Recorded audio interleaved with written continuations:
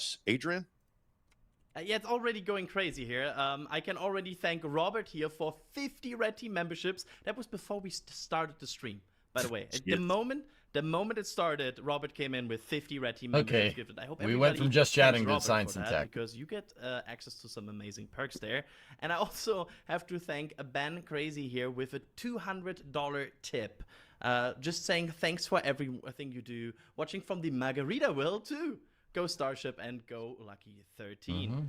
So, absolutely crazy support here. Yeah, guys, it's going to take this second for this coffee to come in, so I'm kind of letting Das, Adrian, and Gene do the talking. This flight will get to, and before we answer that, I wonder if we first can even talk about what is the plan for today's flight. And Alex, maybe you can give us a quick overview. What is the plan for today's flight? Yeah, so pretty much just like on Flight 5, we're going to see the full stack rising up and getting over the Gulf of Mexico.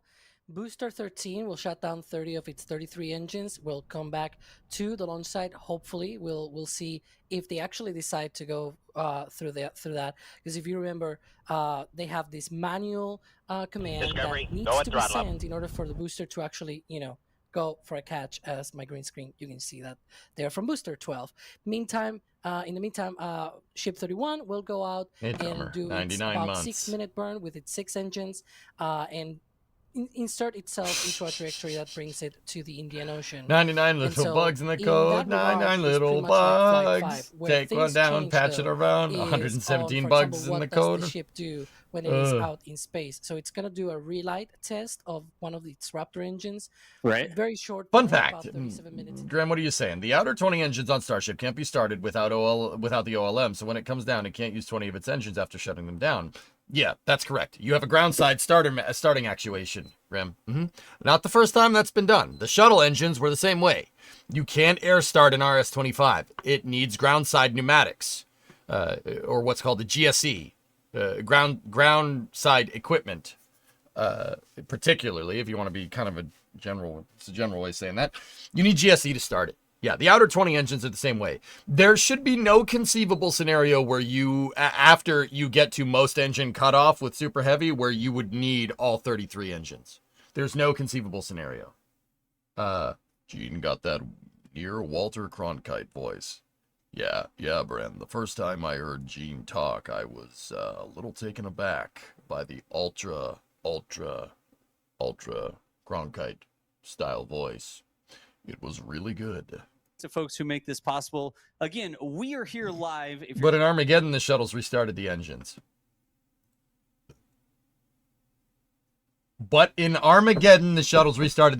What?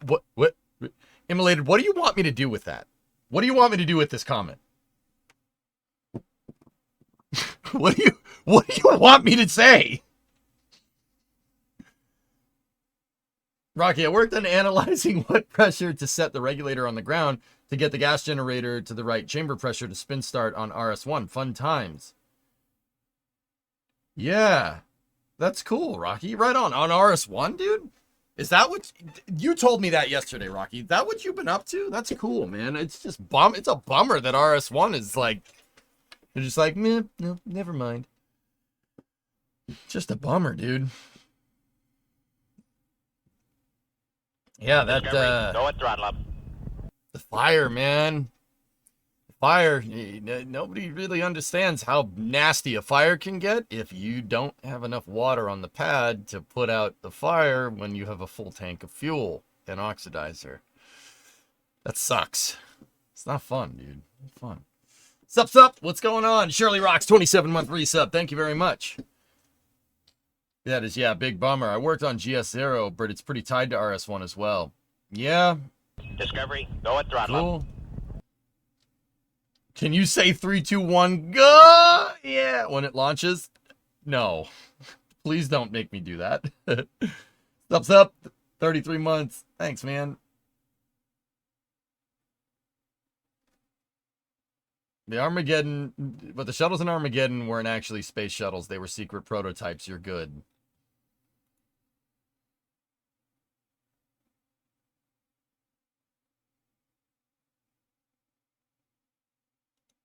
I also worked on designing the water system, and yeah, definitely a massive lesson in defining your system requirements early on. Yeah.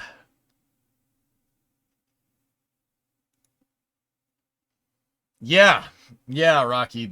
I heard about that. Yeah. I heard about that whole thing.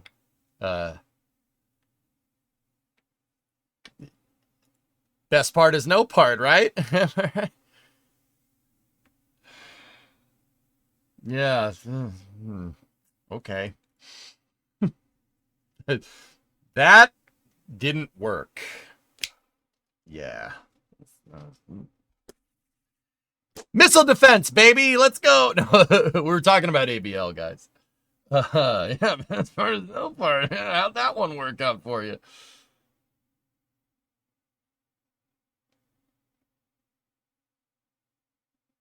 That's right. That's right. The best part goes in the square hole. Okay, I'm back. Coffee's kicking in, dude. I'm good. This should tie us over all the way to launch. Discovery, go Stevie and throttle. O! Tier 1, 6 months in advance. Thank you. I learn so much every time I watch your streams. Thanks a lot. Yeah, no problem, Stevie. Gotcha. Gotcha. I have concepts of a rocket type company. Yeah. Yep. Caffeinated EJ is back.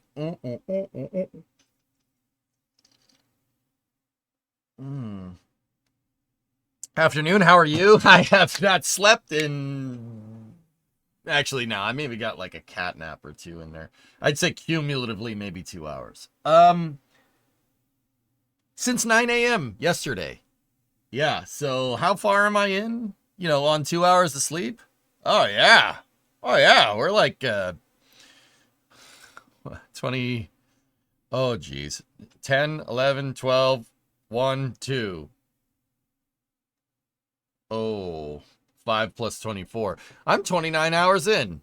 That's great. It's fine. I won't pay for this later. It's fine. Can you go live on YouTube? Alien, I don't go live on YouTube when I'm restreaming NSF stuff, dude. Especially if I'm not there. I do have permission to restream NSF, but I won't double stream NSF to YouTube. Fear not. We will go live when SpaceX picks up the coverage. I'll go live on YouTube, okay? So, yeah, you're going to have to chill with me a little bit here, but I don't double stream NSF to YouTube. That's messed up. Actually, it's in the contract. Don't do that.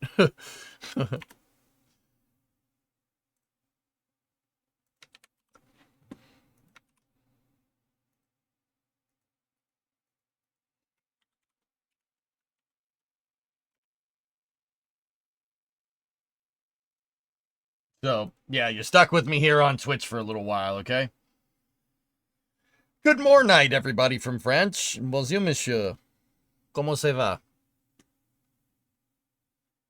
I recently was 29 hours in because you were playing Axis and Allies. That's understandable. What's Ryan saying? Clear. And if you are unaware, the WB-57 is NASA's really, really good imagery aircraft. I'll put it that way. It's got some incredible optics on the front of the aircraft, massive wings, so It's not even fly Thanksgiving at a really yet, high Joe. altitude. And Bien, fingers crossed, merci. we get some really cool imagery from it for Starship's 6th flight. I don't think we've actually seen anything from the 5th flight, which I believe it is airborne for as well. So We'd know if you didn't mute I it. don't know if we'll actually.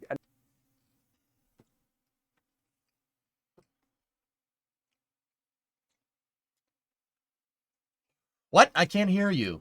Oh, wait, no, I can because he's muted. Footage, it almost always makes it to us eventually. It's a short flight. I'm not worried about it. I do that little hop from Houston IAH down to Brownsville all the time, and they don't even service drinks on the plane. It's such a short flight, so no worries right now. Coming up on T-minus 3 hours, that WB-57 hopefully will be making its way down here in probably 2 hours or so. We'll be watching the radar for it. And as we come up to the 3 hour mark, Alex, can you kind of fill us in, or Adrian, let's go with Alex. Fill us in on what's going on with the tank farm. What are they doing right now as they prepare to start loading propellant? Yeah, right now they are conditioning the tank farm. We are sort of right now Nice, Storm. There you go. more or less of a lull. If you see me that I'm looking here, it's because here right now is where I have all of our cameras and everything. It's looking at the activity and whatnot as we progress here through the countdown. And we had that Pope vent about an hour ago. That's the start of the process. Sometimes it seems almost as if the tank farm is completely inactive, but there are things going on. Especially one of the things that happens is this transfer of liquid oxygen and liquid methane out to the subcoolers, because those transfer Nah, Graham, lines I'm not from doing the that. storage tanks, you can see I used some to of do those stuff like on that when the middle stream was a top lot smaller. But image there on your screen. I mean, if you want me to essentially try and where challenge you the to do liquid oxygen something, is, and so they sure, need to but transfer all of that out not to like the an official thing. subcoolers, so that in the future, later in the countdown, it can actually be subcooled before being loaded onto the rocket. So still very early steps on the countdown, very early steps on the tank farm activity and Not conditioning. yours. Don't worry about But it, hey, dude. It's all good. there's still 3 hours until the launch, right? So there's a bunch of things that need to happen, and they'll happen when they need to happen. I think that's the thing. Okay, Bedojo, what's up, man? Maybe a stupid question, but could it be possible that Pad B, instead of having the classic incline deluge system of the trench, will have a deluge plate like Pad A at the bottom? Yeah, Bedojo, it's possible. It's possible, sure. But, okay, so we're going to get into very basic physics and thermo here for a second. So you could put a deluge plate down there if you want to, like Pad A at the bottom of the trench, right? So pad is here, right? Your deluge plate's down there at the bottom, and then you have your deflectors. You could do it. You could get away with it, sure. Here's the thing. The name of the game here is surface area, okay? If we're talking about a pad deluge system, it's the amount of water that you can introduce. If you can introduce water in more volume, and particularly over a wider area, right? You're going to dissipate the heat and sound by proxy, right? So think about it like this. Take the surface area of that deluge plate, right? And see if, like a deflector with 2 flame buckets on either side, something that looks like this, right? If there's more surface area there and you have a deluge system built into your deflector, right? You have more surface area, right? And more surface area, you could deliver more water. More water being introduced to the heat is more heat absorbed, and like I said, by proxy, more sound absorbed. And also, you're already pushing the flames in the direction of your, the outside part of the deflectors. So, could you? Sure. Is SpaceX going to do that? Don't know. Maybe. It really comes down to, once again, how much heat are you introducing here? How much pressure are you going to introduce here? How much heat is made from that pressure inside of the flame trench? Because inside of the trench, it's going to pressurize. The overpressure event down there is going to be very violent, like a bomb going off. I mean, that's basically, you guys saw from Flight 1 what happens underneath a rocket launch pad if you don't have some type of protection system. It looks like a bomb went off because a thermobaric bomb basically did go off. The overpressure event from starting 33 engines like that, it's pretty much the same as a thermobaric bomb. Yeah. So who knows, dude? But once again, it's all about how much heat, how many BTUs are those engines putting off at ignition, and how long is that heat sustained on the deluge plate? Once again, you could figure that out, with simulations. You can figure that out with basic math if you figure out how much, radiant heat is coming off the engines. It's actually not the worst calculation. Like, you could figure that out. It's not like something like where you're, for instance, have a Navier-Stokes equation and you're not going to know until you actually go and fly it. There is a certain type of math, aerodynamic math, called Navier-Stokes equations, and we don't know how to do it. We don't know how to do that math. We haven't figured that out yet. Interestingly enough, because of this, you're never going to get 100% fidelity simulation because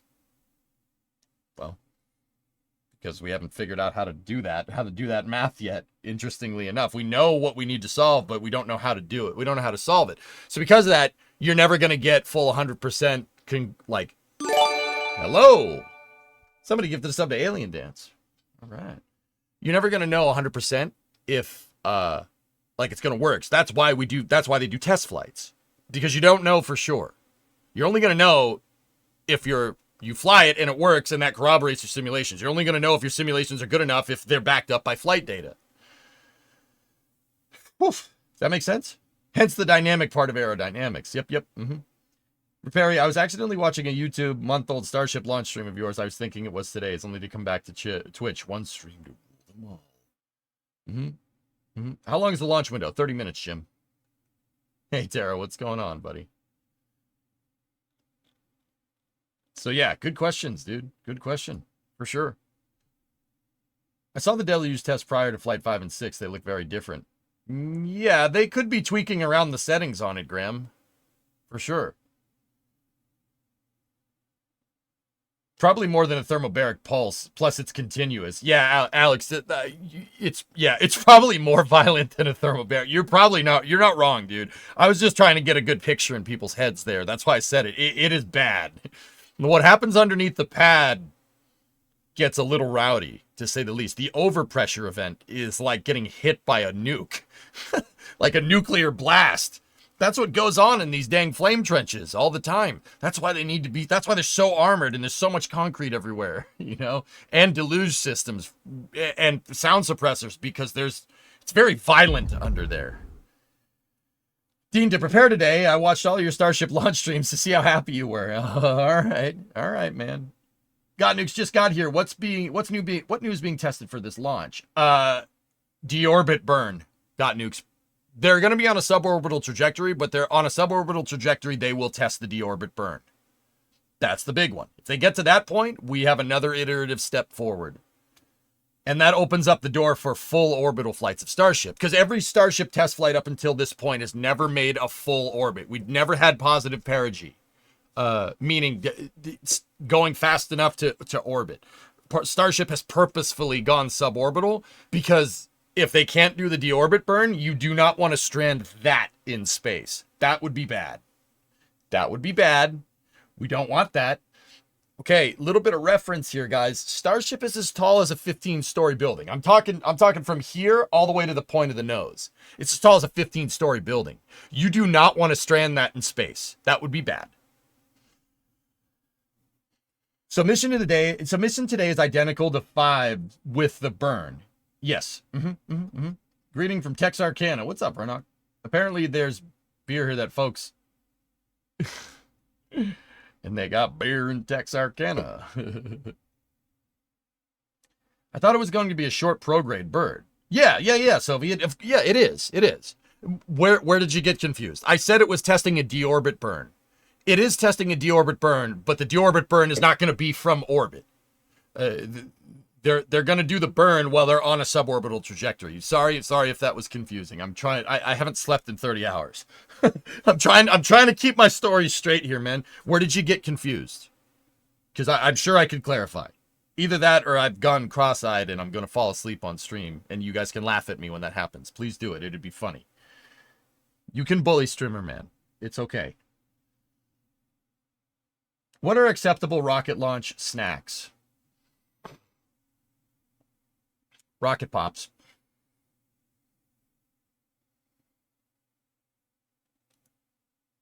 Nice, Phil. Go straight to bed after Starship plops into the ocean? I'm going to be riding on adrenaline for a little while, Hellfish. It's probably not going to happen. Do you mean they're actually going to burn prograde, which will boost their speed? Well, Jack, okay, here's the thing. Burning prograde is only going to do so much. I don't know if it's a prograde burn for sure. If I had to guess, now, Trevor, I think, said on stream that it is a prograde burn, or maybe I was talking to Alex the other day. It could be a radial, or a coplanar normal burn. So, okay, that made no sense. If those were you're like, EJ, I don't know what those words mean. All right, so check this out. You have a ship that's flying, right? This is a Starship model. Say it's flying this way. Stage right, screen left. Okay, so we're moving in this direction on orbit, right? If you burn the engines with the ship aligned to your prograde velocity, so the direction that you're going, that's a prograde burn. Posigrade, or prograde or posigrade burn. So you're going with the direction that you're going already. The opposite of that is a retrograde burn. These are the terms you probably heard the most of. Every sci-fi likes to say retro thrusters or retro burn, blah, blah, blah. It just sounds cool. But a retro burn basically means you're burning in the opposite direction of your velocity. So a retro burn would be going this way. But you hear posigrade and retrograde or prograde and retrograde the most. What you don't hear about is radial out, radial in, coplanar normal, and coplanar anti-normal. You don't hear about the other directions. There's 6 of them. Right? So you have, once again, you have prograde, retrograde. You have normal, or anti-normal, normal. Or no, anti-normal's this way, normal's that way. Then you have radial out and radial in. Right? If Starship is already kind of committed to its, its entry, if it gets far enough into, basically re-entry, firing the engines, even if you're firing prograde, you're never getting near circularization because the drag that's being induced on the vehicle is enough force to basically cancel out the forward thrust of your prograde burn. And okay, if you didn't understand any of that, just nod and smile. All right. So what does all that mean in plain English?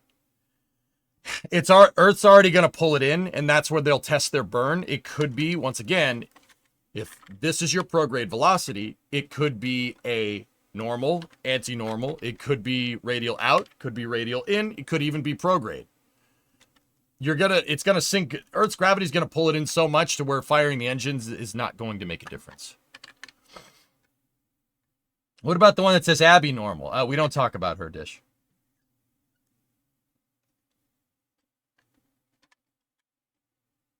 We need a hospital. A hospital? What is it? It's a place where sick people go to get better, but that's not important right now.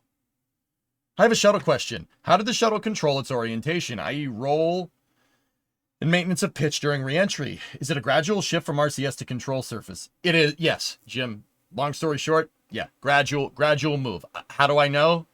I asked this exact question to Mark Polanski, a shuttle pilot.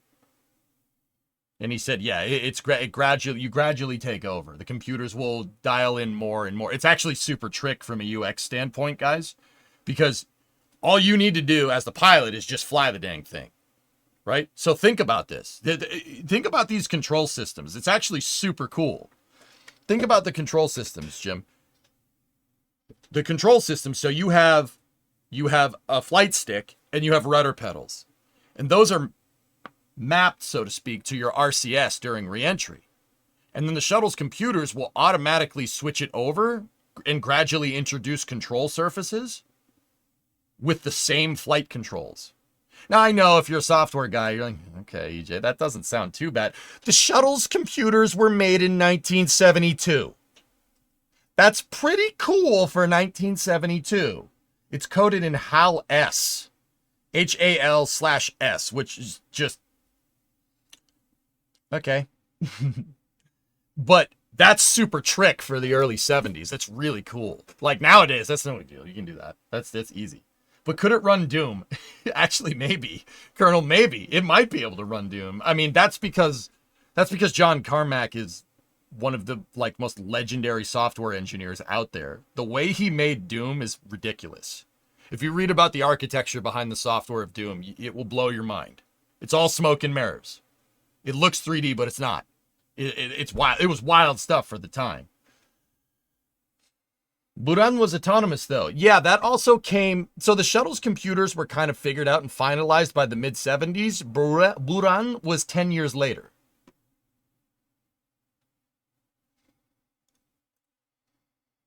So yeah, Jim, good question. So the interesting thing here is that not only does it... The one control mechanism controlling RCS that transfers to control surfaces, but it's in that halfway in between point, how the flight stick and rudder pedals affect your control authority and how that governs control movement is actually really interesting.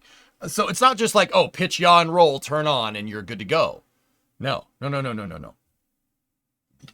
the hypersonic regime, you start with all RCS, right? And then you the shuttle kind of has a halfway mode, and the halfway mode uses the elevons on the back of the shuttle as speed brakes. And they use differential drag over the control surfaces at hypersonic speeds to induce yaw authority. Why? Why the heck would you do that? You have a tail, you have a rudder and a tail. Yeah, during re-entry, the whole rudder and the tail is getting blocked because the shuttle basically belly flops into the atmosphere, right? So you can't use the speed brake. So the control surfaces over the wings actually would deploy left side or right side to induce yaw. And it would use that and the RCS to steer. Even crazier fun fact, if you really want to learn about the shuttle's forward reaction control systems were not active during re-entry. Yeah, you heard that right. They were not active during re-entry. Only the OMS pods on the back were being used to right the ship, so to speak. The OMS pods, and then OMS pods with differential drag control surfaces, and then once you got through all that, then the control surfaces take on a more conventional aircraft, yaw, pitch, and roll control authority, right? I'm telling you, this is super crazy. Now, the reason why the shuttle had its forward RCS disabled during re-entry is because NASA figured out, and you know where I learned this? I learned this from a Scott Manley video. I don't care who knows. Scott figured this out, and it's actually super cool. And to be honest, I probably should have known this, but whatever. I'll tell you anyway. The forward RCS doesn't fire. The reason why it doesn't fire is because the plasma shock is too close to the thruster. So when the thruster outgasses, the fire that it shoots out will bounce off the plasma. Yeah, you heard that right. The interaction between outgassing RCS and a plasma bow shock could burn up the front of the shuttle. So they stopped. They were like, no, we don't need to do that. And they just used the shuttle's rear reaction control systems to steer that thing through re-entry. I mean, the shuttle's nuts. And now, if you're a software person, think about all that. Think about integrating all that in the 70s to one control scheme. It's pretty impressive. It's a pretty impressive piece of equipment for the 1970s. The shuttle's pretty cool. Hey, Ben, what's going on? Hey, Darkstar, I have a space question. I heard that Starship is going to re-enter at an increased AOA. That's at the very end of the re-entry. I've heard the increased AOA will be in the later part of re-entry. Yes. What is the correct interpretation as far as you know? During the end of re-entry, it's going to do... hold on. XTC, 50-month resub. Bob, thanks for the bits. You cheeky chipper, you. Oh, thanks. During the end of the re-entry, Starship will kind of come in like this, and then it'll do its belly flop. They're gonna bring it in at a higher angle of attack like this. Why are they gonna do that? I have my theories.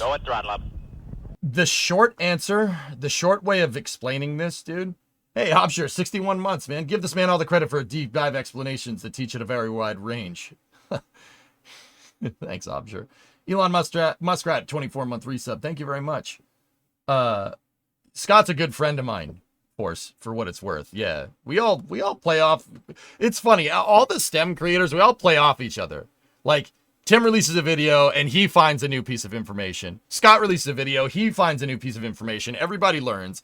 I stream and doing deep dives and stuff. I figure stuff out and I put that knowledge out there, and cumulatively we all learn. Except for maybe Scott. Scott was just really smart to begin with. He's not stupid. That man is very smart.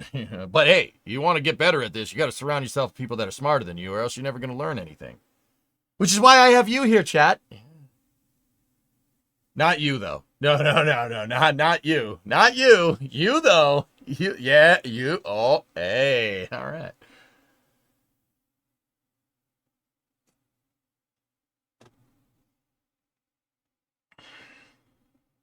That is truly interesting. Also, what do you think about the change of thermal protection system on the sides of the ship? Darkstar, I think their higher angle of attack favors less tiles. That's my honest opinion. Give me 1 second.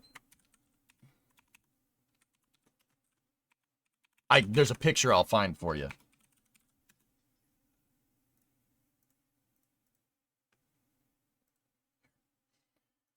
This is a picture that was done using what's called Schlieren imaging. Schlieren imaging is basically, it's a really nice way of seeing the aerodynamic flow phenomenon in wind tunnel testing. This was done by the NACA, the National Advisory Committee on Aeronautics, the precursor to NASA. So check this out. When you're making a reentry vehicle, a pointy aerodynamic, something that's seemingly aerodynamic, is awful. It's the worst way to do it. Why? Why is it the worst way to... Well, if you're making a reentry vehicle that has people on board, let me put it to you like that. It's the worst way to do it. Why? It doesn't slow down. It doesn't slow down. It's aerodynamic. If you're making a reentry vehicle, you want it to slow down. There's this ground thing that comes up real quick if you don't slow down. Also, see how these dark lines right here, there's these dark lines? Those are called shocks. Those are called bow shocks. Bow shocks are fire in plasma. You don't want that near your vehicle, right? Because it's hot. Really freaking hot. We're talking 1700 Celsius. It's really warm. The closer that is to the vehicle, the more you're going to convect heat on the trapped air in between the bow shock and the vehicle. So basically air gets stuck in here, which is why you're experiencing reentry in the first place, right? And because that air is most likely at low pressure, because this is more or less like a wake from a boat, right?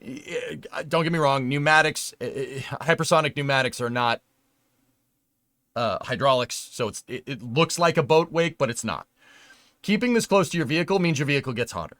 Okay, so you don't want that. They don't want that because you don't slow down. You don't slow down. And you get really, really freaking hot. Not cool. You do not want that for your humans in your spacecraft. Now, look at these other concepts. This one might look a little bit familiar. It looks like a Mercury capsule. Discovery, go right? and throttle up. It looks like a Mercury capsule. Notice that, you have your kind of heat shield right here. Hey, Josh, 38-month resub. Thank you. You have your heat shield right here. And then, obviously, you have your reverse cone. Your conic vehicle. This is just a singular conic vehicle. The heat shield at the front, right? Note the distance where your bow shock stays. Remember how I said air gets trapped in here? It gets trapped between the bow and the vehicle, and it just kind of stays there, almost stagnant, right? That is using that to its advantage. The air is pushing up against the heat shield, and it's getting stuck there. It's getting stuck there because the air behind it is compressing it. It's pushing up against it so hard because the capsule's coming in so fast. And what happens is that air eventually gets to such a high pressure. Per the ideal gas law, you take gases and you increase pressure, you make heat. They get so ridiculously compressed that they start basically coming apart at the seams. And that gives you ionization. That ionization releases plasma. It's an energy release, right? And that's what makes that bow shock right there. But if you look at this, right, look at this design. That bow shock stays pretty far away from every other part of the vehicle, except for the heat shield, that's where you want your bow. You want that to burn off. Now, what the heat shield does, what an ablator heat shield on a design like this, what this does, don't worry, I'm going somewhere with this, I swear.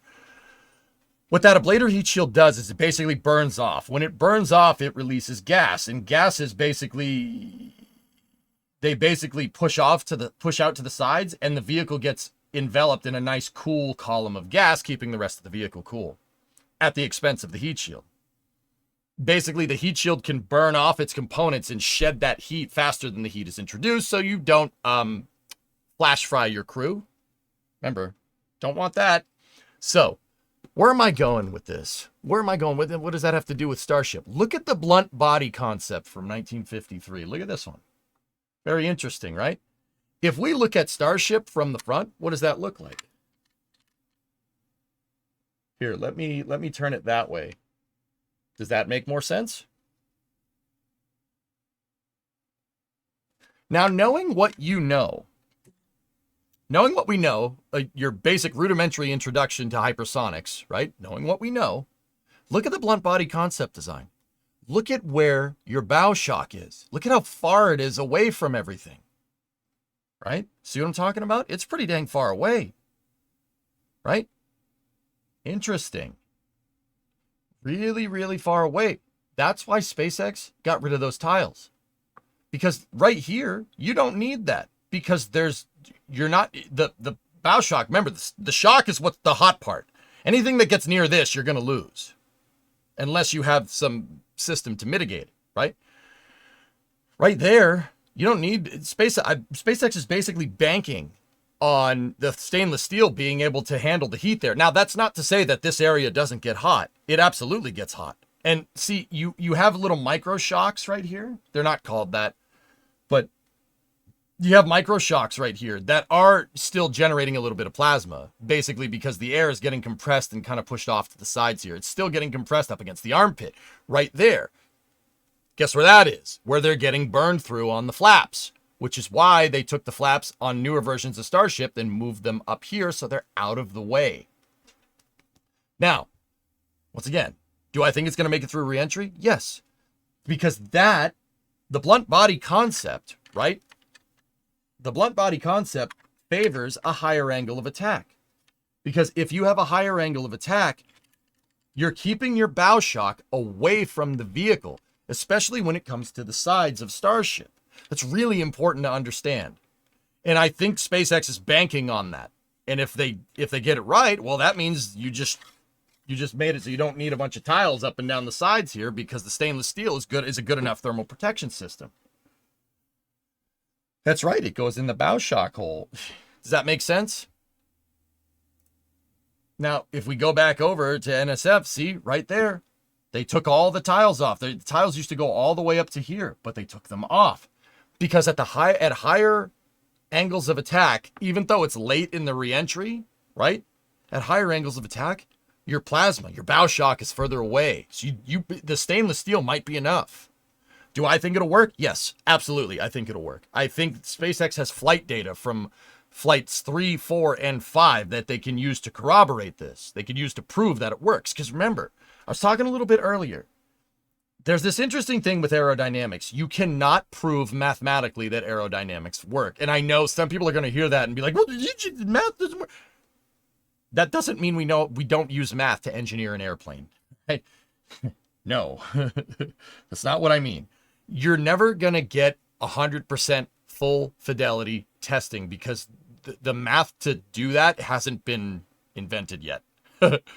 There's no math out there to be able to simulate, to do like 100% perfect fidelity simulation. We can only simulate it in small parts. So, Discovery, go at throttle up. Because of this, you're never going to know if it's going to work with any aerospace project. You're never going to know exactly if it's going to work until you test it. Once you get flight data, though, you can use that to make your simulation data better. You can use it to make it high fidelity, but you're still never going to solve it. You have to fly.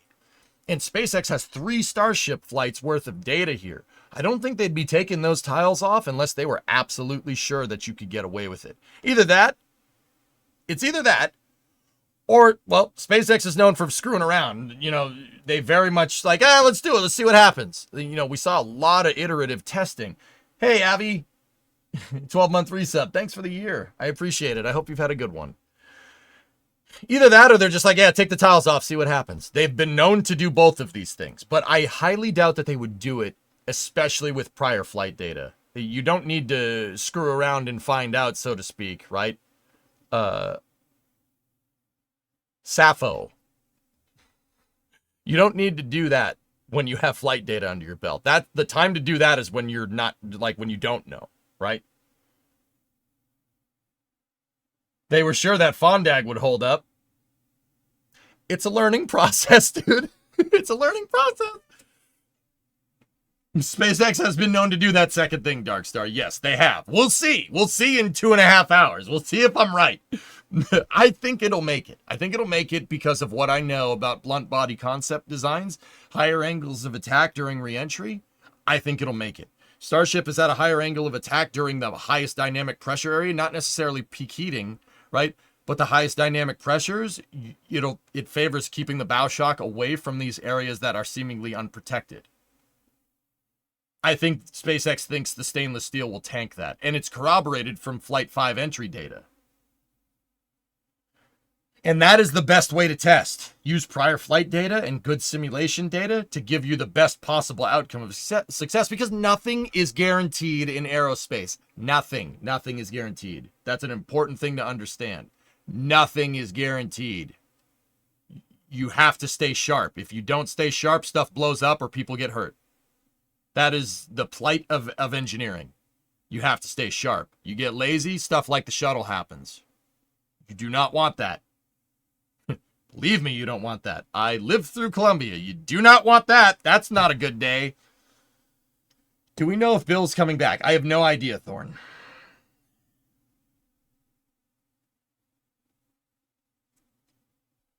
I will let you know as soon as I have some news regarding... are those guys drinking beer?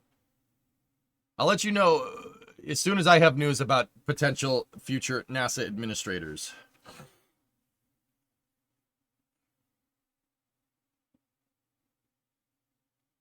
Do we get another heli tanking? I hope so. They've been drinking jet fuel? Yeah, it tastes like dirt, Slow Chief. Don't ask me how I know that. Do you want Bill back, or would you prefer somebody else? I think Bill would be very useful if he had a clearly defined goal, not just we're going back to the moon in this decade. Clearly defined goals, I think Bill could be leveraged to work. Yeah, he could do work. I mean, he's an old timer, but he can still get stuff done. It's pretty dang obvious, you know.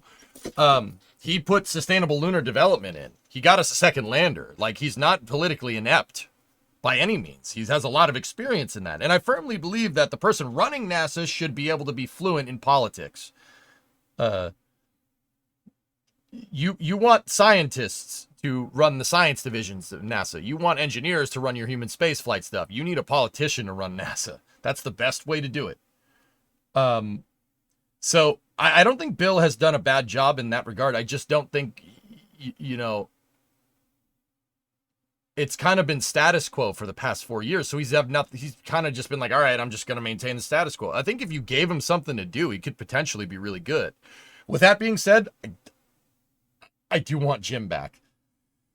I do. And I'm not ashamed to say it, you know. Yeah, Shogun, you were there during Apollo 1. You know exactly what I mean. Have you noticed the triangle-shaped group of tiles just between the aft flap bases? Is it tentative to extract as much heat from those nice drafts of angry plasma currents? Alex, it's most likely because the you know, home plate, like to speak in baseball terminology, the home plate shaped tiles, it's most likely because it's on a bulkhead.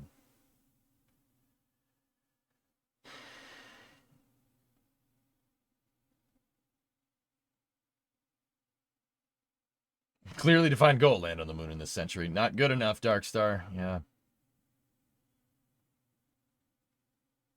I can't zoom in, Terminator Pig. This is a restream from my buddies over at NSF. I work for NSF, but I have explicit permission to restream this on Twitch.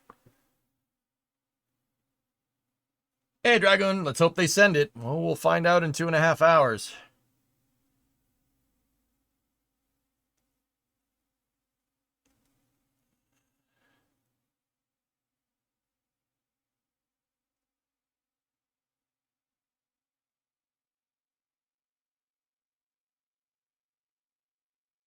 Potential for the greatest photograph ever taken happens today. Yeah, Panta. I was trying to get the NSF guys to talk about this, but they didn't want to.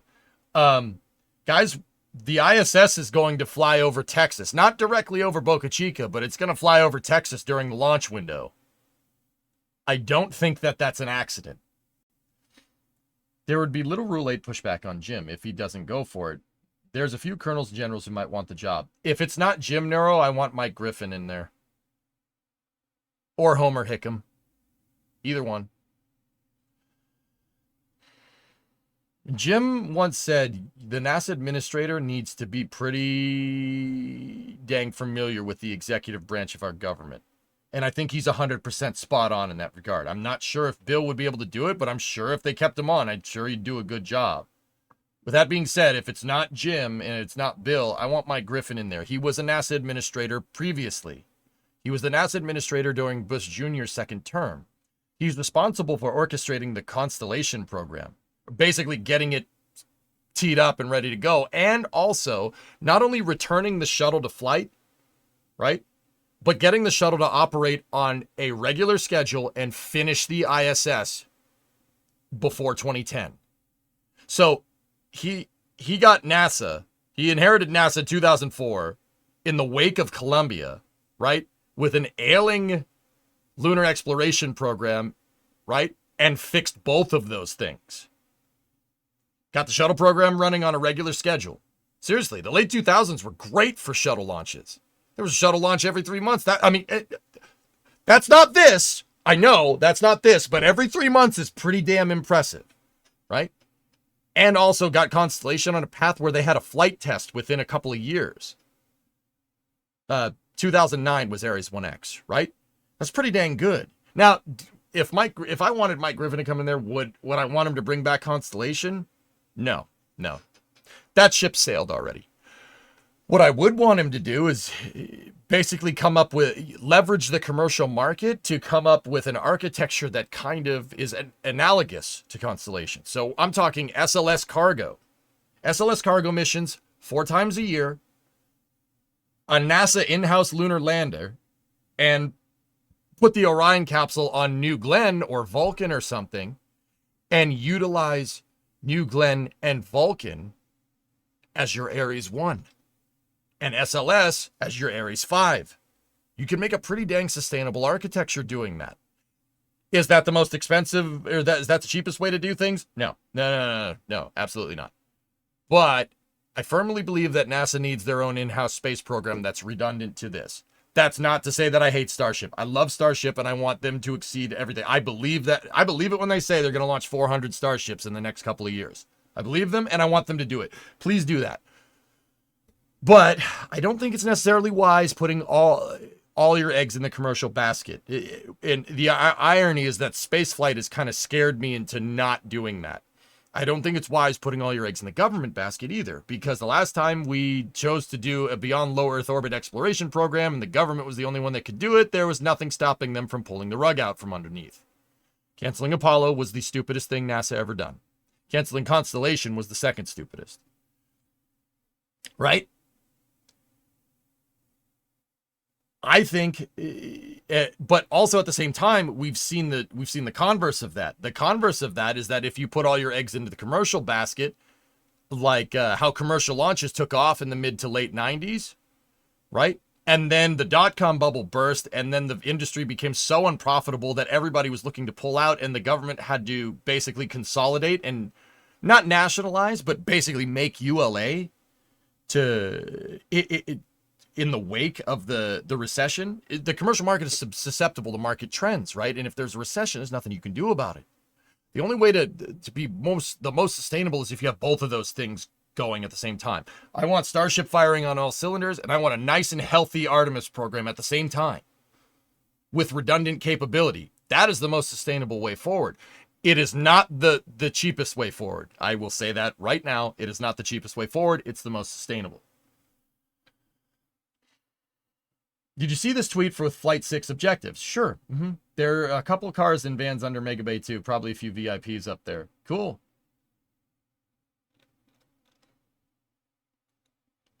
How is SLS in-house when it's built by Boeing, NASA, an Aerojet? Mishu, I'm talking about operations. Okay, I should specify this. I'm talking about commercial operations. I think that NASA should operate their own spacecraft that have redundant capabilities to SpaceX. Does that necessarily mean SLS? No, absolutely not.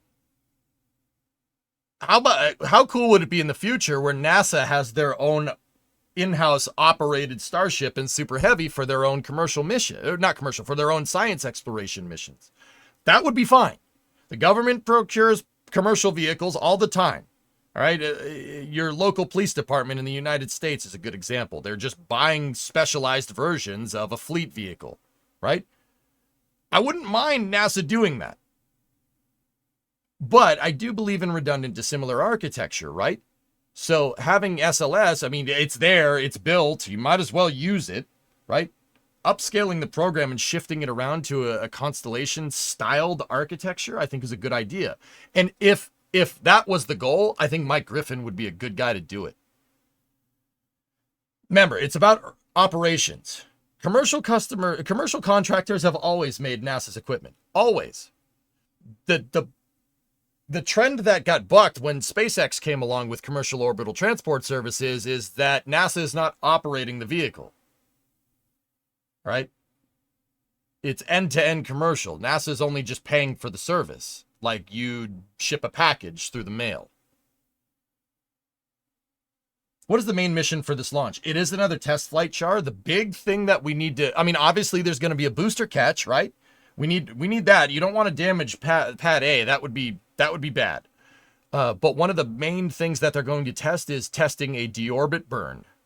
Does that mean this Starship is going orbital? No. They're going to test a deorbit burn well on a suborbital trajectory. How you feeling? I got about 2 hours of sleep over the past, 30. I'm fine. I will crash. I will crash later, and I absolutely will pay for this. This is stuff that you can do when you're 26, not 36. But space waits for no man.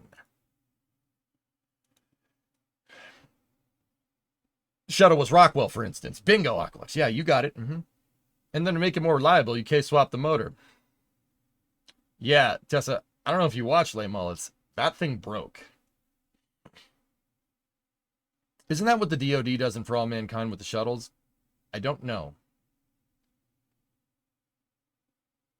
In my honest opinion, Northrop Grumman, New Glenn or Falcon Heavy should be used for Orion. SLS for Ares 5 and rework the SLS budgeting costs. Investigate possible cheaper Stage 2 to modify its capability. Not force the EUS. Darkstar, here's the thing. Everybody wants to call out Cost Plus. Everybody's like, Cost Plus is stupid. Cost Plus is dumb. It's just incentivizing wasting money. Well, yeah, of course it is. If you don't give them anything to do, of course they're going to waste your money. When's the next SLS launch? Can you give me a date? Can NASA give you a date? Sometime in late 2025? Not good enough. Not good enough. All that's doing, and the lack of a tight, good, robust schedule with scheduling milestones is the bane of the entire Artemis program. If SLS had goals and it was completing those goals, no one would care about the price. I guarantee you that. You know, case in point, that. You think that thing is cheap to fly? You think this... you could say I'm just blowing smoke right now, right? You think Starship is cheap to fly? Absolutely not. No way. That is a multi-bajillion-dollar launch vehicle, just like every other super heavy launch vehicle. What you do with that after you've paid billions of dollars to get it to work, what you do with it is the difference here. The president-elect just posted he's heading to Starbase. Cool. Neat.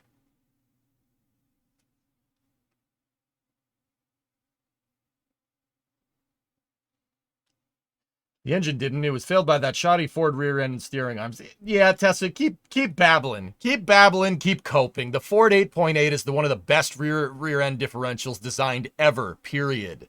There's a reason why people use it for drag racing. Cope harder, okay? Cope harder. I saw the Honda engine coming apart, dude. I was there. You were not. You were 4,000 miles away. Cope harder.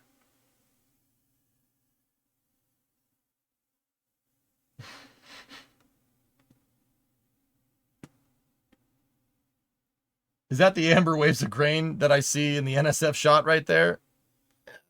It's more marshy land. Yeah, close enough. Now he's definitely blowing smoke. Shut up, man. You use a 9-inch for their enduro racing because there's so many options for gears. 9 inches the best one. 8.8 is right behind it. Yeah, I know, Dean. What's with this guy? Struck a nerve. Well, he's wrong. No. I'm gonna call out mod abusive behavior when I see it. Dude, look at the small trailer. What's Alex? We're flying Cuba. What's Alex to talking get to about? a sun-synchronous orbit, which is about a 97-degree orbit that is slightly retrograde, kind of a polar orbit there as it goes sort Schedule, of Mishu. the Schedule is what peninsula fixes this. all the way west to southwest of Florida. And so that is something that is only allowed because of that. In the future, perhaps SpaceX may try to get some of these. You can think, for example, trying to go around sort of the narrowest parts of Mexico to the south, maybe get to a polar orbit from there, maybe cross over Florida, maybe something like that. Something can be worked out. At the end of the day, it's a probabilistic kind of thing. And if they overfly parts, but they are not very much populated, then that can still, fall within the threshold and be allowed. So those are the things that we should be looking out for in the future. And also, the more experience you get with it, the more confidence they have to overfly land, and also where it is in its trajectory. So satellites and spacecraft overfly land all the time, populated or not. Once you get into that more stable orbit, it's really the launch or landing phase that we're mostly looking for those overland flights. Once they're up there in orbit, satellites fly all over the place, right? That's not really a constraint. So it's really, when taking off, how can they get into that right trajectory to put those satellites where they need to be? As we say in aerospace, launches are optional, landings are mandatory. Nice. Launches are. That's an interesting way to put it. Cadillac's cool, Dark Star. Real quick, that's a nice vent. There in the middle of the screen. What a fantastic looking vent. I think we did elect a space pope who chipped in $50 in a super chat. Thank you. and blessed the launch. And blessed the launch. Blessed the launch. But we're also seeing some subcooler. Alex, help me out. Yeah, subcooler activity already nice at the tank farm. That is great news. That is pretty much what I talked about 20 minutes ago. I said, wait 30 minutes. I was actually a bit more pessimistic there on my timeline, I guess. We are already seeing that ramp up of activity on the tank farm. So that's great news. Excellent. Dude, the interesting thing about Bechtel with the mobile launcher, Mishu, is not that Bechtel is trying to squeeze. Not that they're necessarily wholly that they're trying to penny pinch. Believe it or not, it's very interesting. I looked into this a little bit, because once again, the Bechtel contract was a $383 million contract, cost plus, and it's ballooned to $1.8 billion. And it's going to end up probably being 3 or 4 years behind schedule. I looked into it. At face value, it looks like Bechtel is screwing NASA. And don't get me wrong, 1.8 billion, that's a heck of a cost misprojection there, right? But hear me out. I think NASA set them up to fail, if you really want my honest opinion. How do you design a mobile launcher for a rocket that doesn't exist? Block 1B isn't a thing. Where's the hardware? The US? Where's that? It doesn't exist, does it? How do you design a mobile launcher for a rocket that doesn't exist? Not only that, and don't get me wrong, I ain't defending them. Because once again, a $1.8 billion overrun is, what are you doing? But also at the same time, there are weight limits to what a crawler transporter can move. So Bechtel has to design a mobile launcher for a rocket that doesn't exist, and they don't know how much the rocket weighs. So not only do they have to make a mobile launcher that's strong enough to move the heaviest rocket by mass that NASA has ever made. 5-segment solid rocket boosters. They're heavy, right? Because we're talking about on the ground. Very heavy. They have to build a mobile launcher that's strong enough to move the heaviest rocket that NASA's ever made. And it has to be light. You have to build the lightest and the strongest mobile launcher ever. NASA set them up to fail. They set them up to fail hard. Because you can't design a launch pad for a rocket that doesn't exist. Now, don't get me wrong. I ain't defending Bechtel. Seriously, $1.8 billion overrun. Give me a freaking break, guys. Give me a break. But also, that's not the whole side of that equation, Mishu.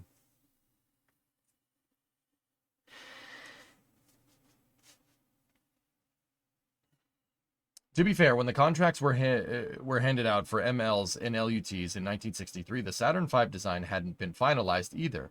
I'm pretty sure it went through a 30% mass growth between 63 and 67.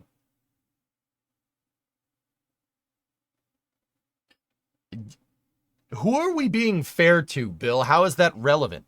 Saturn V does not weigh nearly as much as an SLS Block 1B.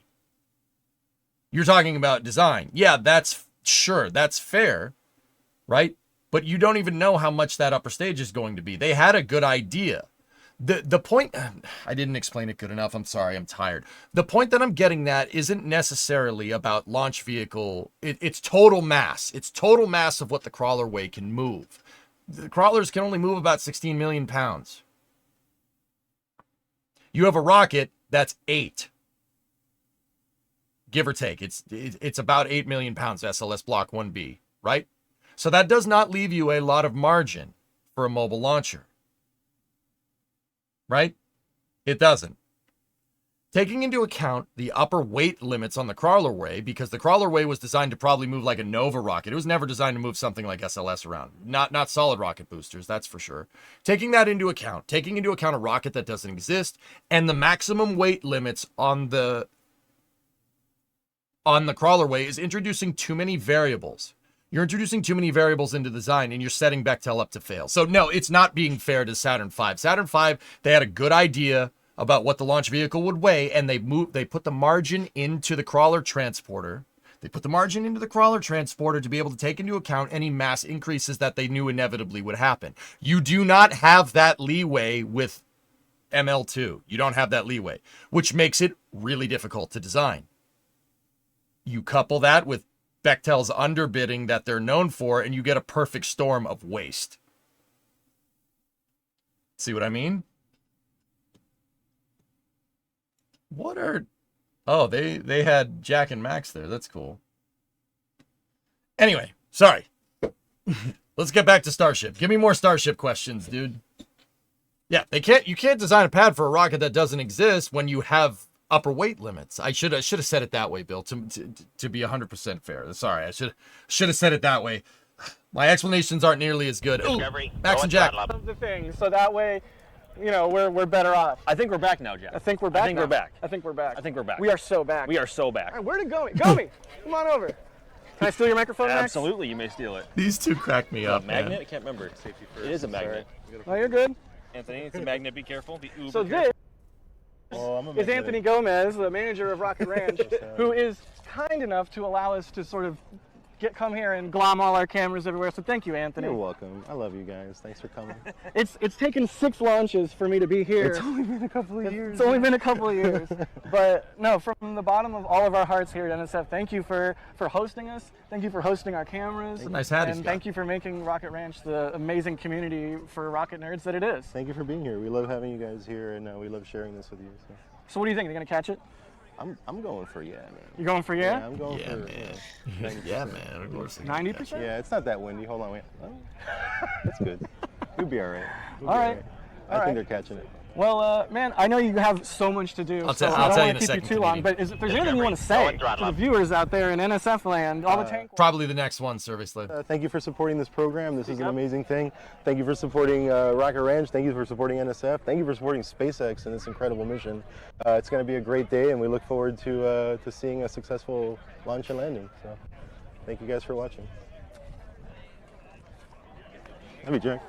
I love this guy. All right, let's get Max's microphone back. Yes. And yeah, I mean, Thank you, sir. I'm not sure what else we should do here, but this is the Outpost. This is a fantastic place to watch launches from, and everybody here is like a committed rocket nerd, right?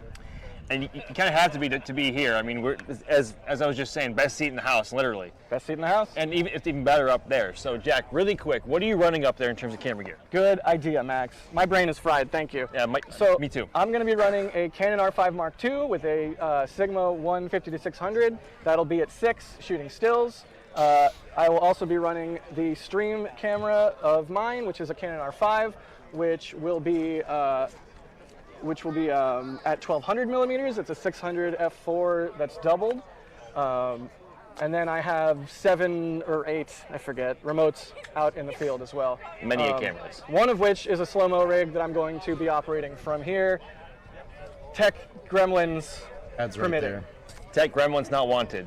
Not welcome. Right. What about you, Max? What are you running? So I'm on the very top platform. I'm just running 2 cameras today. 2 Canon R5 Mark 1s, I guess you could call them. Of course, Baron. One is just on a Sigma 60-600, getting a more wide horizontal landscape crop, just to show, I guess, a broader scale or a broader picture of the entire environment. And then the big guy that I've been talking about a few times in previous streams is the Canon RF 1200 millimeter lens. That's what you got to do for the 1200. You're gonna go, "Wah!" And I have to tell you, it's borderline too much. At least from this distance, I was genuinely terrified it would be too much. Like the rocket itself literally takes up almost the entire. Like if this is your frame, rocket takes up like this much. It's stupid with how tight it is. Yeah. So maybe a bit too tight for initial liftoff imagery, but in flight is what I'm after with it, I should say, and that is why I have it. So, and as of for now, the skies are behaving in the weather. I'm sorry. It's just where's my phone?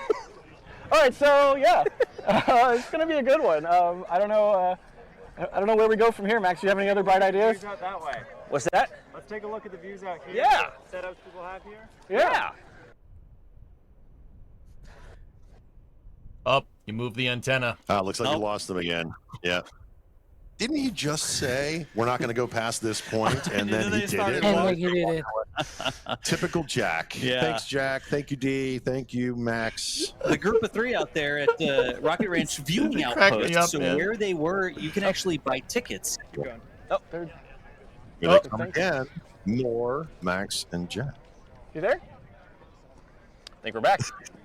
Are we back? I think we're back. All right. So yeah, we were just taking a look at everybody's setups. You know, everyone goes with like a different vibe. Some people go with binoculars. Some people go with just a cell phone on a tripod. We got a guy over here with binoculars. You know, of course, plenty of DSLRs and other sorts of cameras strewn about. Everyone trying to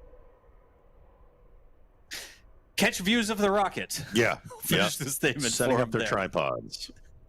You know, I think next time we do a little bit more testing here at the outpost. The way they're sending us the video signal right now is all LTE. All they have is cell phone there.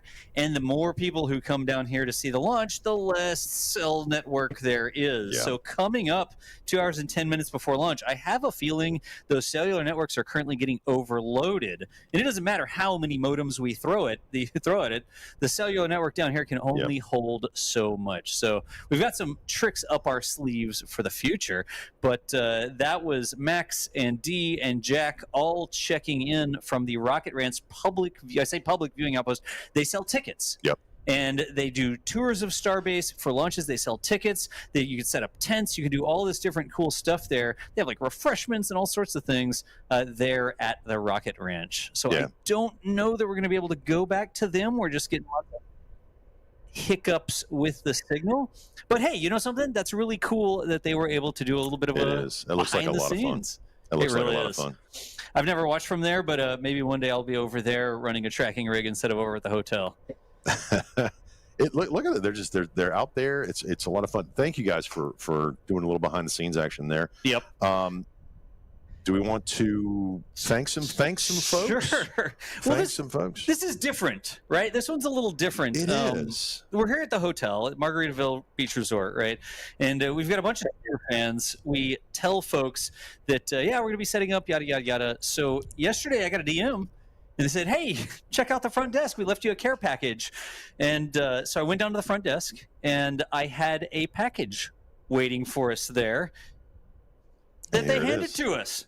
And it was this big Buc-ee's bag. If you're in the South, you know about Buc-ee's. Not sponsored by Buc-ee's, unless. Buc-ee's! And there was a card on it that said, to the NASA spaceflight crew, care of me, from the Libick family. So Libick family, thank you so much. Thank you guys for sending us snacks. There's all sorts of beaver nuggets in here. Oh, we Libick haven't. family. We have not looked in there. Kettle corn. Beaver nuggets. We've got some M&Ms. We've got some pretzels. From Buc-ee's. The beaver nuggets. Oh, yes. Oh! Sending them all to me. I'm not sure. You've got hands. I've got the snack. I've got hands. I'll have the pecan halves, and you have the beaver nuggets, and we'll just sit here. We'll let y'all watch the rocket. NSF fuel. Hey, Livic family, thank you Beaver so nuggets much are for awesome, sending us Left the Brain. I care don't care what you package. say. We're people, we're tired, we're hungry, we like snacks, and we will dig into these shortly. We're trying not to chew on the microphone or anything. But thank y'all so much for supporting what we do. Like you say, there's all sorts of different ways to support. Big Pooh, good work on hosting earlier. Know you needed a break, but wish we had you throughout. Not to diss these two guys, just enjoy your energy. Hey, thanks, man. Thanks for those kind words. But you can get best of both worlds with me watching NSF. But make sure you go over there and support them, okay? Like, that's the deal. My family is super excited. Everybody back where I live is watching. I have buddies from the Army that are watching. Yep. And, I just tell everybody, just spread the word about SpaceX and all of the other launch providers and Starship and Super Heavy and especially NSF. And that's a huge part of this, right? People look at it and they're like, wow, y'all must have so much money. Hold up. That's event. Yeah. I hear event. I do hear event as well. I hear That's event. probably a good sign. We'll check in with It's that. that good sound Adrian was talking about. good It's good venting hollow sound, venting yeah. sound. But Gabe you has the don't voice, have to dude. do anything financial to support us. It doesn't matter if you're not able to super chat, you're not able to buy something. That's okay. Everybody's welcome here. We want everybody to watch. Please don't feel bad. Don't people DM me and they apologize. No. I'm like, don't apologize. It's fantastic that you're able to be part of this, and everybody who does chip in and can support makes it possible for everybody who can't to just be here. But send a link, do all the free things, click the little thumbs up or whatever. And I'll tell you, that's what I did for years. I was a fan of NSF for years and years and years. I watched every live stream, Starbase Live, Space Coast Live, McGregor Live. Don't forget about McGregor There's Live. McGregor Live. Don't forget about McGregor Engine Live. testing. And you hit that like button, and that's all it takes. And it does so much Discovery, for go what and throttle you up. do. That's a great sound. Yeah. It really does. I think It goes up like a turbo 75. almost. I think, Alex, correct me if I'm wrong here, but what we might hear is even the vehicle here right now, because this might be the vehicle releasing some ambient stabilization pressure in preparation for getting fueled, right? Because that sounds a bit like vehicle vent. Potentially. Yeah, that's one of the things that I'm trying to look at right now. Go through NSF our is footage not and a everything, all non-profit of our collective cameras, effort. It's very much for profit. and trying to we make see money all off of that this. activity. Frantically switching from camera to camera, trying to see what's going on. I'll be honest. Most of the money that we get goes to maintaining all the streaming rigs. Like, not to say too much, most of it goes there. Like, I get paid for doing flame trench. I will get financially compensated for the stream that I did for NSF this morning, but it's not a lot, dude. It's not like I couldn't do NSF only as my job unless I commentated on every single freaking launch. That's the only way, So, yeah, a lot of it, most of it, when Jack says like a lot of it goes to maintaining it, yeah, he's not wrong. A lot of it goes to keeping the streaming services up and keeping the data going for said streaming cameras and whatnot. Stuff. The liquid oxygen and the liquid methane. The good stuff. The Pope vent still going fast and furious there. Does anybody even get that joke in chat? Like, I know that people who watch all the time know what we mean when we say Pope vent, but does nobody else understand what that means? So you stop calling it. It's an interesting point. Pierto, I don't know. I know that I think Adrian's full time. Yeah, Das obviously is. I mean, NSF is his baby at this point. I'm a contractor. I'm not full time with NSF. No. I don't know if you said this. Are we landing Starship on land this time? No, it's going to come down in the ocean. Liquidator, same spot as Flight 5, but it's going to come down during the day, which is why we have this kind of later in the day launch time. Starship Q, why are they delaying an orbital launch? Are we expecting that on Flight 7? Canadian, yes, your question. It really depends on if this thing proves out the deorbit burn, and it doesn't. If it doesn't do the deorbit burn, I don't know. If it does, and the deorbit burn proves successful, Flight 7's probably going orbital. Why do they not want to send a Starship orbital before making sure their deorbit burn works? You don't want to strand this 15-story building worth of upper stage in space. You definitely don't want to do that. Bad idea. Flight 6 batch. You know the huge thing? Yeah, All good right, question, look, man. Thank you for reminding me. We do this ourselves, right? For the longest time, people wanted stickers. Yeah. And we're like, oh my gosh, we do just-in-time production. We don't have like a warehouse filled with 10,000 of every single thing, so it's a little bit more. And so we bent over backwards. Wouldn't it trying to deorbit find quickly a from its way own that we drag? could offer Yeah, of course stickers. it would. So Uncontrolled. That would not be preferable, especially because because it has a thermal protection system, which means parts of it are going to get through no matter what happens, just like what we saw in Flight 3 and Flight 4 for what it's worth. Sheet that is 4 different stickers of just the flight patch. These are NSF holographic designs, types of Coltec. stickers These are as not well, the with that official sort of sheen SpaceX if you put stuff. on your laptop or whatever. We have the flight patches in a. Is Starship considered a lifting body? No. I would classify technically Starship as a reusable upper stage, Dean, but that's my opinion, and I'm sure people will disagree. Sweet freaking Bronco right there. Oh, look at the Bronco. Nice. Oh, I want it. Anyway. Oh, when are stickers going to be up? When can I get stickers? Do you know why they scrapped the Hawaii splashdown? Yeah, Robolite. More flights over more populated areas. Coming down in the Indian Ocean gets you the data that you need, and you don't fly over all the Pacific islands, like the Polynesian-esque islands, before you get to your splashdown point. So if it breaks up, you don't run the potential of having crap land on a native people's island out in the middle of the Pacific. Smart idea, to be honest with you. There's a thing about that. So if we don't get the patch right, Das will be the first one to complain. Maybe we'll tell that story someday that I am a stickler for patches, like exactly how the patches are made and the quality of the stitching and stuff like that. Like I get angry. I'm like, what is this? Yep. No, send it back. I just get to listen in and you have a hear hardtop Alex, convert. Sorry, hear Adrian talking about Chano, stickers and 75 stickers, Jimmy. stickers, stickers. Based on a K5 Blazer. Stickers is all I hear about. Mint. In Nice vehicle, what goes sir. on behind the scenes. And speaking of what's going on behind the scenes, I think we've got some video. They're not so going to hop you a booster guys from can Texas to the Cape. what That's not we happening. see when we're not here. Yeah, we recorded some stuff. I'm going to talk very slowly to see if that's ready to roll. All right, will take us just a second to get that video ready. Well, they showed us some earlier of what's going on the roof, some behind the scenes. We set the tables up, we set the cameras up.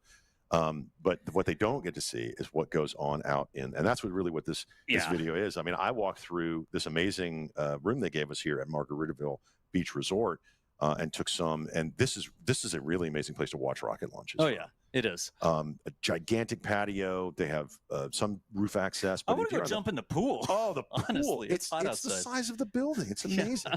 And it's really fun. You just get the room on the south side. Anything from what, floor 5 to 5 and up? Yeah, five and up. you got to sort of be on the beach side. I think you can kind of see from 4. They're going to try to catch a booster again. The thing is, they're going to try to catch this booster right here. It is. Oh yeah, this would be with great those for a group of chopsticks. friends to come together and watch the rock. This would be fantastic. Wait 2 hours and we'll see if we're if they succeed. Our stride with the behind the scenes stuff.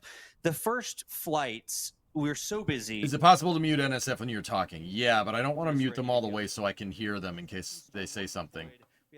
Is this okay, AirJ? I'm sorry, man. I'm usually better about this. I'm starting to crash. We still got 2 hours left. I'm starting to crash. So let me conserve some energy for a second here and let them talk. starting to get things like the infrastructure are falling into place. Dan's been doing some fantastic work getting our off-grid solar starting to slip a little bit. In much better shape. Sounds like you need a Red Bull. I just had a coffee, dude. I can't take more caffeine. We've got the opportunity. Do you think Elon means full Block 2 booster and ship when he mentioned V3 next year? Yes. Here D runs around with the cinema camera and records little interviews and stuff like that. D was with us when we set up our SpaceX property with the trailer there and stuff like that. We have the ability to catch some of that stuff, and it makes me personally happy. No, just because I always felt like we were missing. We were just too busy, too tired, didn't have a chance to record it, and now we're getting to capture this behind-the-scenes footage. Let's check in real quick and see if we've got it. Today is Sunday the 17th. Launch is Tuesday the 19th. Yeah, so they're doing a wet dress rehearsal or a partial I think it'll work, test, Space Brew. whatever you want to call it, right now, out at the launch site. And we are live. I am not needed for commentary right now, but I do have a stream camera set up out there. So yeah, I'm just going to speed it up really quick and post it on X, the Everything app, so that we have a little bit of socials to, promote the stream with. Like, look, the frosty thing. Yeah, baby.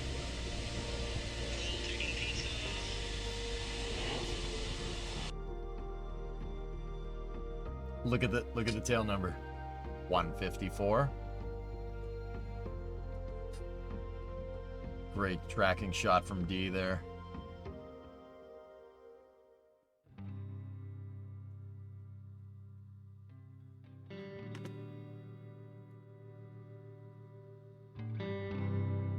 Hey, Mintoro.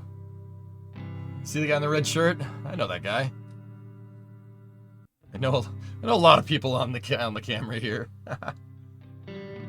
We are attaching the mast to the tower, and That's not terrifying at all. That's what's happening, though. That's true. On the outside, so I can get to it. I'm doing things different this time around. We've already seen a catch, so I'm hooking up to our infrastructure in order to get, hopefully, both remote control of the camera and the ability to pull my slow motion remotely well before we're actually allowed back out here. Can you tell me what you're working on? A couple of very risky engine shots that I've never really tried before. And given the wind direction in the forecast tomorrow, might open up a window of opportunity to catch that. So I'm almost aiming blind with this one, or really I am aiming blind. This is going to be a 4K 120 frame a second slow-mo tied on the chopsticks. This is going to be a stills camera. It's an 80D running a 75 to 300 millimeter lens. I'm at about 200, also tied on the chopsticks. So focusing on the booster return, hopefully it does return, because that's what both of these shots are for. It's been a nice chill day. I feel a lot more relaxed. I mean, it's not the first of anything. It's like there's nothing I have to worry about documenting. I'm comfortable with everything that will be visible to my cameras because I've already filmed all the things. Everybody just said everything was going great. You don't want to talk to me. Oh, I want to get it. I think everyone Because I get to see all the stuff that isn't going great. We're trying to repair one of our area security cameras that we use to see if a positioner's fallen over or something like that. And we're pretty good right now. A lot of dust in this. The trailer's pretty rusty, but you know, it lives outside. It's sort of its job. It's not supposed to be in the garage. And we need to bag the positioner. We've got those things, but I'm getting a green blink on the positioner left-hand camera, the FX405, which means that there's probably dirt or something in the HDMI port or the cable's bad. So we'll try to switch the cable. We'll unplug and replug everything. We'll see if we can make the green flashing go away. All remote.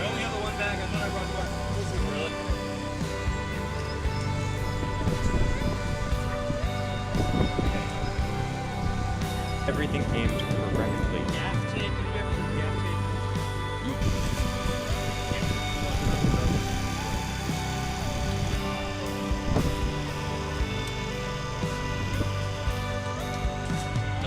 Copy.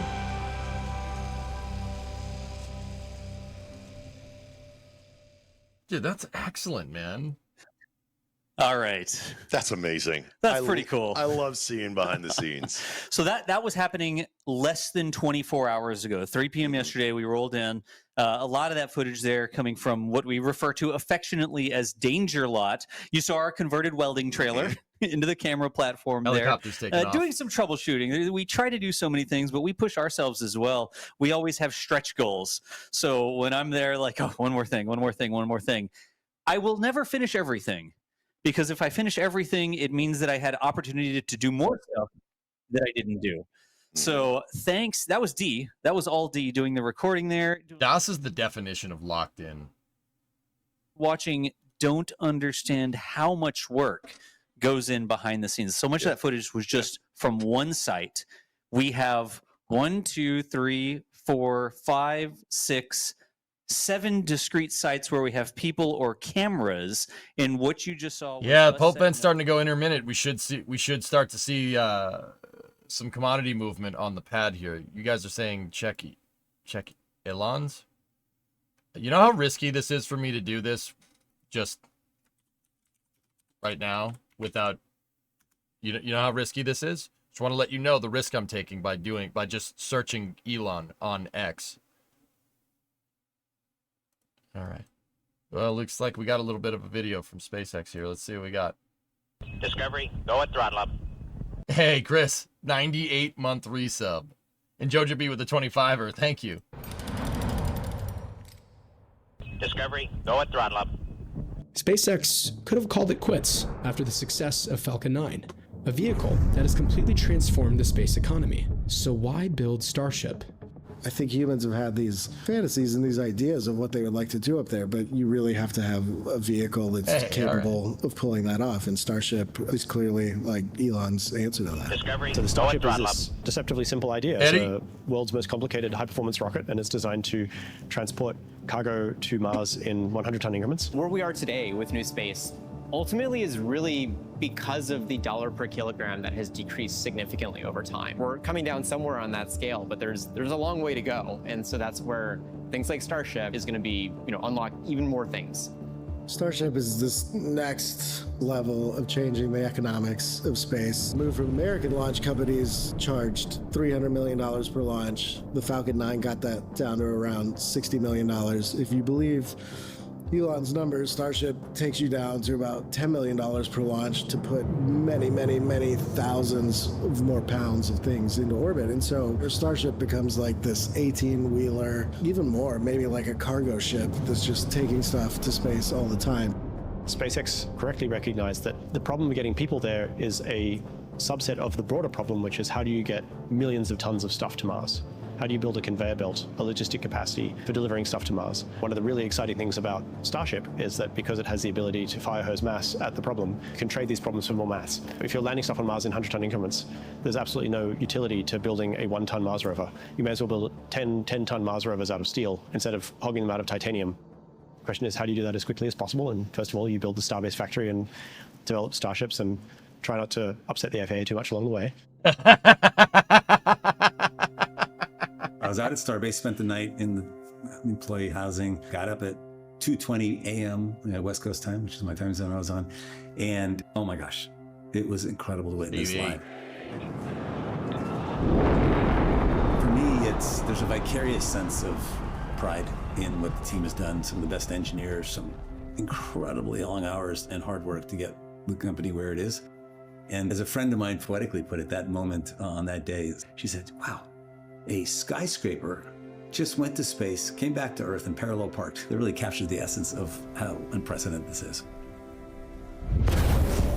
The rumble you feel, the sonic booms of re-entry, it's just a visceral feeling that captures so much potential energy, literally and figuratively. The potential in that launch and the potential for humanity to go out and live in space and to explore the frontiers of the unknown.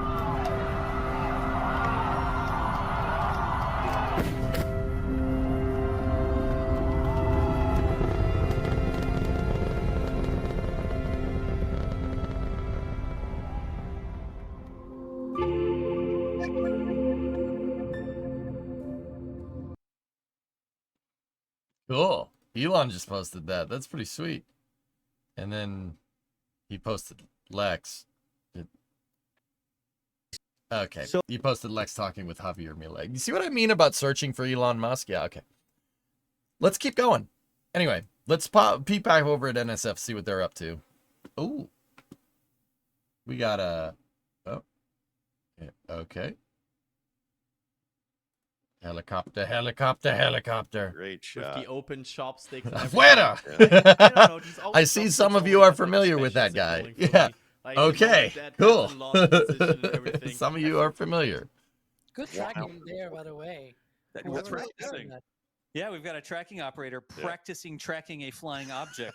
Helicopter flies a slightly different trajectory than a rocket. Get to the chopper. More vertical than horizontal here from this perspective, but they did helicopter at Starbase. Like this in 1 hour and 49 minutes, that's a problem. We'll track it. Yeah, right. We'll Exactly. watch it. Welcome back. How's sleep? Peeled on the stream. Non-existent. The end of the flight. All right, what can we landing legs gone, engine shielding gone, supersonic retro propulsion gone. You know, we're under 2 hours. Even if you complain. From the opening of to the opening of the launch window. What can we expect from the tank farm, from the vehicles? Alex, talk us through what's going to happen. Hey, Ren, what's up, dude? 49 minutes. Yeah, very shortly. Ren, I was at 2.4 hour late mullets on Friday. That's why we didn't race. That's why I didn't race. Oh, that was a good time. That was a good time. Crown Vics nitrous, man, on a short track with a bus stop. We should race that in Friday Night Racing. No joke, dude. I think we've done it before. We should do it again. It was a good time, man. It was fun. But yeah, we should get back to some racing this week as well. Putting out any. What do you think of today's objective? You think they're going to nail it? Absolutely. You missed the part I wanted you to see. There's something at the end of the video.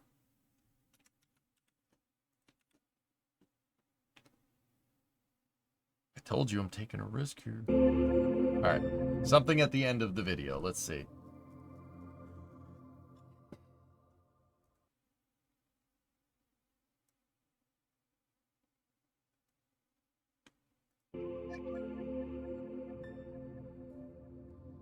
Well,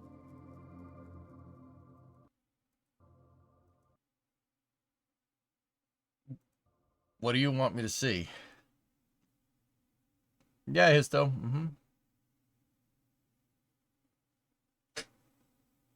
Perfect. It's just the release date for the documentary with some Apollo images behind it. What does fast landing mean? Higher vertical speed. They're going to lean more... Yeah, they've been hanging around with Sawyer too much. They're going to lean more into using the pad shock absorbers to try and conserve fuel.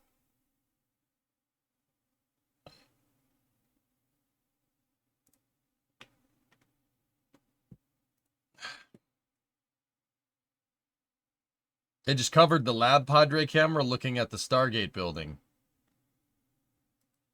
Yep.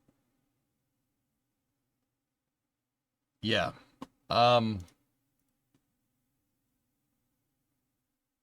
mean, Phil, you know the reason. And that's fair. Or whatever you're supposed to do. You know how YouTube or wherever you're watching us works. I've seen a ton of people doing the thumbs up and stuff like that. That's fantastic. We do weekly videos. We've got a Starbase summary video that comes out every Monday if you want to keep up with Starbase, but you can't watch every. How different is the plan, Ren? It's pretty much the same. They're gonna execute a deorbit burn. On a suborbital trajectory. That's really the only thing. They added another thing to, take those iterative steps.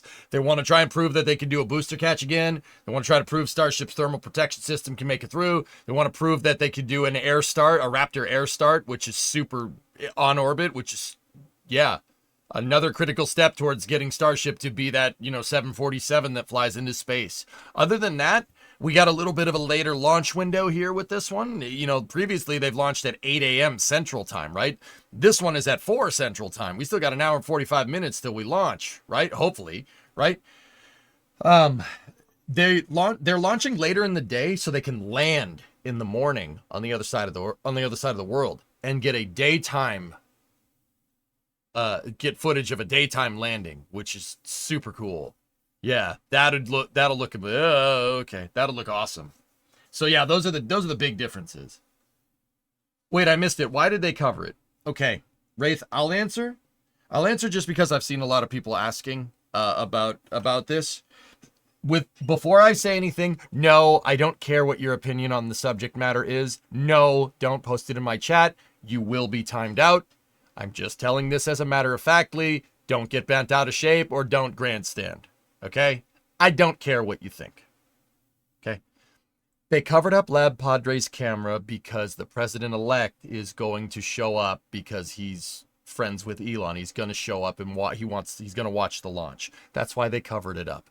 The Secret Service probably covered up the camera so nobody could see the president's movements in real time, or the president-elect movements in real time. Okay? No, I don't care what your opinion on him is. I don't care if you like him. I don't care if you hate him. This is not the place nor time. Just enjoy Starship. Okie dokie? Oh yeah, BD, no doubt. No doubt. But don't make my mods' jobs harder than it needs to be, okay? Please, I'm begging you. There's a lot of you in here today, okay?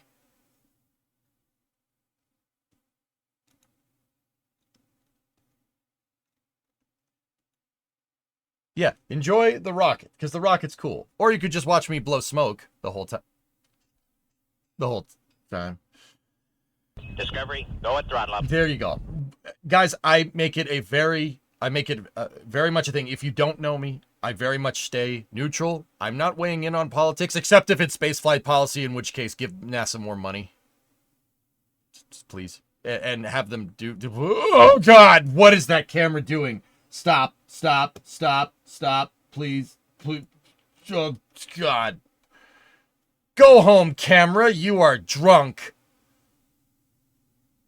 Why is it coming out of your ear? Because I'm angry. Blueberry Lollipop. 30-month reset. But anyway, I stay middle in the road. You won't hear me say, oh, well, this candidate. Oh, well, this candidate. I'm the entertainment, man. I stay in my lane. Oh. That's why the... Discovery. Yeah, that makes sense. Okay. Should it, chat? Behave.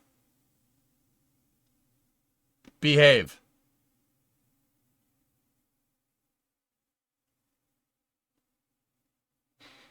PC Tech 59-month resub. But guys, I'm the entertainment. You don't go to a comedy club to hear somebody talk to you about politics, right? You don't watch a TV show to hear that crap. We get enough of that on the daily. I just show you what's going on. That's it. Please do not make my mods' jobs harder by weighing in on it in chat, okay? You will get timed out.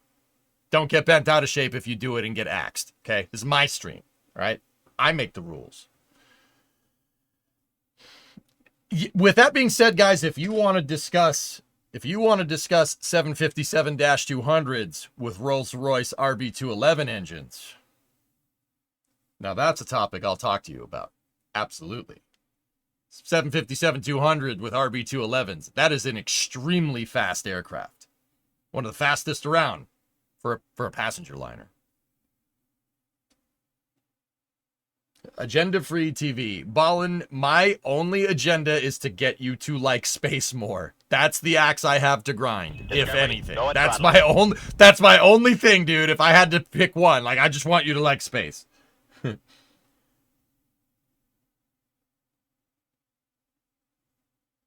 We chopsticking again today? Yep.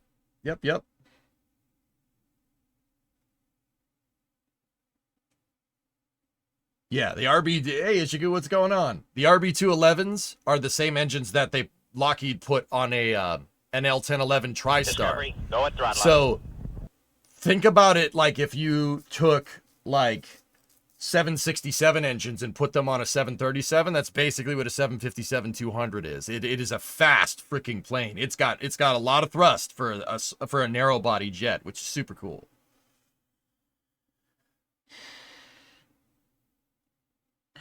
What time in hours from now? We have 1 hour and 40 minutes until launch. J-Dave, 22-month resub. And then Jared had a 33-monther before that. Cool.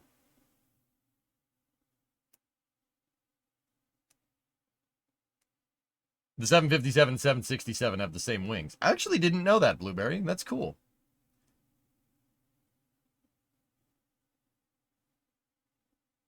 Have they started fueling yet? No, Bro Handy. We have the Pope vent on. So your cooler vents are going. The subcoolers aren't fully activated yet. I'm sure they'll show a picture of it here in a moment, but how do you know so much about rockets? Are you a space engineer? I'm self-taught. Cadity, I'm self-taught when it comes to this stuff. Everything that I've learned about rockets has been from I'm embarrassed to say this, but I shouldn't be. From playing Kerbal Space Program, but it's not just that.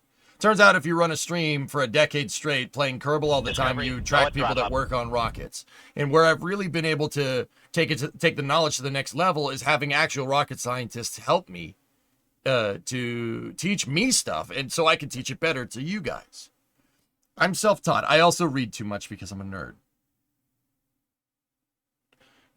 I have good mentors that work out in the industry that help me understand this stuff, and I read about it and I love this stuff. It's what I like. It's cool, man. But yeah, I'm self-taught.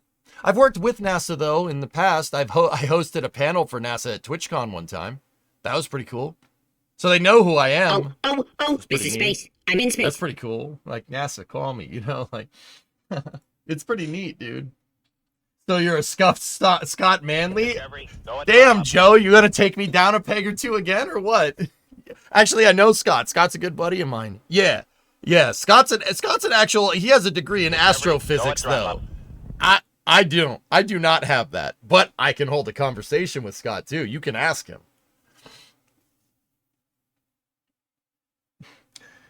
TJ, your grandpa helped do the aeronautical engineering on the DC-10. That's cool. I hear Kerbal, I follow. Albert, I have 15,000 hours in KSP.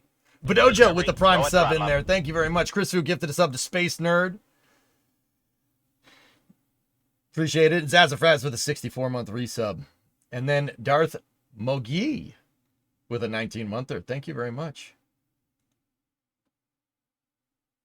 It may be a dumb question, but why not try the chopstick tech with Falcon 9? Well, no, that's not a dumb question at all. You know, maybe in the future, possibly. But the thing about Falcon 9 in terms of, so with systems engineering, so like basically, you know, systems engineering is basically, you know, you start with an idea and you move all the way to a finished vehicle, right? And then systems engineering goes a little bit more into operations, right? So it's basically from the beginning of the idea, systems engineering is how you go about the blueprints for how you go about making it from the beginning of the idea all the way to the end of life, or EOL for short.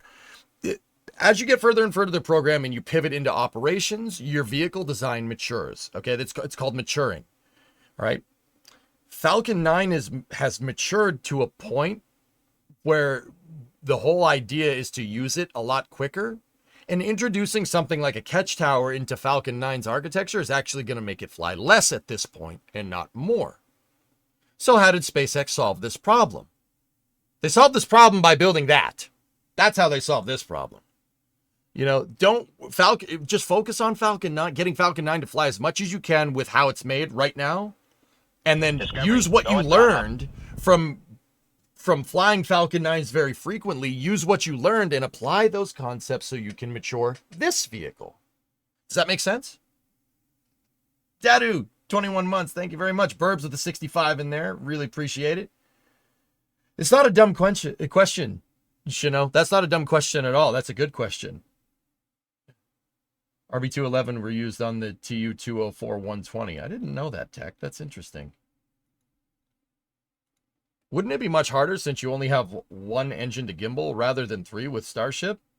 Elon Muskrat, I'm pretty sure Falcon 9, if they wanted to catch a Falcon 9 with chopsticks, provided they had like a modification, I'm pretty sure they could do it. How do you think they learned how to catch a booster? By pinpoint landing Falcon 9s on the drone ship. I don't know if you guys have noticed, but Discovery, go at throttle up. Falcon 9s have been I can't prove this. I don't know this for sure, to be 100% real. I don't know this for sure. But have you guys noticed how Falcon 9s always land in different spots on the drone ships? Almost like it's calculated, because they're trying to protect the deck of the drone ship and not scuff up one part of the drone ship too much. Dude, if they can pinpoint land on the drone ship, yeah, they could. That's how I knew, like, on Flight 5, they were going to catch that booster. Because they have so much experience doing precision landing. Sub-centimeter precision, you remember that? So, Elon, I think if they wanted to catch a Falcon 9, they absolutely could, but there's no reason to. It's got landing legs. How's Dad? 8-month resub. What is your take on Airbus's concept for hydrogen-fueled aircraft? Will hydrogen work? Hydrogen would make a decent enough jet fuel. Kirok, yeah, sure. Hydrogen is a little bit harder to handle, though, and it's cryogenic. So, yeah, a little bit harder to handle. Sorry, I said that wrong. It's a little bit harder to handle because it's cryogenic. In order to get hydrogen to be a liquid so you could store it, as, quote unquote, stably as a liquid, it needs to be almost absolute zero, like 5 Kelvin or something. That's a little bit harder to manage than just a tank full of jet fuel and a fuel pump, you know?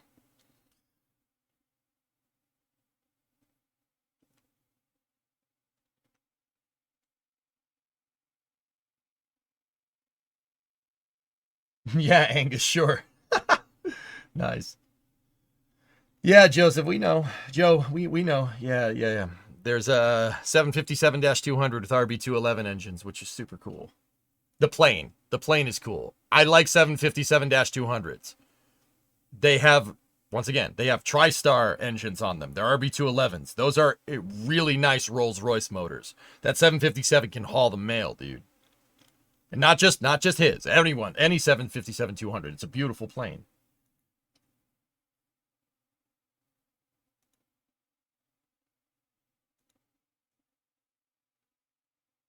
Will you play Flight Sim? Squall, with this going on, fat chance, dude. To be 100%, we will play Flight Sim eventually. I just can't really tell you when. I want to finish my project in Satisfactory, which if you guys haven't seen, check it out. We're building a 1-to-1 scale of the Pillar of Autumn from Halo in Satisfactory. Fully furnished interiors, full everything. And I'm going to build my factory inside of it because I hate myself. I'm a glutton for punishment. But Squall, let me at least make a good dent in that project, and then we'll probably play some Flight Sim. Don't worry, we will. I'm not gonna not play it. It's a game about planes. I like planes. Pillar good from a distance. Thank you. Not saying today, of course. Yeah, absolutely. How crazy would it be to fly in a plane with the wings producing condensate like rockets do? That would be something. I mean, I don't know how you'd manage that, Dean. De-icing the wings. Fueling it would ice the wings. That would be awful. The game doesn't even open. Yeah, well, we'll give it some time. The 757 used to require extra spacing for aircraft landing behind them, usually was based on weight, with the exception of the B757. It had its own category. Cool. How about a 787? 787s are cool, but they're not a 757.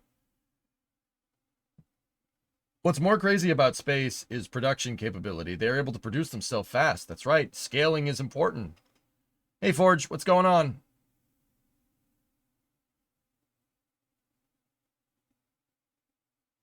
That's ridiculous, Forge.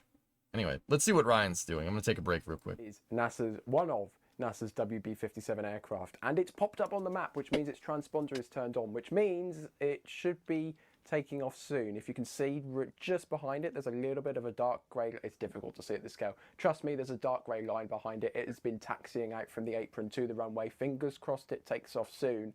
But yeah, this is the, if you are unaware and you're just joining us, this is the imagery aircraft from NASA. It's got incredible optics on the front, so they can essentially take high frame rate, really cool videos of rockets from the air. So I can't see the clock from here. What's the clock at, Das? Just about an hour and a half. 1 hour, 31 minutes. So that lines up. So it'll take them 45-ish minutes to fly down to Starbase, because they're not landing at Starbase, right? They're going to be doing a racetrack pattern in the air over Starbase, out of the way of the rocket, obviously, but so they can get a good line of sight to the vehicle as it ascends into the sky. So yeah, we're about maybe 50-ish minutes. It looks like it's about to take off, so just under an hour from the WB-57 arriving at Starbase, which is it's not a critical sign that the launch is proceeding as planned, but it's a good sign to add on to all the other signs that the launch is proceeding as planned. It's an exciting sign to observe that yes. the WB-57's on the way, and we may get some of that imagery after the fact of the launch. And everyone in chat loves the maps. Nah, they everybody loves love the maps. Ryan's. I could watch Ryan do maps all day. And the sweater. I love the sweater too. It's got a the car sweater. on it. You know, it has a car on it. Yeah. I've got that one from 2 years ago? Nice. Last year. So that is our update. Ryan's going to keep us informed on any other flying objects. That's cool, Matt. That we observe en route to the launch pad. It is right behind us. Again, if you're just joining us, we are live now, just under in 8 seconds, about an hour and a half away from the opening of Locust, today's launch seems more all things that can go wrong will happen. What do you think? I think they'll be fine, Locust. Flight data is king, guys. That's king. SpaceX caught a booster. They know exactly what they need to do to get another booster down there, and they're willing to even modify the booster's trajectory to do it, to get it down there more efficiently. SpaceX on the second booster catch attempt is already looking at trajectory optimizations.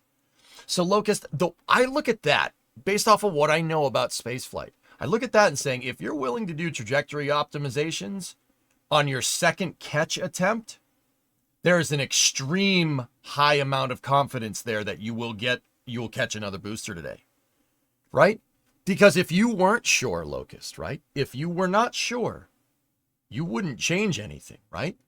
If you wanted to prove it, that it worked, you wouldn't go changing its trajectory. right? Because you already know what it takes to do that, right? You already know. Why not just launch another one like this if you wanted it to work, right? The fact that SpaceX is willing to change up the booster's landing trajectory shows incredibly high confidence in the booster. They'll catch it. Oh, they'll absolutely catch it, man. I mean, hopefully that doesn't age poorly, but we'll find out in about 90 minutes. Trying to get all the bets on the table, right? That's just, you know, if you want to try to prove a pattern out, you wouldn't change what you do every step, right? Because that's not good conclusive data, right? And the fact that they're willing to change what they're going to do with the booster, they're going to change its flight regime a little bit, shows really, really high confidence in what's called flight rationale. Flight rationale is something that you hear get thrown around by NASA and SpaceX and stuff. What that basically means in plain English is, you think it's going to work? Yes. If you think it's going to work, then yeah, you have a high confidence in your design, right?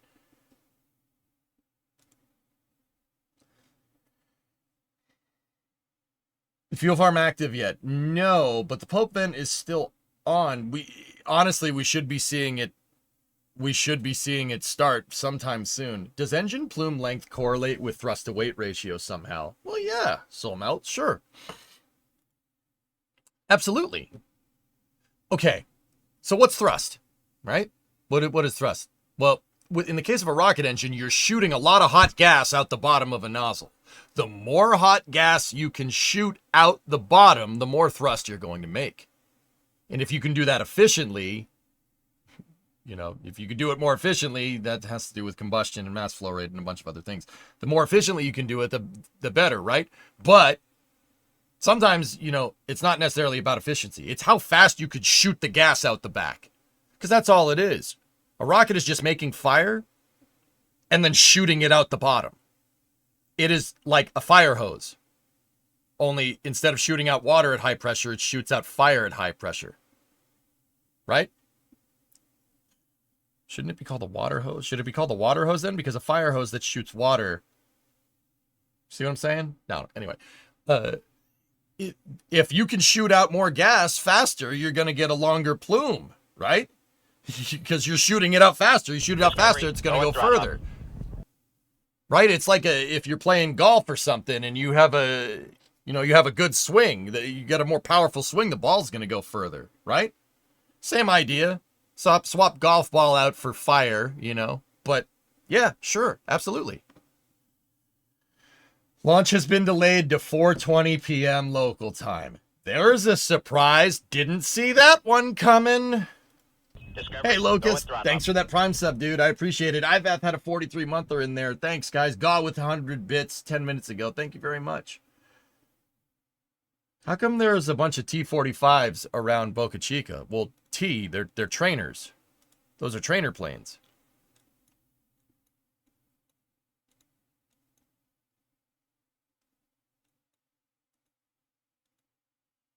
I don't see any T-45s.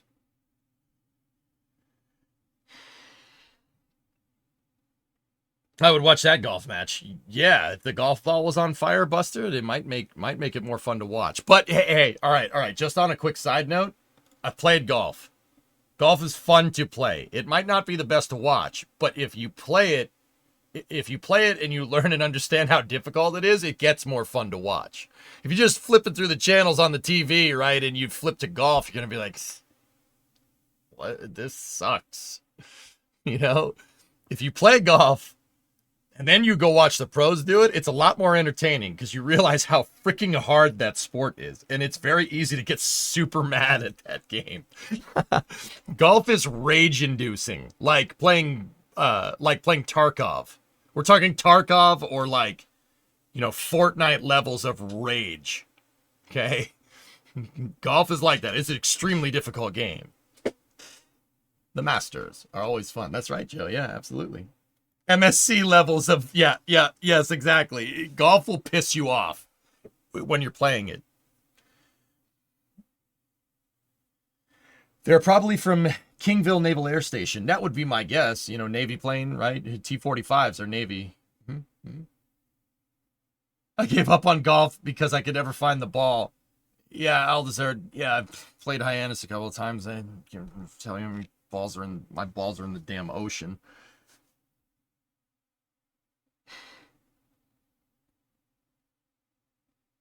Game rage wise, have you tried War Thunder? I've played War Thunder. War Thunder, yeah.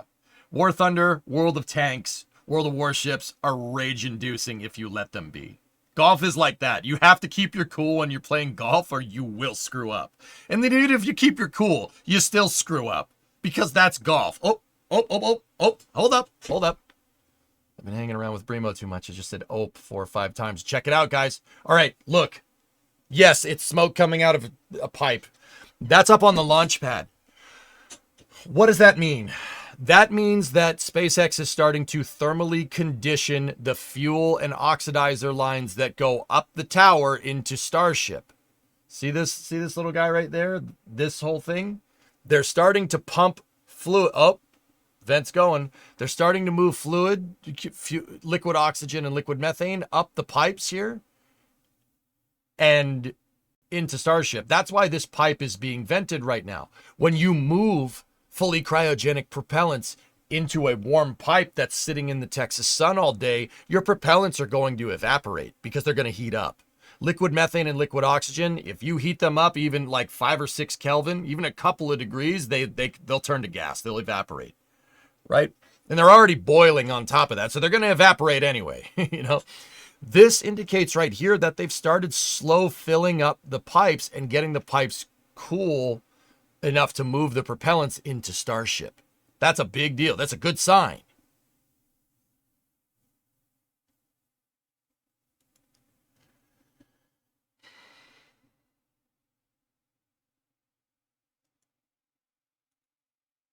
Have you seen Jaguars? Have you seen their rebrand?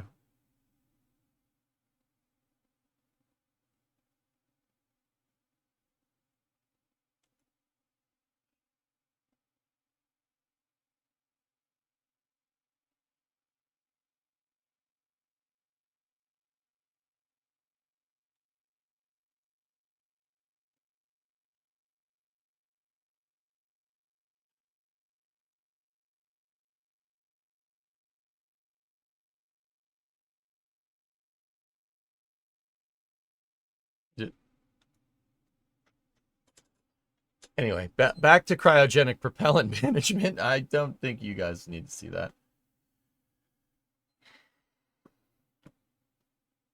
Don't click it. Save yourself. I stared at the trap ray. I'm sorry. Do you sell cars? Oh my god.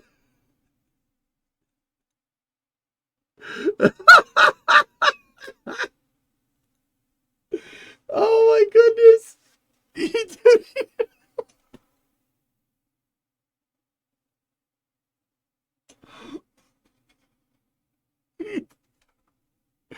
Oh my goodness. That's so funny.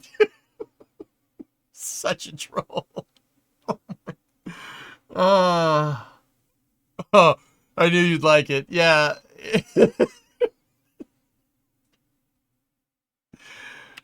Oh, at least it's not boring, dudes. We're gonna see that liquid oxygen load on the booster.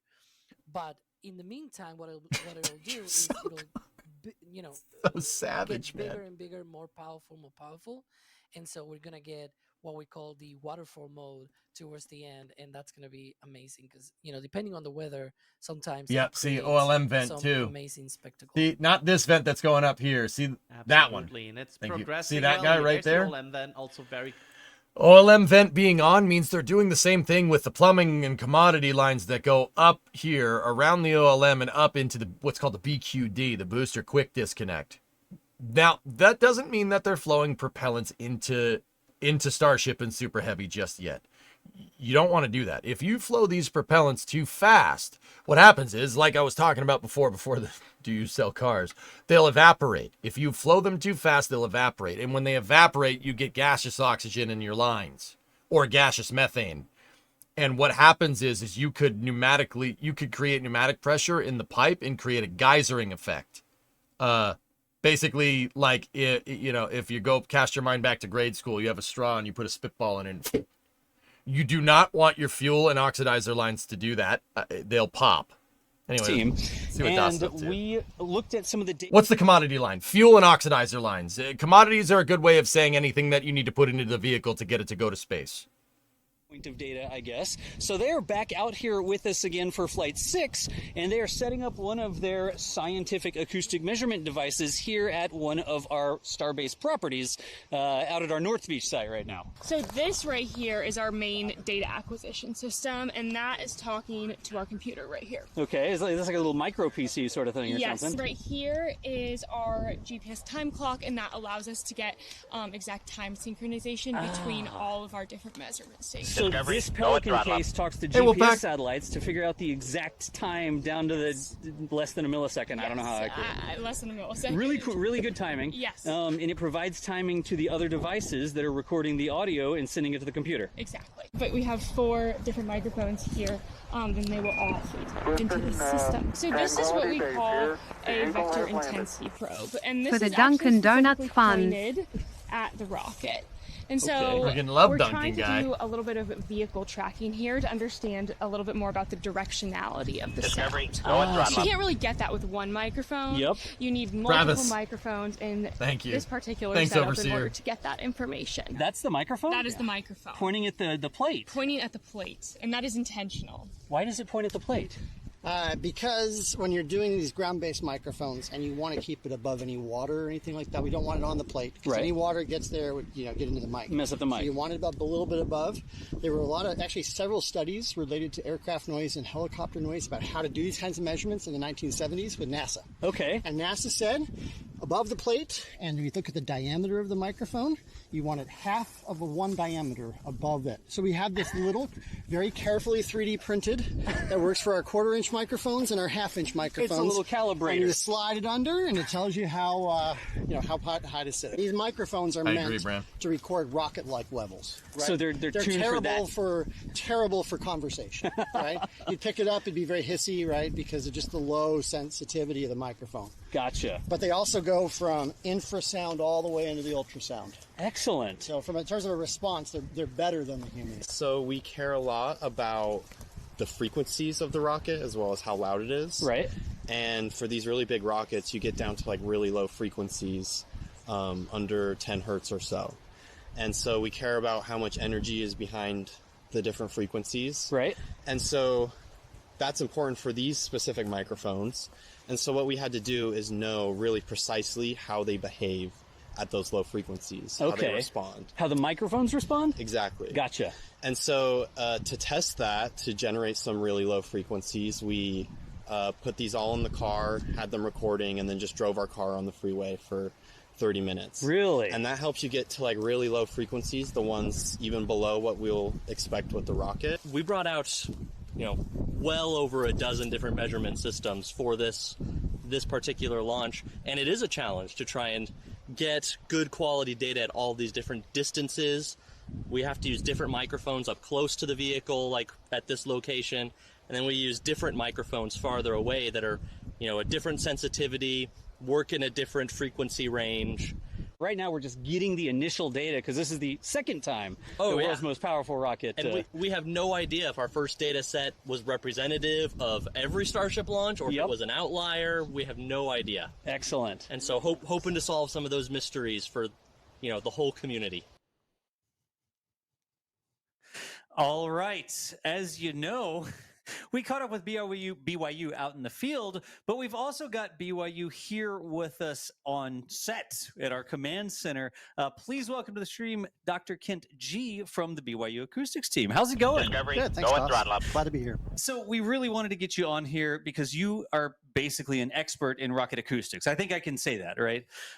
We wanted to talk a little bit about Starship, world's most powerful rocket. Hey, Doom. You had the opportunity with your team, your students, to record some last time for Flight 5.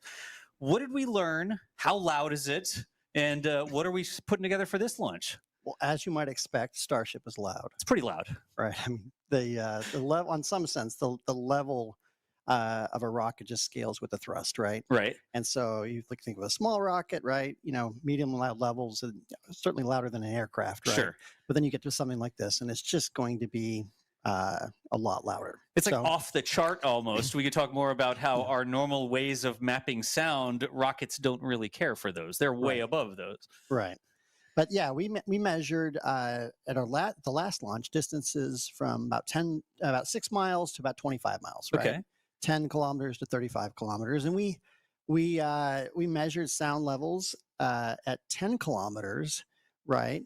That are similar to things like rock concerts, Sorry, guys, I'm chainsaws, when measured on kind of metrics that relate to the human ear. So like there's all sorts of different ways, and we would spend 3 hours explaining all the vagaries of decibels and how they work. A decibel is not a decibel, as it turns out. As we already have, right? We have on our live show. But if you were over at around Port Isabel, it was like rock concert levels. That's right. Okay. Let's talk a little bit about other rockets that you've measured. So rock concert here, how did it stack up to, say, SLS, previously the world's most powerful flown rocket? Right. So what we did as part of our analysis is that we looked at SLS, right? Right. And SLS we measured in kind of similar distance ranges, right, out in the community kind of levels.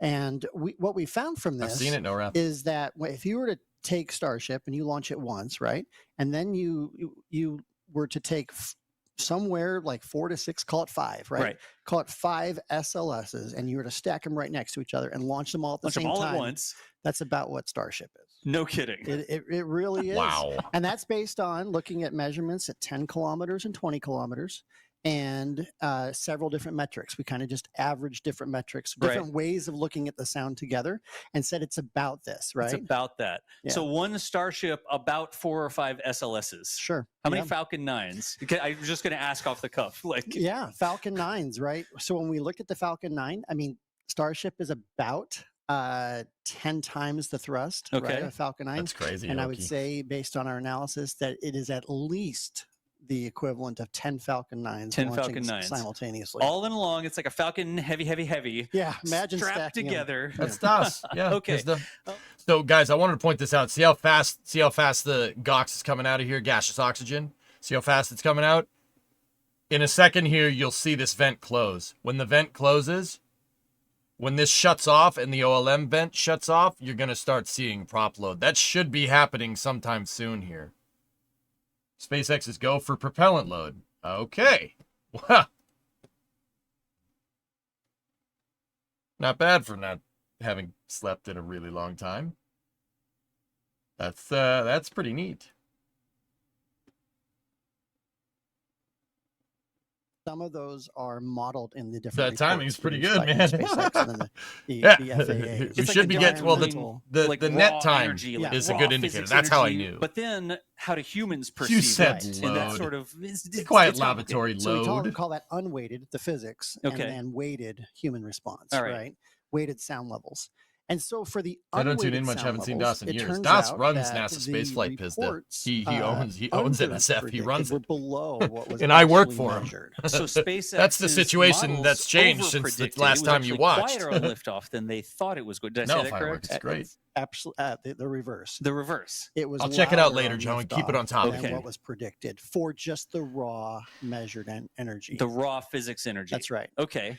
Okay, but then another metric, for example, how much human weighted That's correct, sound Ren. is present during the entire liftoff event. We call that the sound exposure level. Right. And when we look at that, it actually throttle the predictions overpredict, right? In the Really? sense that they predicted a lot more energy than what was actually present. And that's like the total exposure, right? Yeah, like the total rocket exposure was less measured than what was predicted.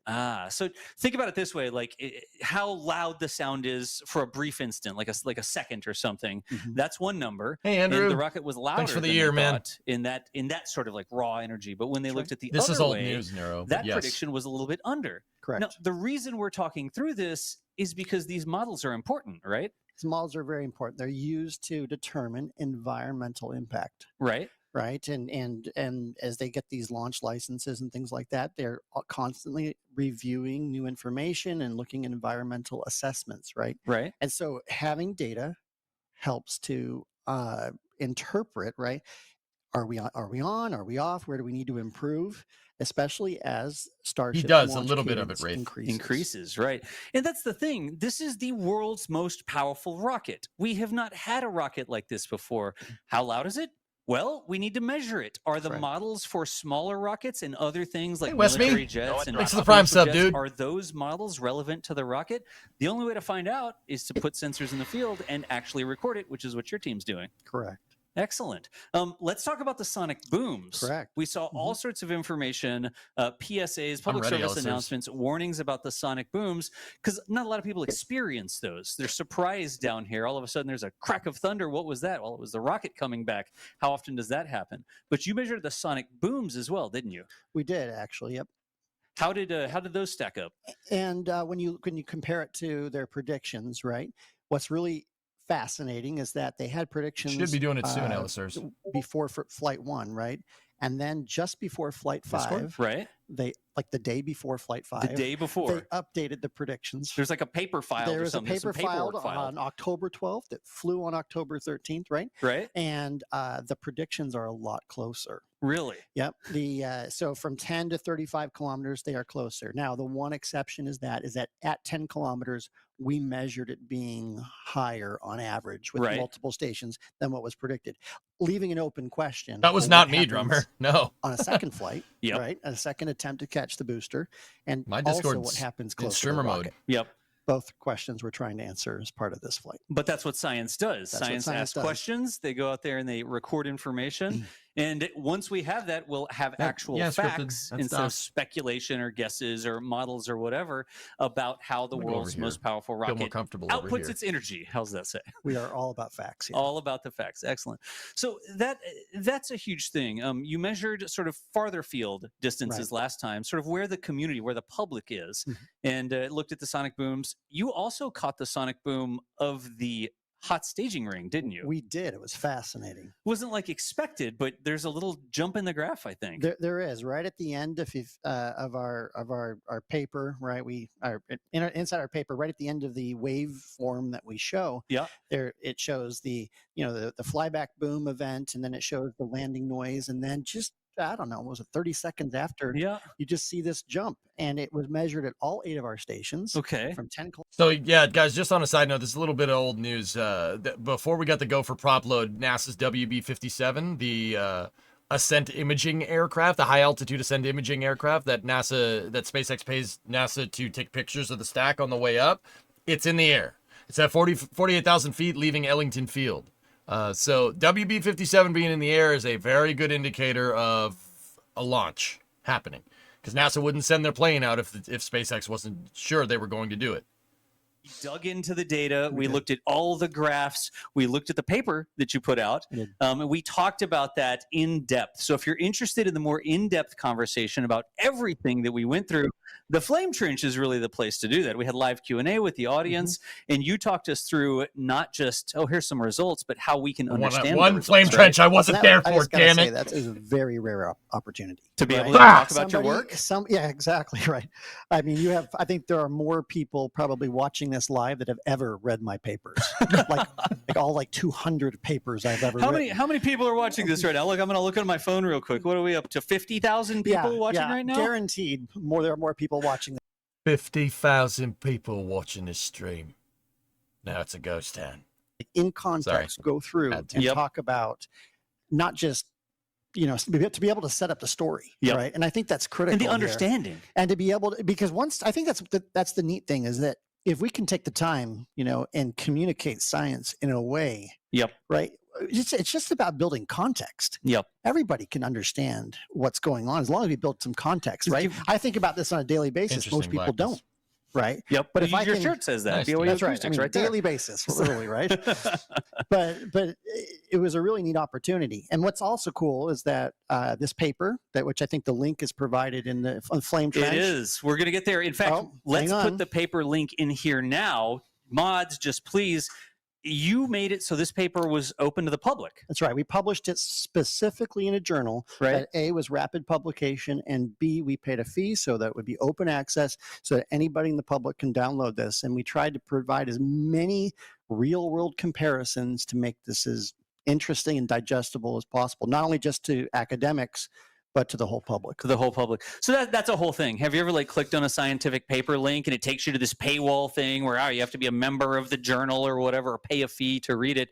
For this specific research, knowing that so many people would be interested in the results, they made the paper free to the public. Like you can click on it, you can read the whole thing, you can look at the graphs, you can make your own decisions. That's what the new world is all about, right? Yeah. And watch the flame trench where Dr. G here talked through in detail exactly how you can understand this. Well, this is the raw physics energy, and this is the loudest point over 1 second, and this is your total exposure, like the amount of energy that you are exposed to for 15 seconds, 30 seconds, whatever. Okay. We had such a good conversation about that. It was. Can I just shout out one thing? Of course. Right? Got to shout out the Acoustical Society of America and their journals for making this happen so quickly. Thanks for linking it up. To be able to turn a paper around, to go through the review process, the editing process, the publication process, in the time that it happened, it was phenomenal and frankly just unprecedented. Excellent.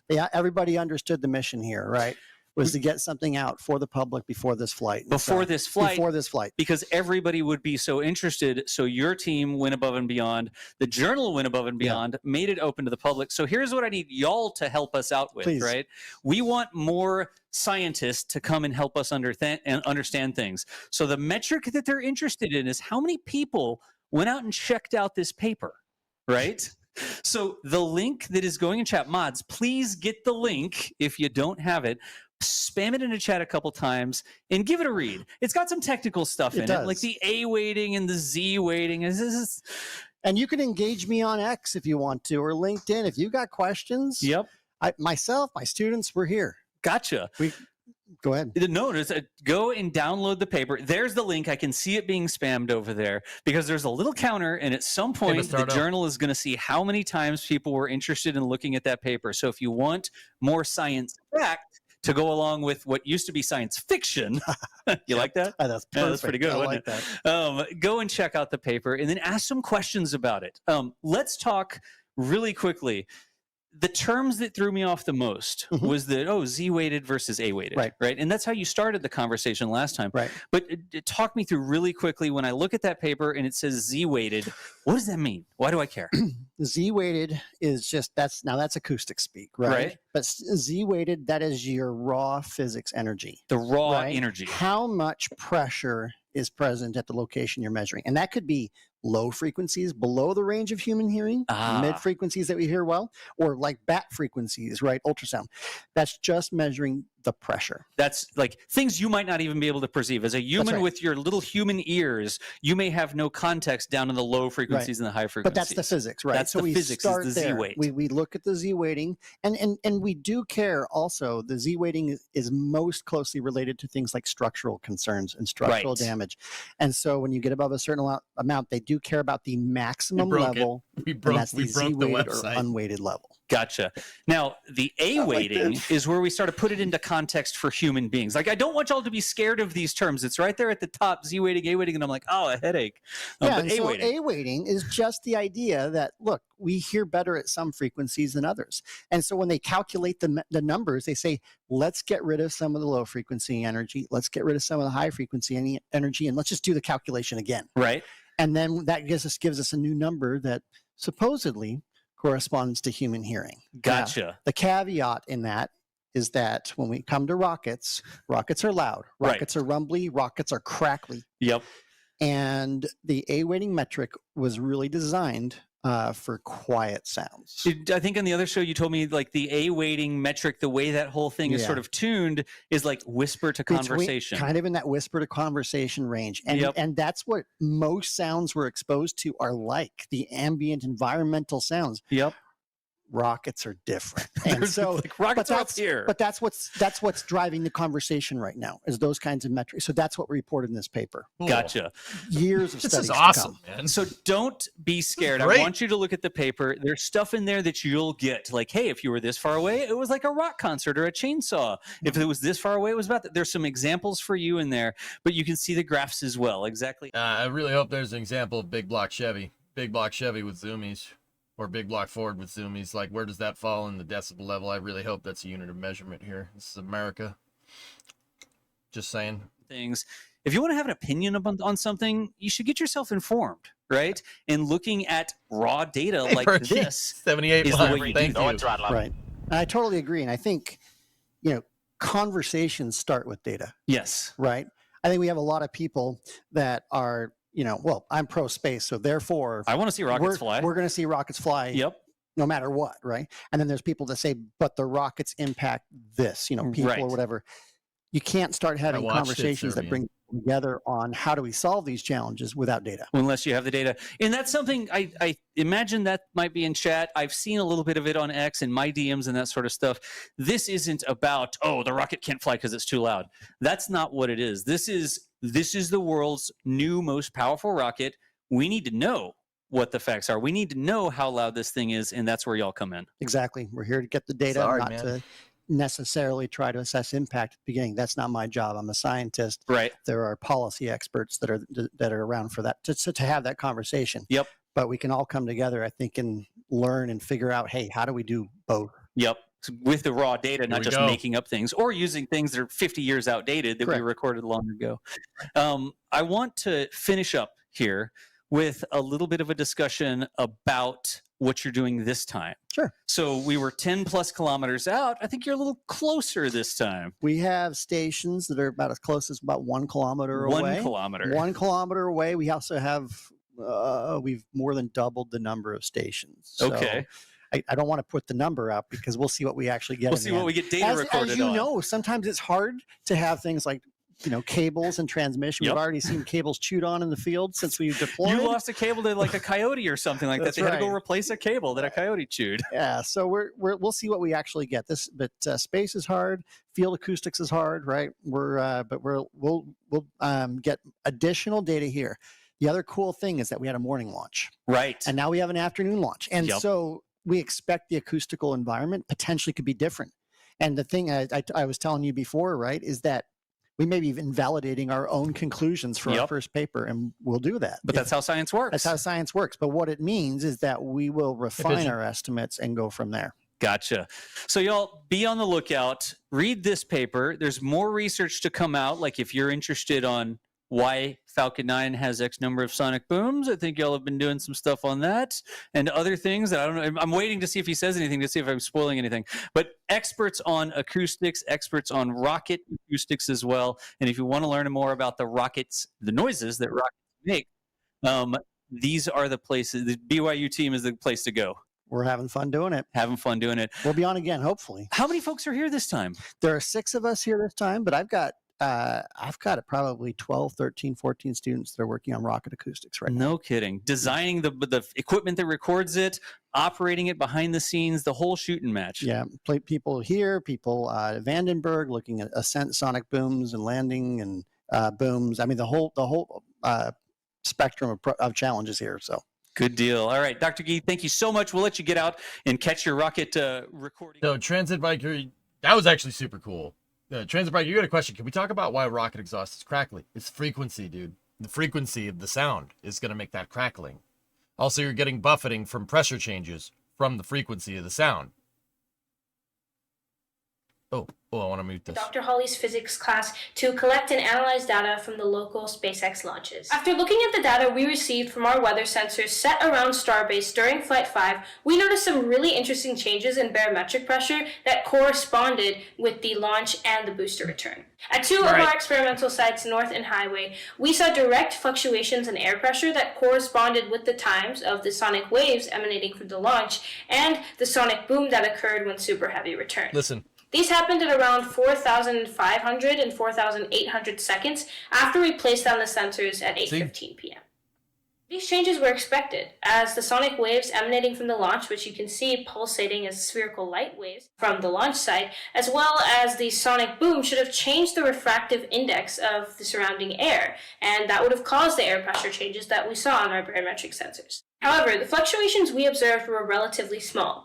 They did exceed the accuracy specifications of our barometric sensors at around 0.1 millimeters of mercury. Still, we wanted to see those changes be a lot bigger. Also, we noticed that these air pressure fluctuations dissipated before reaching our sensors at the river site, which was a bit farther away. In order to improve our upcoming experiments, we'll be moving our barometric sensors a lot closer to the launch. Specifically, we'll be attaching them by gaff tape to a trailer in the danger bed lot, only 1,200 feet away from the launch site. Yeah, This baby. should significantly increase the fluctuations in barometric pressure we see, since the sonic waves we're measuring work in terms of an inverse square law. This means that by decreasing the distance between our sensors and the source of the sonic waves, we should see an exponential increase in the intensity of the waves that we measure.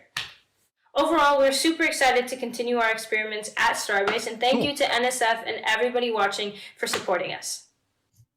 That was good stuff. All right, this is a whole thing, y'all. Talked with the university team, Super the cool. professor who is a professor in acoustics, doctorate in that, and then work with the students as well, the up-and-coming engineers and professors. Did you guys hear that, though? At a certain distance, the sound was loud, but the pressure change was minimal. They had 0.1 mercury, in HG, right? Like 0.1 mercury pressure change. That's super interesting. But, well, now that they're in the danger lot and they're 1,200 feet away, like 500 meters in maybe a little less than that, like 400 meter, I'd say. Discovery, go at Yeah, throttle. yeah, about 400 meters away. The pressure's gonna fluctuate because, well, the closer you are to the rocket, the exponentially louder it gets. That's what she was talking about with the inverse square. That's cool, man. Yeah, it's louder. If it's exponentially louder, the closer you get. Paper can come and ask questions about the paper. Yeah. I can't say enough. Like, the most important thing is having data and then including people in the conversation so we can talk about what we gather. This isn't about, oh, geez, we don't want rockets to fly. It's going to hurt the ocelot's eardrums. I've never even seen an ocelot around here. But it's about gathering actual facts and doing some science instead of some emotion. I can see the ocelot as another graphic they put on a future Starship. Because you just said that. They listen, they watch. If they put an ocelot on the Starship, it would be the first ocelot I've seen within 50 miles of the launch pad. With ear muffs on. It's really cool science they're doing. They're doing amazing science. Good deal. I love it. I love it. All right. How are we ticking along here in terms of Starship? Thank you, chat, for letting us hop in with the university professor and the student little video we did there.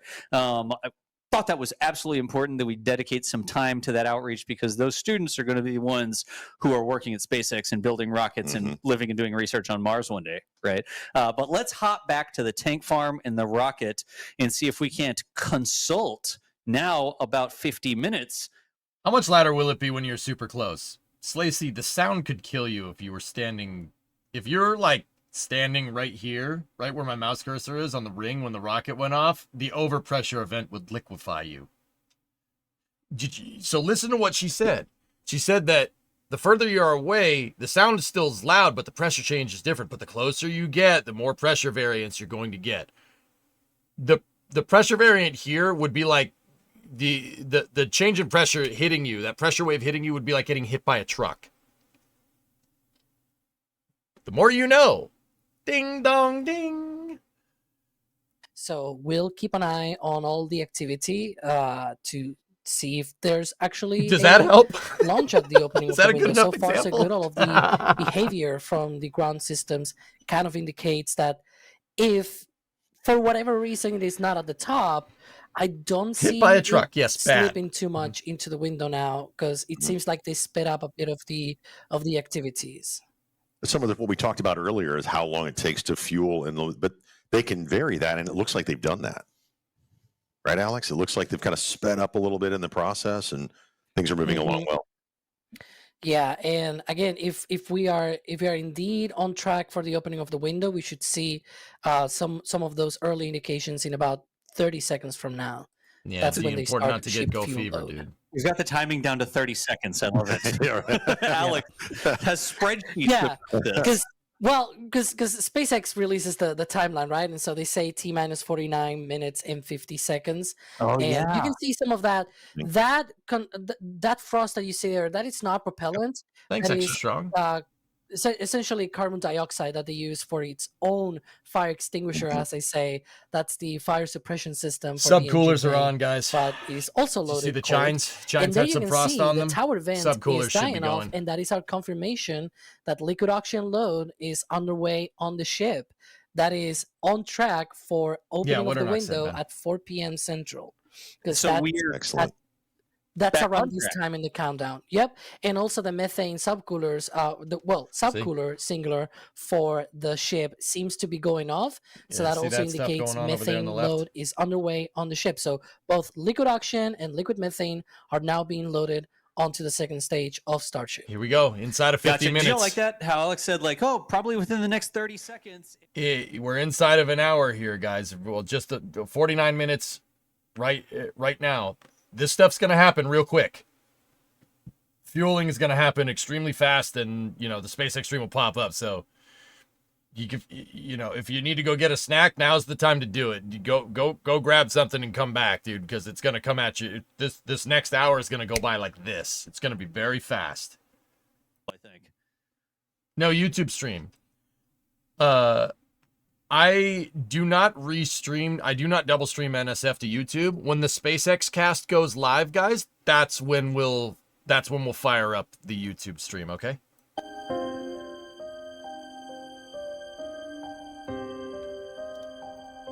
It's going to take about 48 minutes. Right.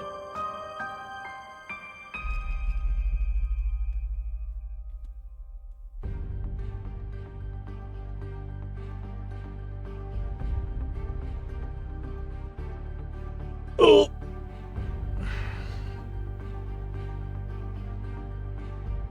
Ship splashing in the water during the daytime, and hopefully not doing that, reindeer. Also, they're going to do a deorbit burn on the way down to make sure that they could do an on-orbit or an in-space start of a Raptor engine. So it's not exactly like Flight 5. They've added a couple of things here. I remember that. And yeah. Gonna be cool to see. They also tweaked some of the trajectory parameters for booster catch criteria, so we'll see what happens. We'll see what happens. It could pop, dude.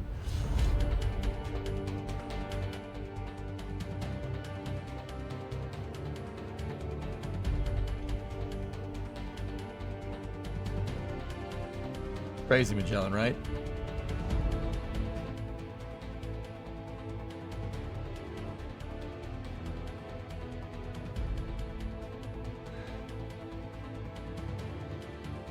Yeah, no problem, reindeer.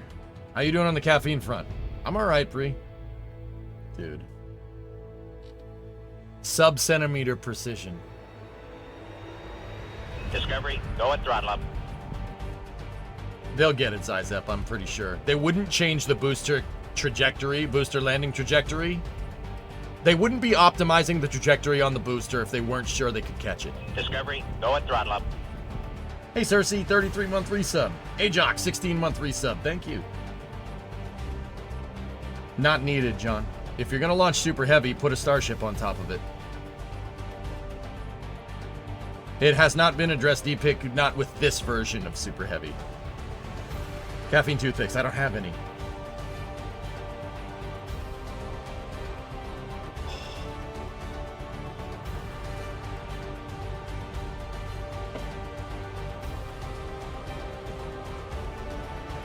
Hopefully we'll see that again today, dudes.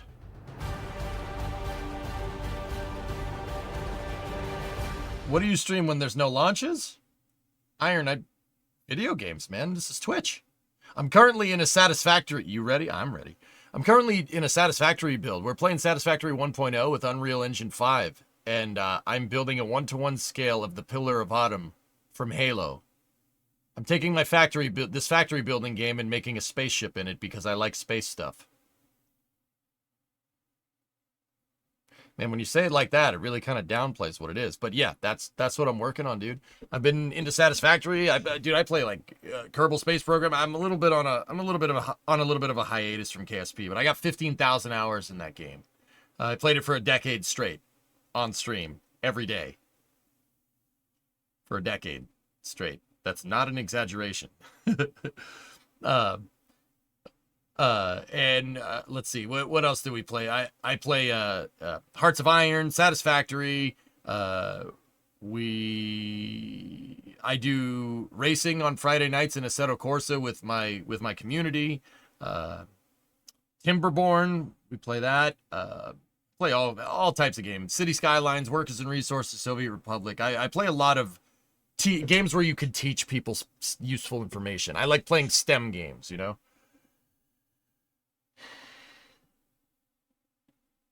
Fallout, My Summer Car. I use My Summer Car to teach people how a motor goes together, which is actually super cool.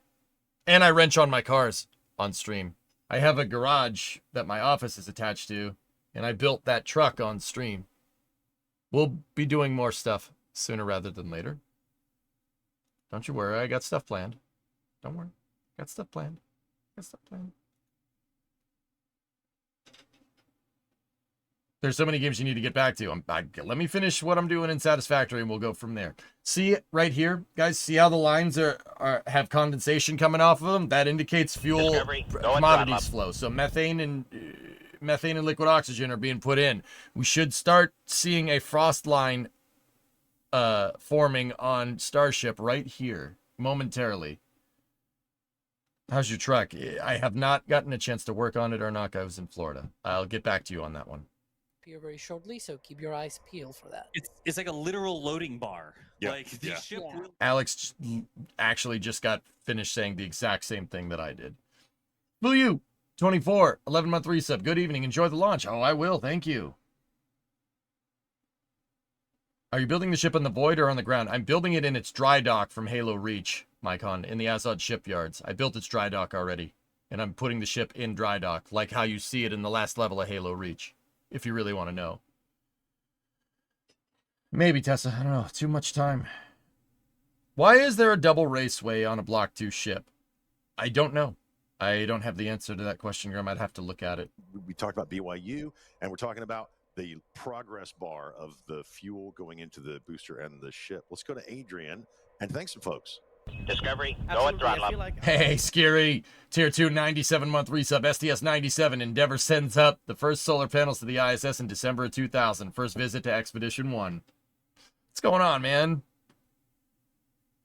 And Dimes Raycon with a super chat saying here, working, can't wait. Discovery, go and throttle up. Hey, Alex. Wait to catch this later.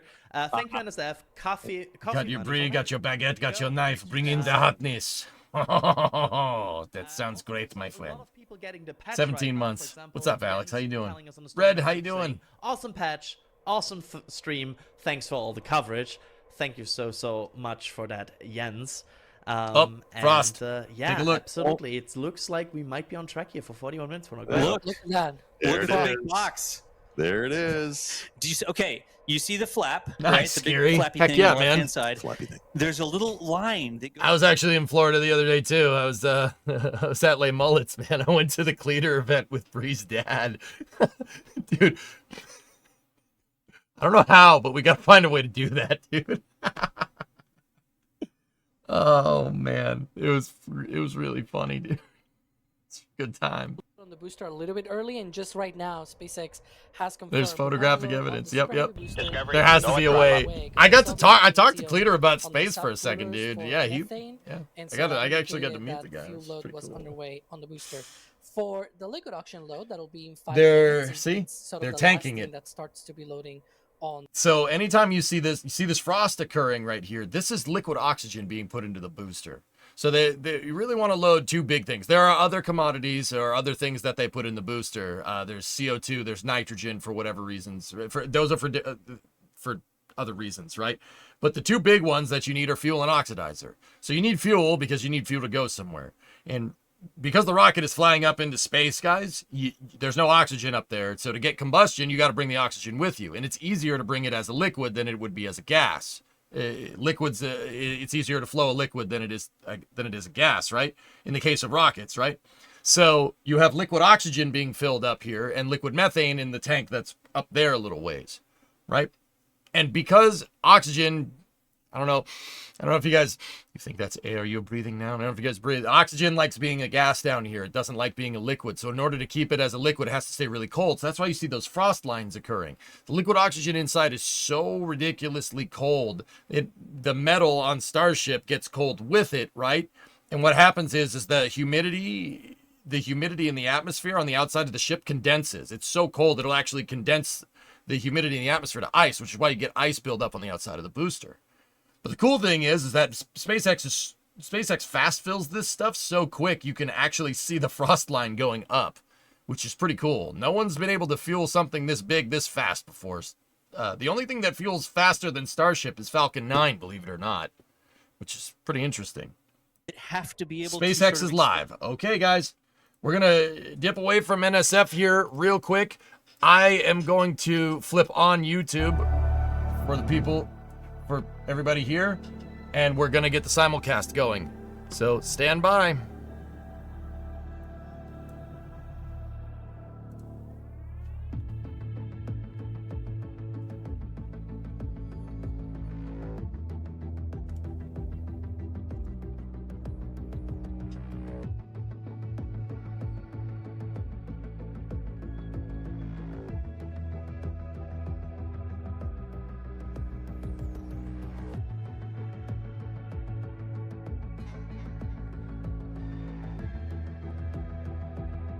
Okay, the YouTube stream should be up. Are we 5x5 over there on YouTube?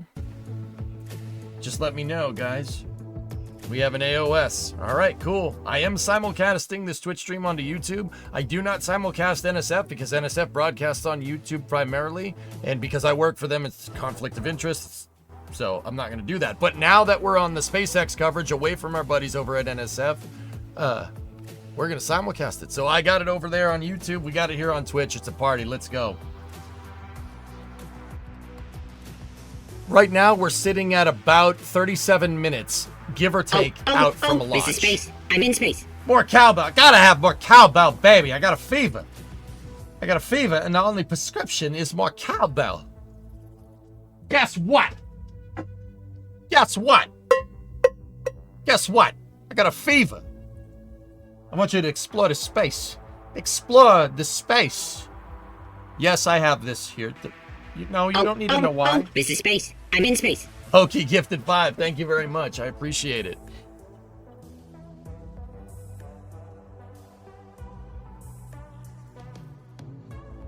How do you have a cowbell? I told you. None of your business. Mind your own business.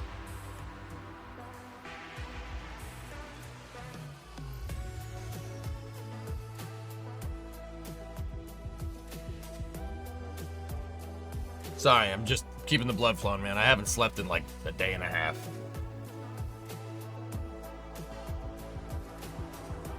Nah, I'm good, Creation. I don't need to lose brain cells today.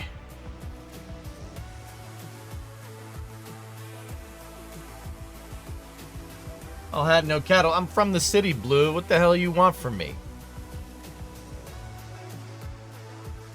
What is the mission objective here? So, Spam, this is a test flight, okay? This is a test flight. And the big goal here is to basically, for SpaceX to be able to test that they can catch the booster. The booster can come back and land and be caught by the launch pad. Yes, that's a sentence that was just said. And also, SpaceX is looking to do some optimizations on their thermal protection system. They're trying to make sure the tiles are working well on Starship. And also, the big change between Flight 5 and 6 here is that they're going to attempt to do a deorbit burn with Starship here while it's on a suborbital trajectory. So they're basically going to test to see if they can fire the engines in space after shutting them off.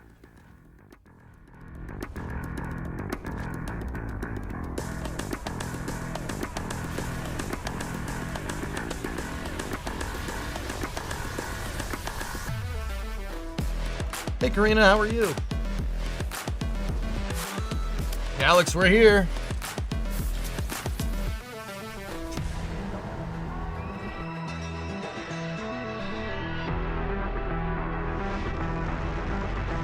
Fusion core dance.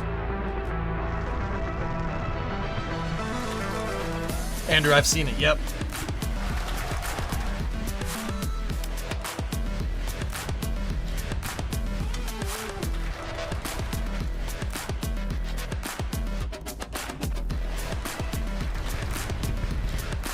They're trying to do this again. They're gonna try to do this again. That was about a month ago. They're gonna try to do it again. Discovery, go and throttle up.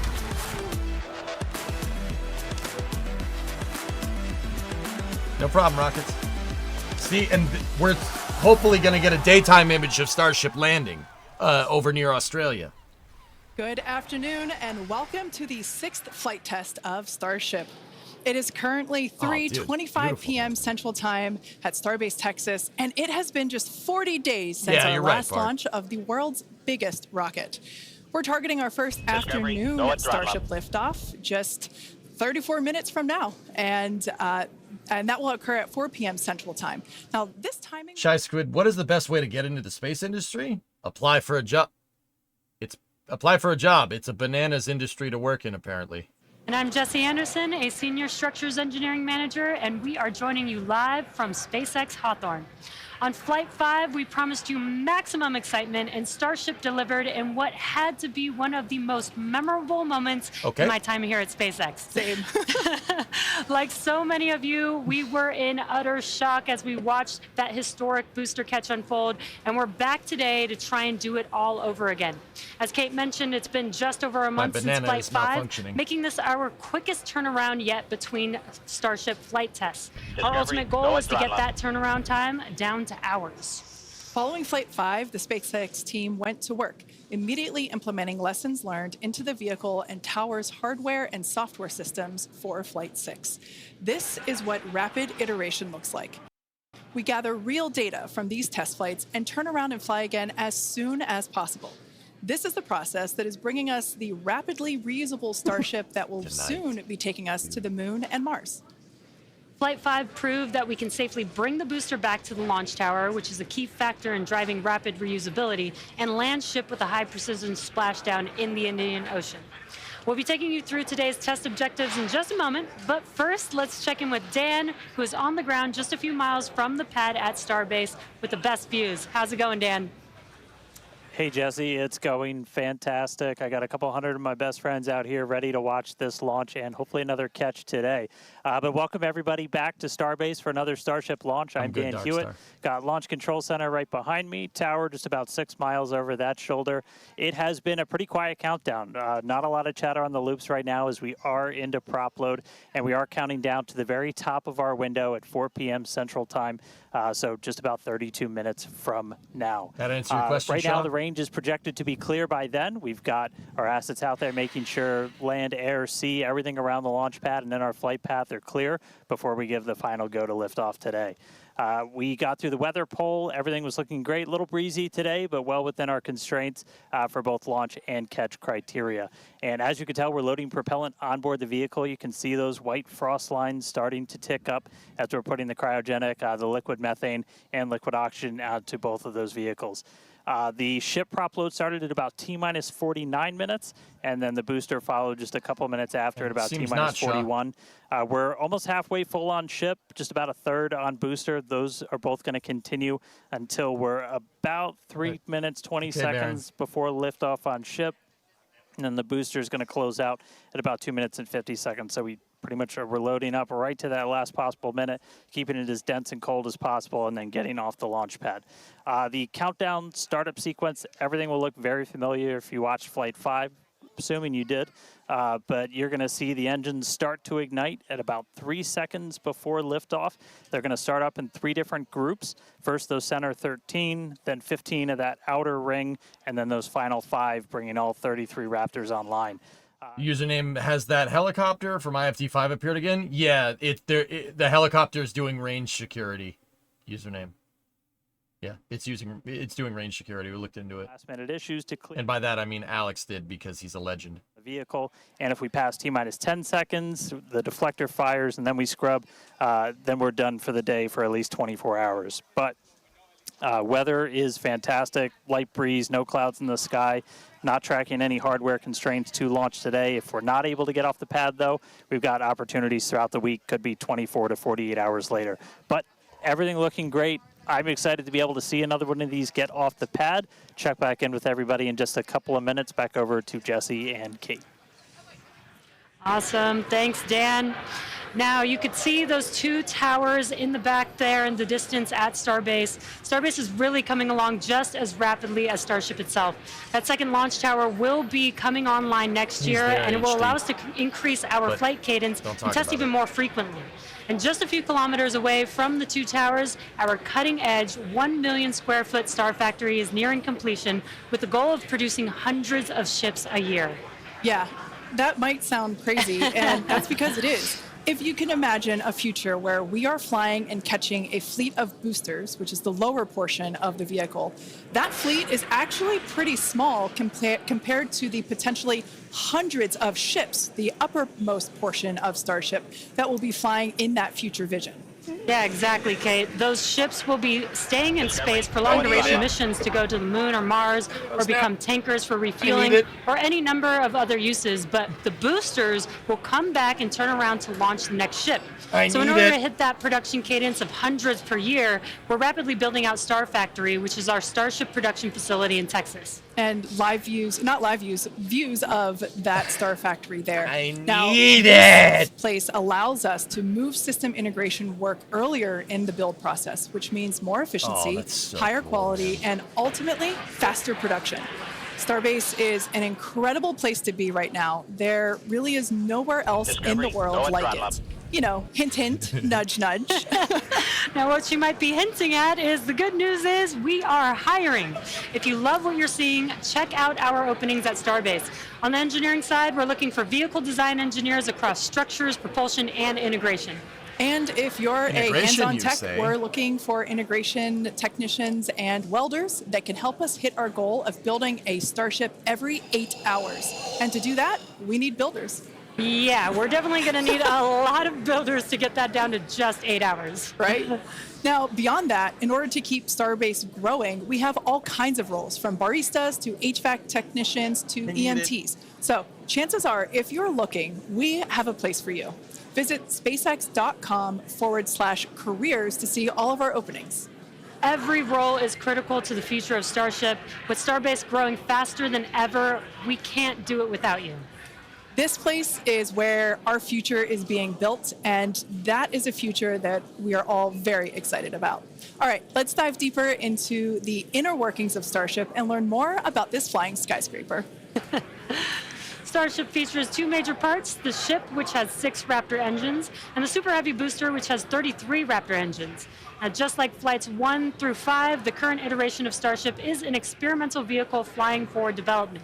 And with a few planned upgrades, Starship will have 3 times the thrust of Saturn V at 10,000 metric tons of thrust, plus the added benefit of full reusability. Starship 2 will be capable of carrying more than 100 tons to orbit, and Starship 3 will be able to lift more than 200 tons to orbit.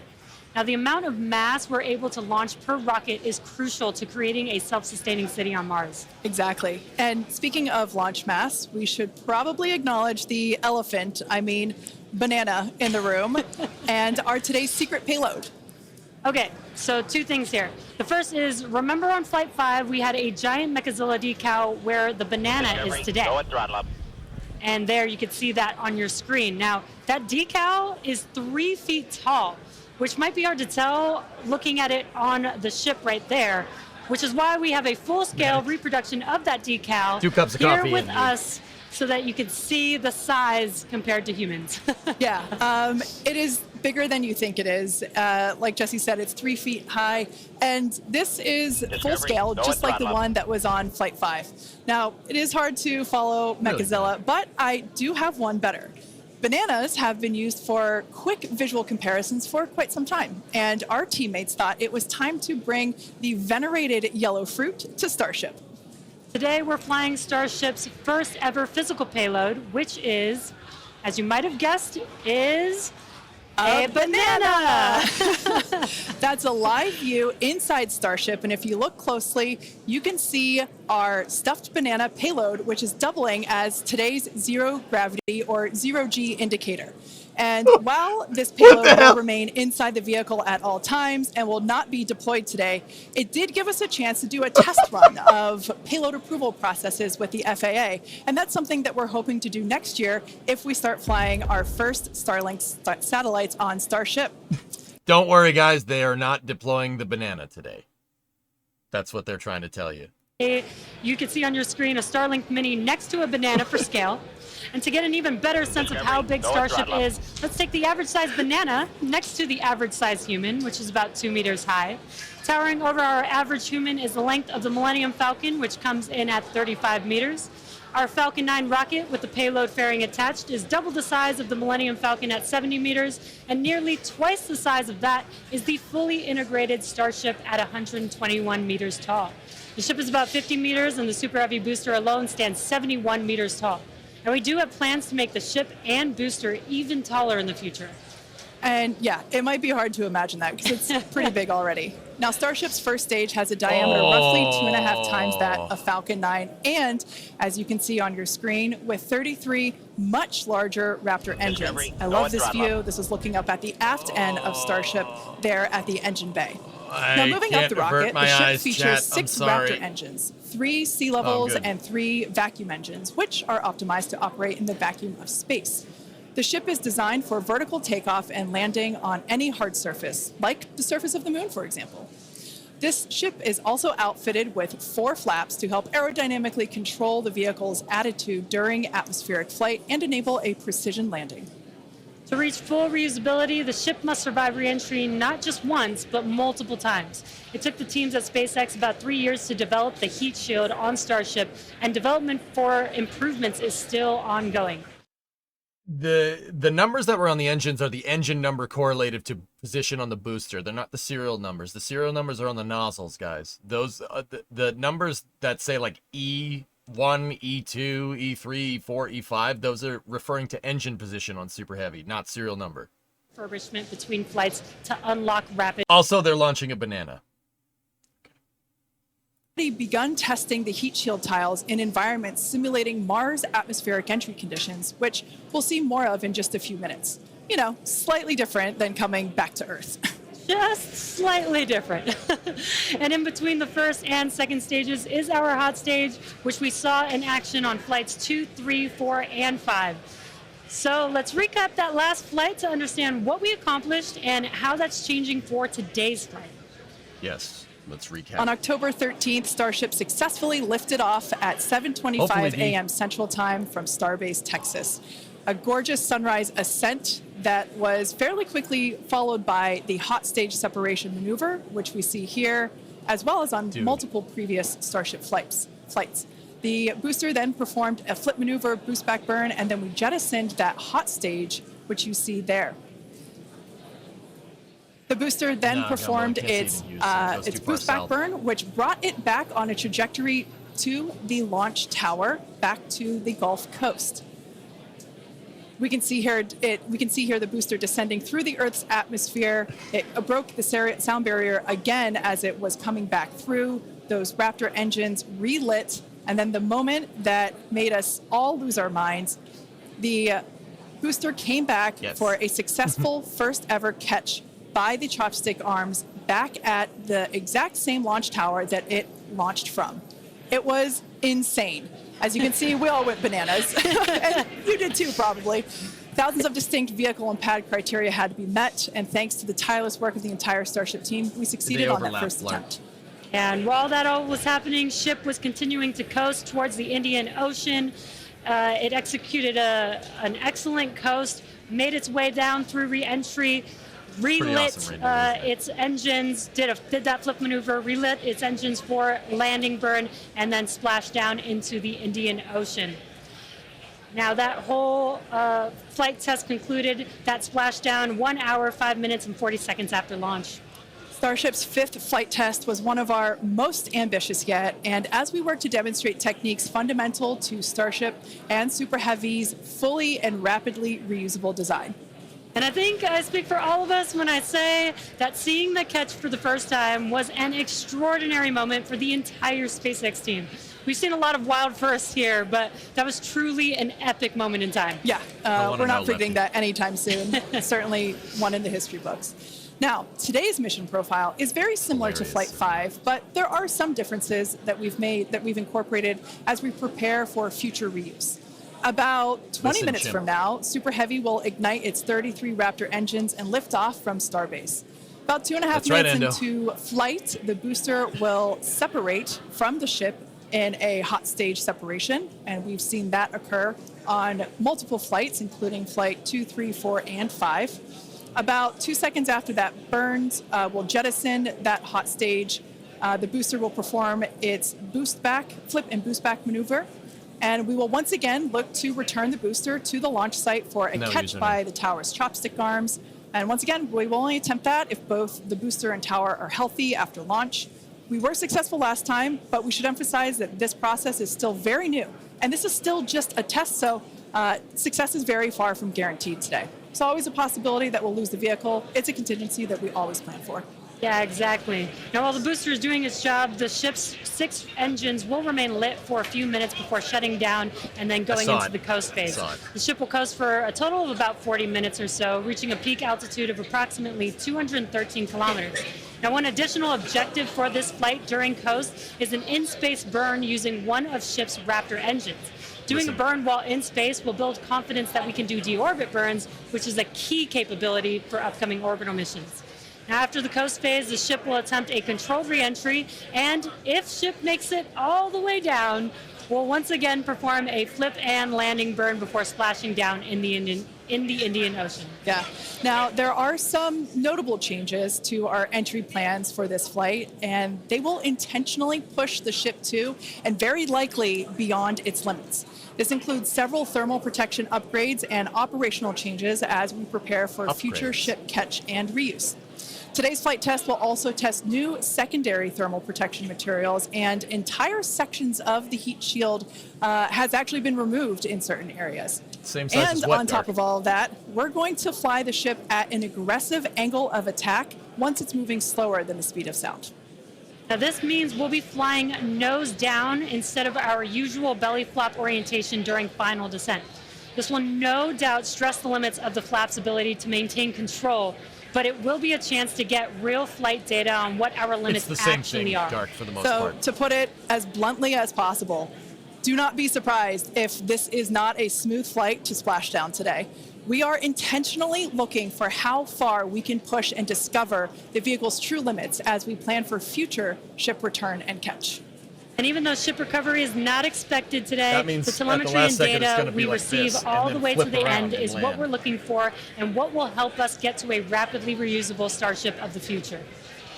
Now, just like Flight 5, one of our objectives for Flight 6 is attempting to return the booster to the launch site to be caught by the tower. The booster for this flight has upgrades to add redundancy across its propulsion system, increase the structural, as well as increasing the structural strength in a few spots.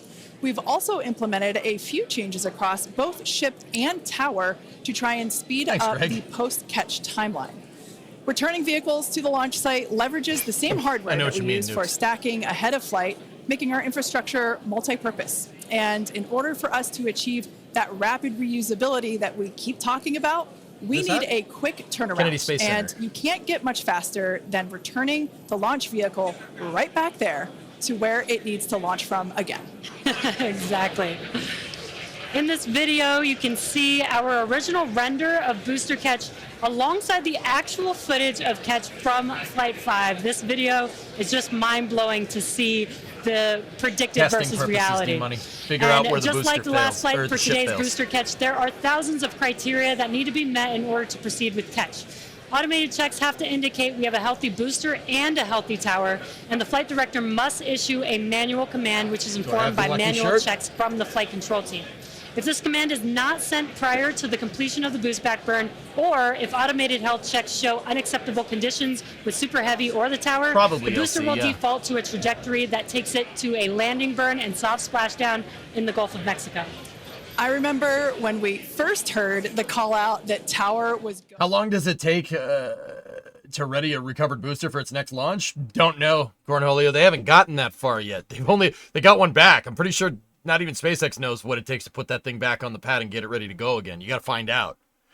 And you can find that out easier by landing more boosters. You know? area around the pad and the flight path are cleared in advance.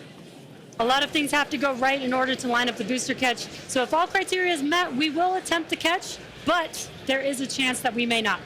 Either way, we'll be getting tons of in-flight data, which is extremely valuable. Exactly. That first catch was pretty epic. What's all the white smoke on the ground? It's gaseous oxygen, Mighty Morph.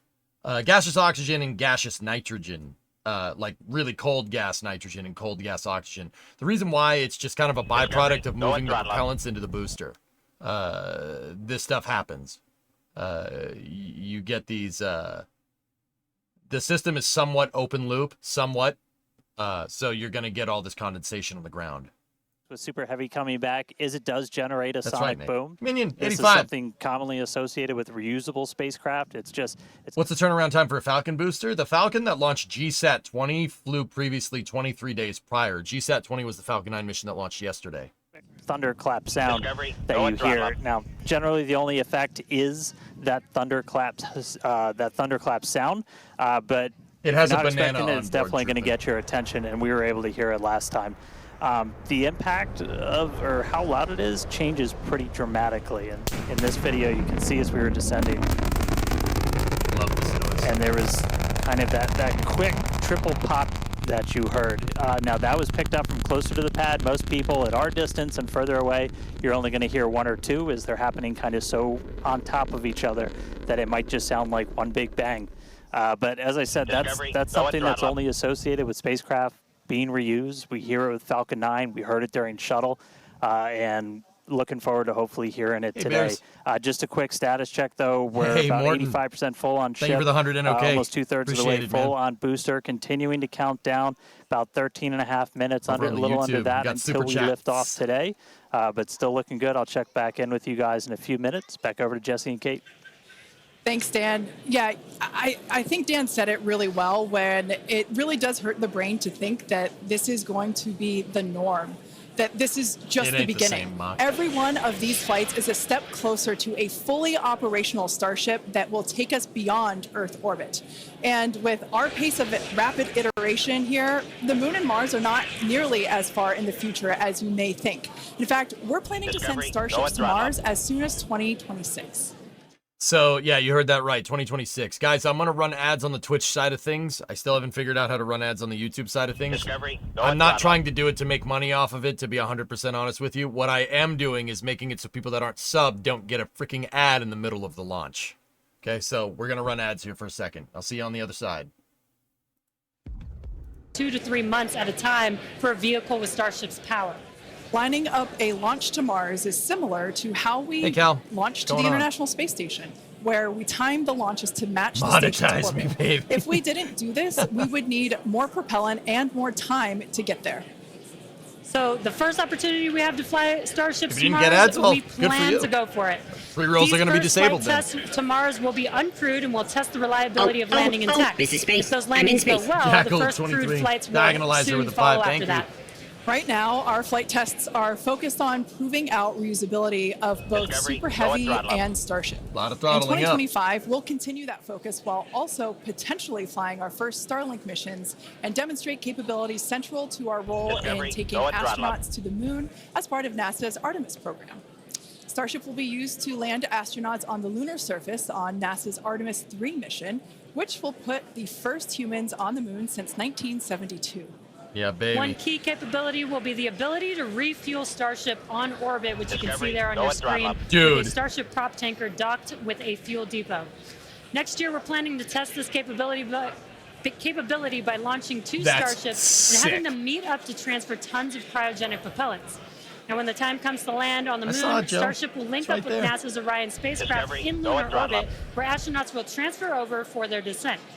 Now, once on the lunar surface, they'll ride the elevator down in their Axiom EMU spacesuits from Axiom Space and leave the first footprints on the moon in more than half a century, kickstarting humanity's mission to establish a sustainable presence there. I need it. And coming soon to a moon base alpha near you, Starship Enterprise Edition. That is so exciting, and all the advancements that are going to come in order to enable all of that. Now, our rapid iterative development approach has been the basis for all of SpaceX's major innovative advancements, including Falcon, Dragon, and Starlink. Today we're testing hardware and systems, and we need to know how they perform under the most extreme conditions. And what's more extreme than the flight this is environment? space. I'm in space. We'd much rather find the bugs and limits now during testing than later on when there's more on the line. And to reiterate, while we do determine an acceptable level of technical risk on our vehicle and pad to learn as fast as possible, we accept no compromises when it comes to the safety of the public or our team. So all of that to say, this is only the 6th of many future flight tests of Starship before it becomes fully operational. And we tend to do our testing out in the open, just like today. And that means people sometimes see when our hardware doesn't perform as we planned during that testing. And that's okay, because this is exactly what we are testing for, to physically see if hardware performance matches what we expect it to do or not. Even more with today's test flight, where we're purposefully pushing the ship beyond its limits. Starship development is also being aided by Starlink space-based connectivity. You might remember the Starlink panels that are incorporated into Starship, and you can see them there on your screen, those rectangular panels on Starship's nose cone. Starlink brings us the epic views in space and on re-entry, and also helps deliver us critical flight data engineers need to continue development. Yeah, Starlink continues to help us push the limits in space in the short term by providing great views and real-time data on our next few flights, particularly through re-entry, which spaceflight veterans know that is historically a period of blackout for all communications within spaceflight. Outside of Starship, Starlink has helped people across the globe, particularly in rural and remote areas that have been underserved by traditional broadband internet. Yeah, my pleasure, Dark Crew. Thanks for the $10. $10 super chat over on YouTube. Starlink satellites, which will continue to increase our capability to connect even more people with high-speed internet all around the world and beyond. I'm glad you guys like it. Now, as we continue to prepare for our next several flight tests, we recently performed a cryo-proof test of the Starship for Flight 7, our first operation with the vehicle debuting a number of major milestones. The ship has been stretched to make room for larger propellant tanks, increasing the propellant capacity from 1,200 tons to 1,500 tons. The forward flaps also got a redesign. They have shrunk in size and they also shifted in location. And both of these things will help better protect them during entry heating while still providing control. There's also a wide range of upgrades that will make the vehicle more reliable, adding redundancy to and the ability to operate for longer durations in space. One unique aspect of a trip to Mars are the different conditions ship will see when entering the Martian atmosphere. Last tier 317. Thank you. Mars's atmosphere when re-entering on Earth. So we've been testing a variety of heat shield materials inside a specialized plasma jet chamber at the University of Illinois Urbana-Champaign, where we're able to more closely simulate Mars's 95% carbon dioxide atmosphere. Aside from looking awesome, this is important testing. The intense heat of entry will cause the CO2 to break down into its base elements, exposing Starship to atomic oxygen, which increases surface heating and can cause materials to oxidize or start to break down. Spacecraft entering over Mars encountered more than twice the amount of atomic oxygen at their peak when compared to Earth. And that is certainly a unique challenge. As we continue to test, we'll learn more about what makes a great heat shield for Mars. All right, now that we're heading into the final minutes of the countdown, let's go back to Dan for the latest on the ground there at Starbase.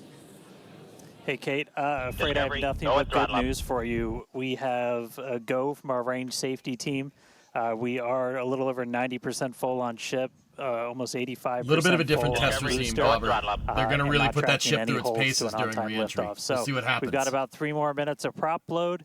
As long as the range stays clear, we don't trip any other holds. We might blow right past that T-minus 40-second mark and lift off right at the top of our window. DAS is over there. 4 p.m. Central. NSF is casting from that back to you guys building. one more time, which but is fun pretty part funny about to me. Start. We are a little under 6 minutes away from launch.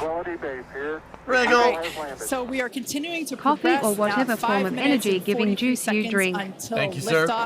Now, once we pass the T-minus... Guys, I love and appreciate all the support. Thank you very much. I'm shutting off the alerts so I can hear what they're saying. Thank you so much for the support. But yeah, 5 minutes. You got 30 seconds to get your notifiers in. I'm gonna turn off the notifications here. In preparation for retraction shortly after T0. And once we pass the T-minus 40-second mark, We still have the ability to recycle the count under certain conditions back to T minus 40 seconds, and then hold there to assess what happened and if we can proceed again to T0. Exactly. However, once the water for the deflector system begins flowing at T minus 10 seconds, any issue after that would be an automatic scrub for the day, as the teams will need to refill the deflector's water tanks as well as the propellant storage tanks over at the tank farm before we're able to make another attempt. Here we go. Now, it is just so unbelievable that it's just been only a little over a month, and we are just a few minutes away from Flight 6. Uncapping. They got a license for Flight 5 and 6. The crowd here is building up. We've got a at the same much time. larger crowd here than when we were launching at 4 or 5 in the morning out here. So very exciting to have an afternoon launch to have all the employees here. Exactly. Now, just as a reminder, that T minus 40 second hold, if minus 4 minutes, 20 seconds. Opt to use it, everything is still potentially go for launch. So nothing to be worried about there. At that point, basically, up until T minus 40 seconds, all aborts are just holds. This would allow the team to wait for final checkouts to assess propellant levels, engines, avionics, vehicle pressurization, range, weather. Occasionally we've had shrimp boats lingering in the past, but that doesn't sound like that is the case today. Yeah, not today. No shrimp boats, which is great. Everything so far is looking good. We're getting really excited here, just a few minutes away. We're going to go back, send it over to Dan in Starbase. Thanks for the 20. How's it going, Dan? It is still going great, just coming up on about 3.5 minutes away, so we should be done with our prop load on ship momentarily. Test flight, Shock. And about 30 seconds later, we'll close out on booster. Our flight control team on board, or in the building just behind me, not on board. Some of them might wish they were on board. Flight control team in the building behind me, they're going to have a lot of work to do right after we lift off, as we still have a lot of manual checks that happen on the tower prior to the flight director, who's going to be Tristan Pierce again today, giving a manual command to bring the booster back to the launch site. And the tower did just incredibly well on the last flight. We didn't lose any of our required redundancy. Probably for at a like catch. 90, so we're hoping to see that BPM, again Dean, today. I had to guess. A lot of the team, really putting armor on the tower, making all of those things work, played a huge role in making that catch possible, and looking forward to hopefully seeing that happen again. In the payload and bay. of course, sending our first payload to space. You can see the banana. It's very tightly secured, but I assure you it does have some room to float around. So once we're in a zero gravity environment, we should see our first Starship zero gravity indicator putting on a little bit of a show. And that's looking right in. That's where we're going to have Starlinks. That's our PEZ deployer. So getting its ride to space. So coming up on about 2.5 minutes, we are closing out on all of our prop load. Just heard that our fill drains are starting to close, so that means we're no longer going to be flowing propellant into the booster and the ship. We're going to do what's called pushbacks. Sounds right, Jam. So all of that propellant in the ground systems is going to get pushed back to the tanks, clear out everything around the pad right before we light those 33 engines and take off. Just quick reminder, you're going to see fire start at the bottom. You're going to see the deflector start at about 10 seconds before launch. Lots of water to help dissipate all that heat, all that sound. And then the engine starting up in 3 different groups. And then about a second after T0, we should see liftoff. About 2.5 minutes into the flight, a little bit longer, we'll see hot staging.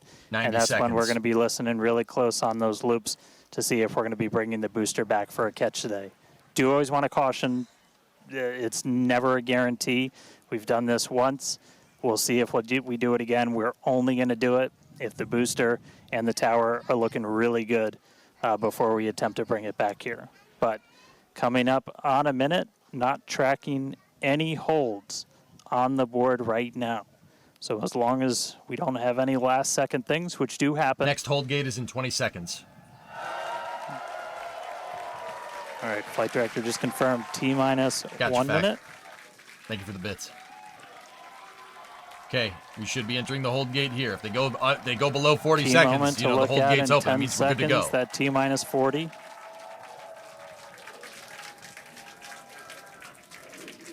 Here we go. Inside of 40. And we flew right through that. Here we go. 30 seconds. Flight directors go for launch. Flight director reports go. All right, we're now T-minus 20 seconds until liftoff of Starship Flight 6. This will mark our second 15, attempt to 14, catch the 13, Super Heavy booster 12, at the 11, launch tower. 10. as Sound well as suppressor should turn on. 7, 6, 5, 4, 3, Ignition. 2, 1.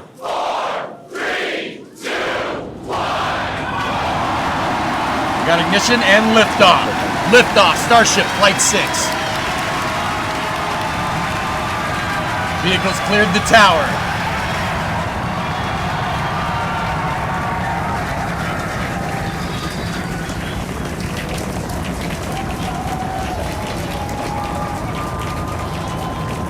Vehicle is pitching downrange. Okay, everything's looking good there. Vehicle's doing a roll program.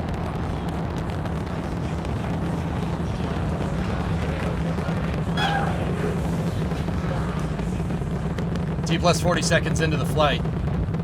Oh, something came off. Booster and ship, avionics, power, and telemetry nominal.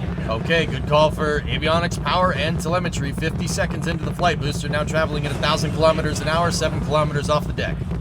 Should go supersonic here in a moment. Something else came off. Vehicle All right, we're just a little over a minute maximum into flight. dynamic pressure. We're about 6 miles away, so all the sound's still hitting us here. Hearing good call-outs that power, telemetry, nominal. That's flying straight and true. We do see all 33 Raptor engines lit up on telemetry screens. At this point, we've passed through that point of maximum aerodynamic pressure, that max Q. Now coming up plus in 90 just seconds. Boosters now traveling at 2,000 kilometers an hour, 21 kilometers off the deck. It's going to be hot staging. So we're going to see the 6 engines on the ship ignite while still attached to the booster. Just before that, we'll see all but 3 center engines on the booster shut down. In what we call MECO, it's most engines cut off instead of main engine. And so while we continue to watch it go up, a lot of our flight controllers looking at all the systems around the tower. Plus 2 minutes, we have to set 3,400 kilometers an hour, 38 kilometers in altitude. I saw it, ARJ. Yep. Just about 30 seconds away from hot staging.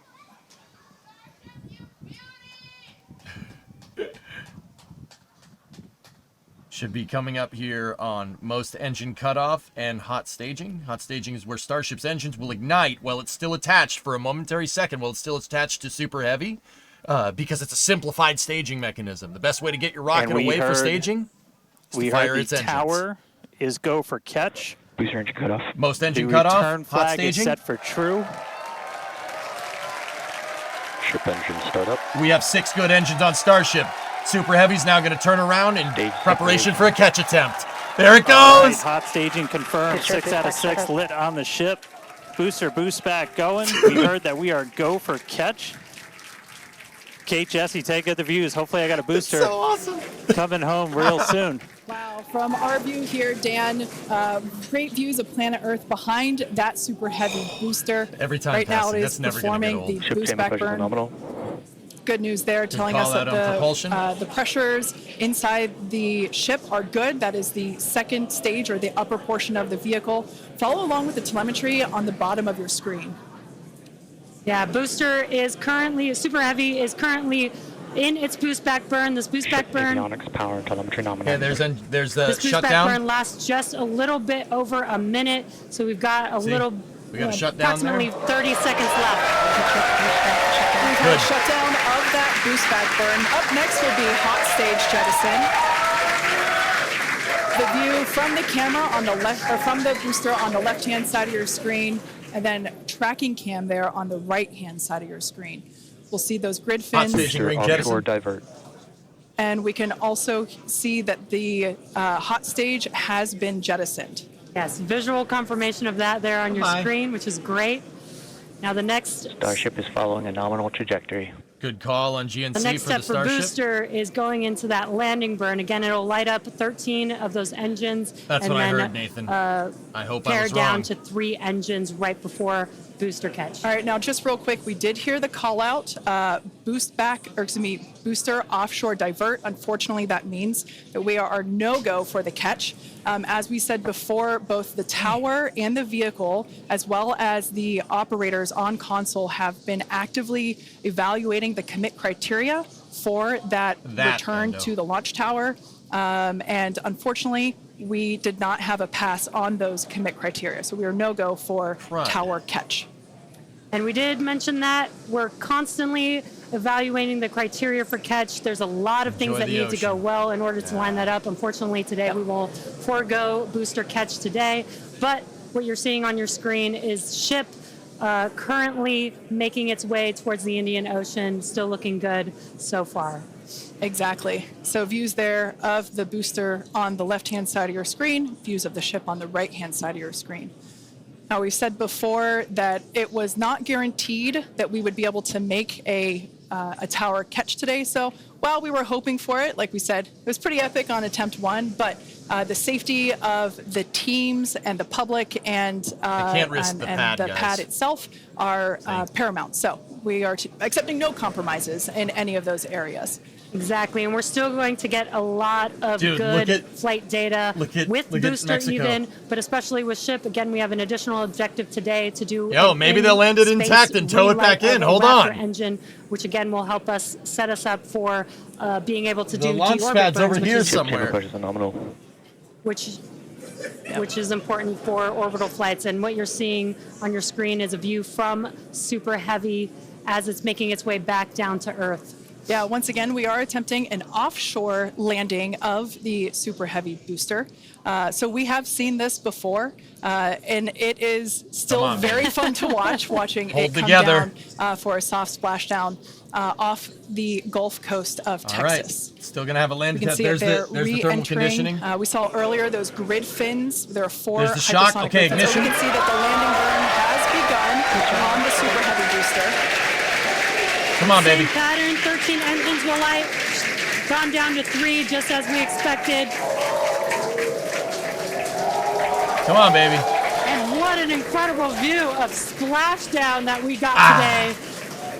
Super Heavy. Yeah. Okay. I'm sure the buoy cam views will be pretty awesome once again. Hey, so it looked like all right. Hopefully it water landing survived once the again landing. for the Super Heavy booster. Congrats to the SpaceX team for making that milestone as well. Now, ship continues to look good. It's intact. That booster's intact. Listen. While all of that was happening, the booster's intact. Let's go get it, baby. Let's go. Continuing to react to all these amazing views that we're getting. The next milestone or it exploded. Either one. Is in terminal guidance. Great news there. Did it pop? Starship It terminal popped. guidance referring to. Oh what yeah, we see here on NSF our has. screen, Yeah, the it upper popped. Never stage. mind. At, Forget I said anything. About It 8 blew up. minutes 35 seconds or so, we have ship engine cutoff. Engine which will section be the cutoff cam. of the Raptor engines. Oh man. Okay. We can see on our screen ship giving us some incredible views brought to us by Starlink. This view is also very interesting because we can see basically the receding tile line that we referred to earlier, where we mentioned we have removed a number of heat shield tiles in order to test out and push the envelope on the ship and demonstrate what its capabilities are. Ship engine cutoff. Okay. 26,495 staging at 150. Seco, ship engine cutoff. Great news there. Everything continuing to Purge look out the engines awesome there. That's that flow phenomenon that you see going on there. Full view looking aft on ship here. Engine cam. That's awesome. Ship FTS is saved. Nominal orbit insertion. Good call for nominal orbit insertion. All right. Confirmation of good orbital insertion for ship today. It has been a very exciting afternoon so far. We'd like to send it back over to Dan, who can give us that live view experience. Dan, once again, are you okay after witnessing another Starship launch? Yeah, totally fine. It's, you guys have to be jealous. This is the only way to do this. This is fantastic. No, it was really cool to see it lift off 33 out of 33. Didn't go for the booster catch today. Initially, we were good, and then we tripped a commit criteria and did the offshore divert. So we went and did that water landing, as everybody saw. We'll dig into it a little bit more, but again, we've done it once, we've now done it twice. We're going to keep trying to do it, as this is just a core capability of Starship and what's going to make it so incredible. There's a lot left. We're just about almost 10 minutes into this flight, so about 50 plus minutes still to go. Ship nominal orbit, so it's on its way around the planet. It's going to attempt to do an in-space burn. We're going to light one of those Raptor engines, the sea level ones in the middle, just to help demonstrate that we can relight in that microgravity environment. Really critical for deorbit burns as we start to do some orbital missions in the not too distant future. And then following that, we'll see a ship entry, maybe a splashdown. As you guys said, we're really going to be pushing ship on this one. We're pretty much intentionally putting it in places where we expect it might not do so great, and all that's to try and help us learn, see if we were a little too conservative, and then maybe that opens up more capability for when we start catching them. But I'll check back in with everybody in a little bit. I'm going to tune in and watch the ship fly around planet Earth, and hopefully we see it re-entering in the not too distant future. Back over to you guys. Basically, what happened is there's what's called a commit criteria for the booster. After the boost back burn, if there's even remotely something on any of the sensors that the computers on board don't like, it's just going to divert into the ocean. Why? Why would you do this? Well, because if you try to do the landing and the computer sees something that it doesn't like, it crashes into the pad and blows up. We don't want that. SpaceX doesn't want to risk. We don't want that as spaceflight fans, because that means less launches. SpaceX doesn't want that because they don't want their multi-billion-dollar launch pad getting destroyed. Make sense? So this one, unfortunately, did divert in the ocean. It did a soft landing. It looked right. The landing looked great. It's a shame. Hopefully we get some information in the future on why the commit criteria wasn't met for a catch.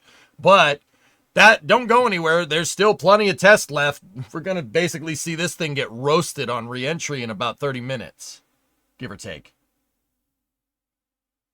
I have it on. Snackless, yes. Through re-entry with no communication blackout. Right, okay. Now we are still testing Starlink during this phase of flight, so nothing is completely certain. Yeah, so if we do have views, we will be sure to bring those to you live. And of course, one of those views include that of our, as we said before, surprise payload, the Banana. And we are looking forward to it. So we're going to come back in a few minutes, around T plus 35 minutes. Exactly. Views or no views, we'll see you back here at T plus 40 minutes for our coverage of Starship's re-entry, it looks like some super heavy landing burn, floating and out. hopefully see a splashdown. No problem, Nick.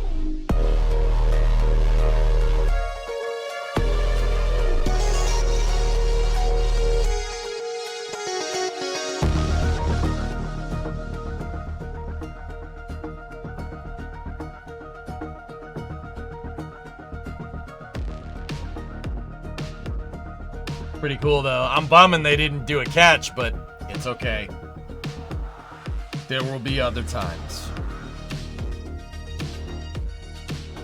You can be dang sure that because that booster crashed so dang close to Boca Chica, SpaceX is probably going to send out the recovery vessel. They'll probably go get parts of it back. That's what they've been doing up until the booster that they caught. They sent out, they're contracting deep sea scuba divers to go and grab pieces of their boosters from the ocean. They're probably Booster 13 is probably no exception to this.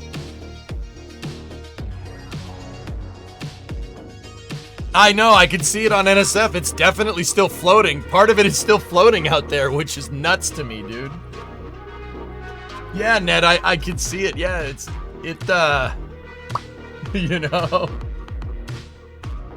Thoughts on the launch? Notice anything? I saw some outgassing at about 10 seconds into flight, Mutter, and it didn't look like ice coming off, so... Yeah, that seemed a little bit anomalous, but I don't know if it is, because it's hard to say what is right and what isn't, because SpaceX changes they change all the parameters every time.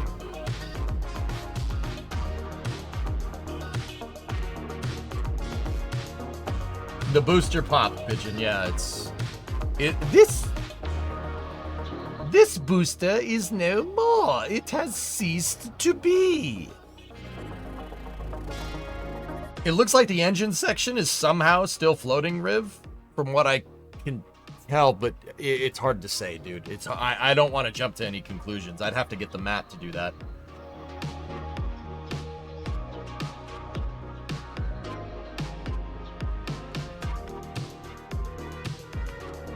Test shot Starfish is usually fair game, Medic. It was a flight termination system, size up, I'm pretty sure. Banana cam! Banana cam!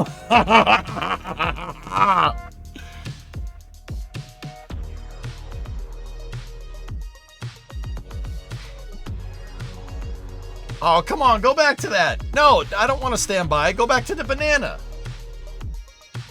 Banana. Well, the ship ain't coming. Teddy, they're not going to get the ship back. They're going to land it, and then if it's still in one piece, they'll probably dispose of it once it gets near the surface. So we're getting that banana back. So guys, look, there's still gases moving around inside of the payload bay, which means it's relatively pressurized. It's probably leaking because you're seeing gas move around. But pretty cool, huh? There's still air inside of that thing. But like I said, that air is moving around, so it's leaking a little bit.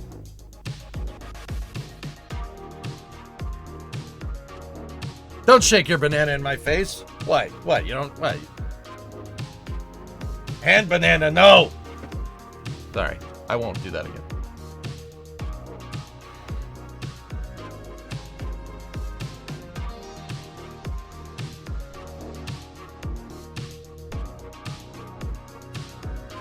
The gas goes in the square hole, that's right. Nothing of the booster is left. Can I have banana bread, please? No, if I'm making banana bread, it's for me. I wonder why they don't have vents in the payload bay like the shuttle did. They clearly do, Bill, because the gas is moving around. There's a leak somewhere. Whether it's intentional or not, I don't know. In terms of why they haven't had like a fully fleshed out positive pressure venting system on Starship, probably too early in the design if I had to guess, dude.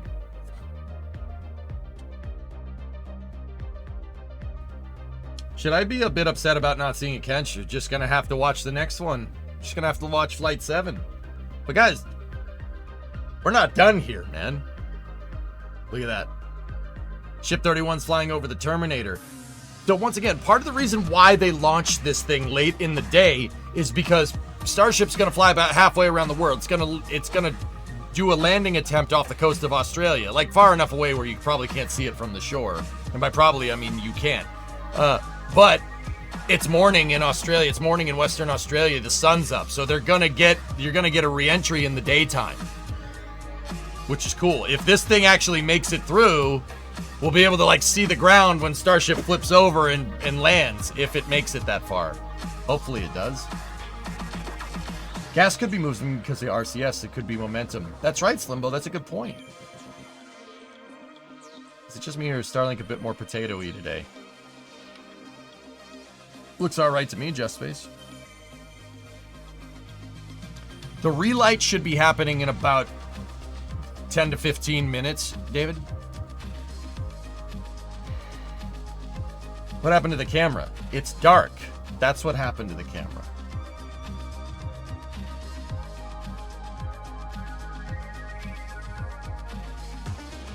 Look at the Terminator, dude. This is a live stream shot being streamed to your computer or electronic device from a spacecraft that's the size of a 15-story building in space, watching the sunrise.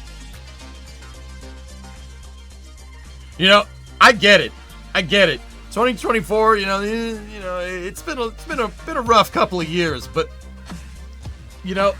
that's pretty cool. That's pretty cool, man. We're watching a piece of fruit float around in space. That's pretty neat. Am I right? That's pretty good, man. That's pretty cool.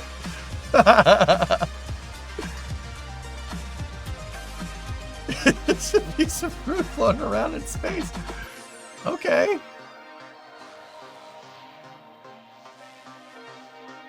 I saw it, Transit Biker. They did have some FOD come off. Yeah, there was some parts came off the vehicle.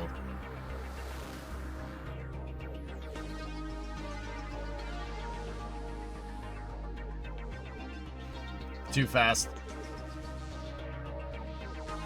We have come full circle from the wheel of cheese. Yep. But is it a real banana? I think they said it was a stuffed banana, guys.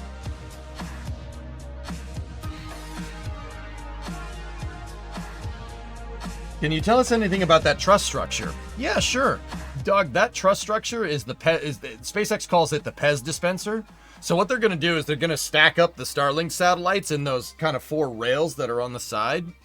And then there's basically a payload bay door on Starship that's about the size, like it looks like a letter opener. Like if you have a door that has a spot for the mail to come in, it basically looks and works something similar to that. And the first payloads that Starship will deploy are Starlink V2 satellites, right? And they just stack them in this Pez dispenser, and this Pez dispenser shoots them out the letterbox door. Another one comes down, shoots it out. Another one comes down, shoots it out. Another one comes down, shoots it out.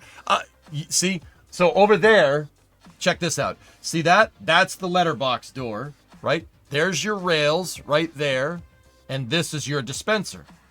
Erecting a dispenser. See? Starlink, this truss segment piece here will move down, right? And it'll push a Starlink satellite onto this dispenser piece right here. The letterbox will open and it'll zip it out. Yeah, that's what you're looking at here.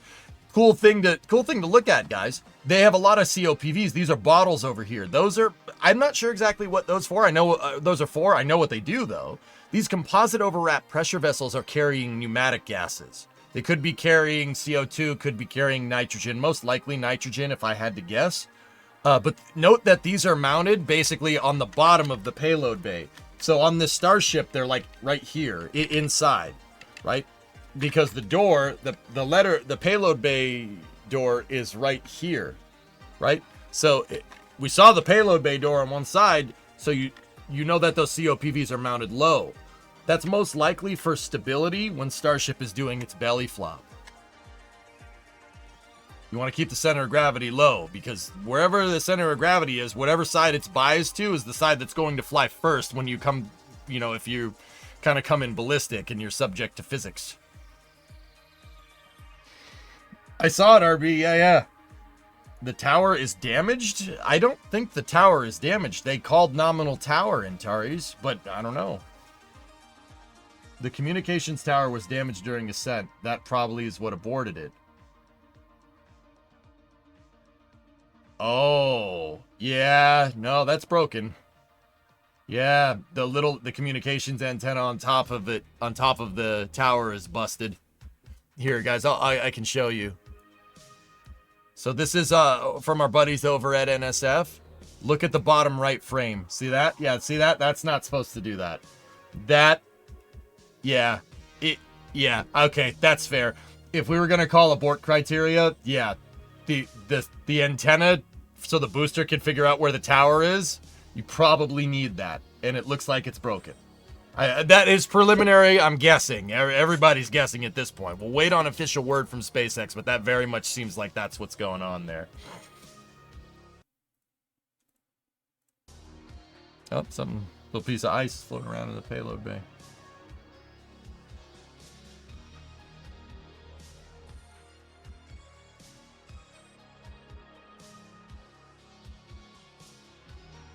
Yeah, I saw it on the Sen launch. I can't restream the Sen launch. It'll get tagged. Trey, I can't restream the Sen stuff, guys. We'll get copy striked. Sorry, can't do it. No puedo. How did ice get in there? It could be solid nitrogen, Graham, from outgassing from these tanks if there's an open vent inside. Sometimes it could be some of the atmosphere that Starship captured inside of its payload bay freezing on the way up. Yeah, that would be my guess. How do they plan to slow the ship on re-entry to Mars with a lower atmosphere than Earth? A shallower re-entry trajectory, Fuyu, would help with that. So basically, instead of like coming down at Mars' surface like this, you basically glide along the surface for a long period of time. That will reduce your overall peak heating, but lengthen your period of heating. And it'll also, because your duration of heating is a lot longer, you're making more drag. You slow down more. Doesn't take much to capture Mars. Even though Mars has a little wimpy atmosphere. It doesn't take a lot.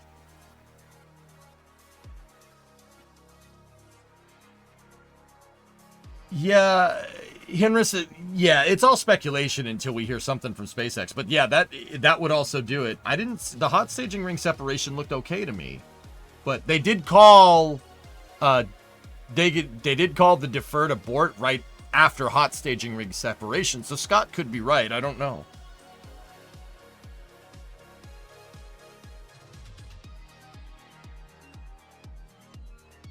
What is this music? It's Test Shot Starfish, if I'm understanding this right.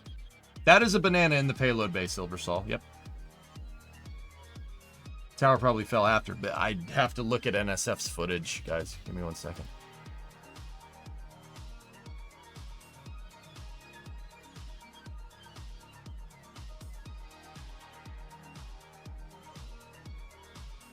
Tower got bent during launch.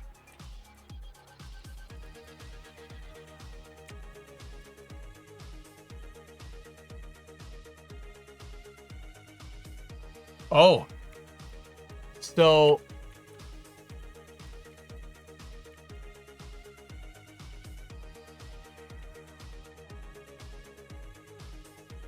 yeah, tower got bent during ascent. Yeah. Yeah, the tower got a little messed up. Yeah, tower got a little messed up. I'm looking at the banana. Give it to me. Give it the banana.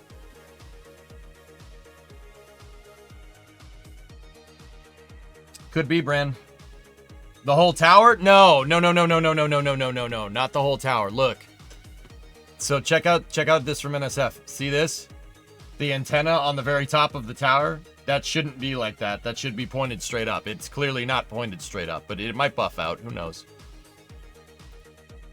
They also said towers go for catch. Yeah. It may, I mean, it's still standing, so who knows? But I would be looking into why that did that. But we'll have to see.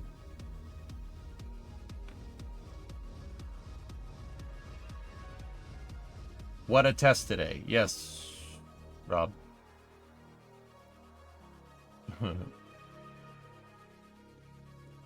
Because the cameras are old, Ilona. Not these.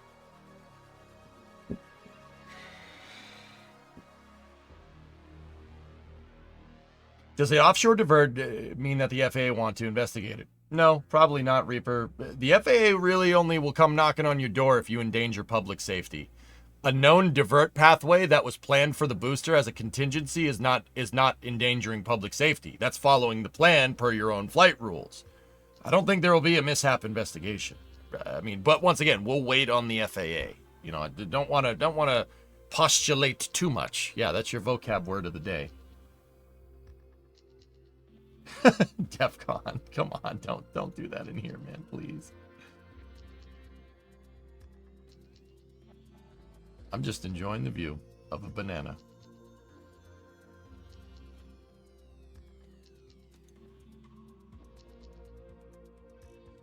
Yeah, human. The most important question is whether they will recover the banana. I hope so, man. What do you think triggered it? I don't know, Bartsy. I'd have to go back and look at the footage, but as long as the mission is still going, Barts, I don't like going back and looking at other footage. The last time I did that during a Starship mission, it blew up and I missed it. I missed SN10, SN10inting itself. Because I was looking at replays. So I always sit here and leave it live until the end of the mission. It belongs in a museum.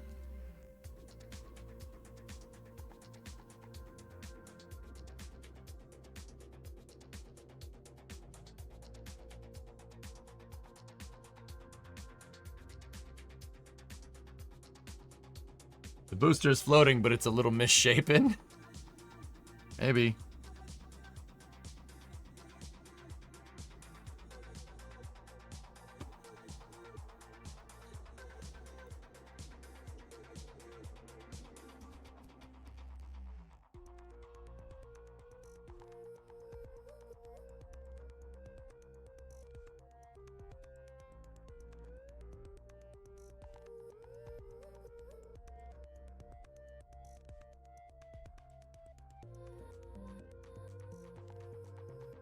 Let's see what the Burgonator is saying. I still have the stream up just in case anything happens. So that's this is footage from our buddies over at NSF. No, Graham, black smoke is not bad. It's just unburnt fuel. Okay, she tipped over.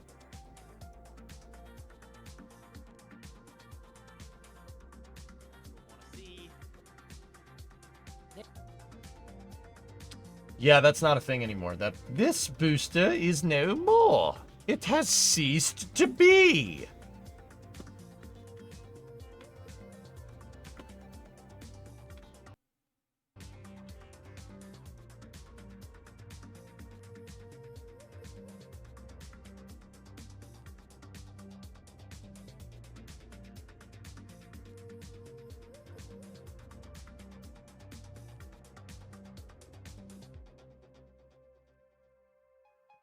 Give me 1 second. Let me get the banana back on the big screen.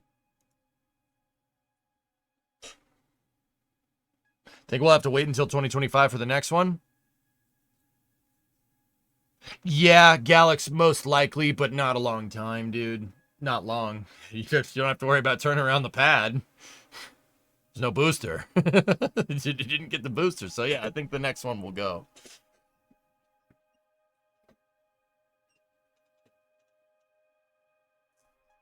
We got...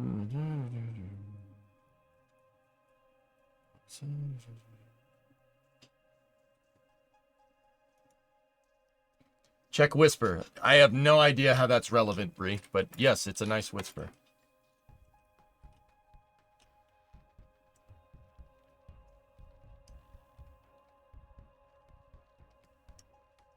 Yeah, Wolfman, that's what I've been seeing. They might get pieces of it back, Yacht Plate, but some, you know, when the booster lands, it lands relatively intact. The problem is when it tips over. You know, when it tips over, it either ruptured a fuel tank or they blew it up on purpose. So either way, it exploded. So, I mean, it's not that far offshore. You might go get bits and pieces, dude. And SpaceX has done that. They did that with Booster 11 on Flight 4.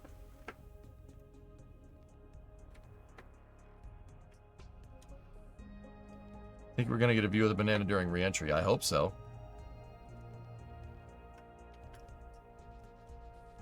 They just have to retrieve it and put rice in it until it dries out. Heightmare, that's what they did with Booster 11.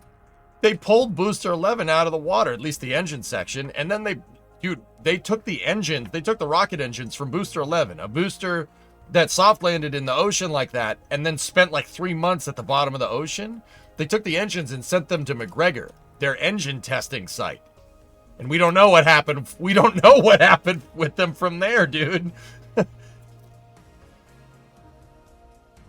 The launch happened, thank you. Yeah, we're T plus 33 minutes and 20 seconds into flight here.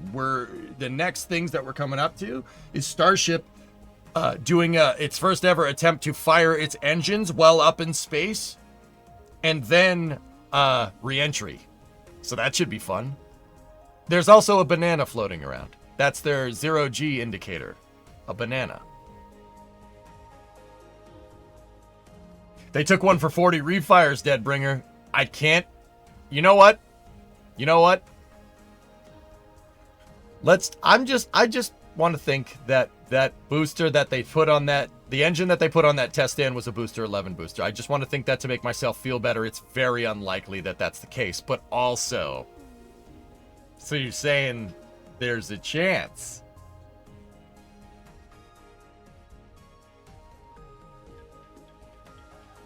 It is floating around, yep. Any word on why the catch was diverted? Haven't heard anything of substance, Kenny. It's a lot of speculation. Beer on you. Thanks, Tech. Space Pope, thank you for the bits. I do appreciate it. Will you get the poster Mechazilla? Maybe. Yeah, I know, 95. Do you think they'll recover the banana? I want to believe Beige Guy, but I don't think so.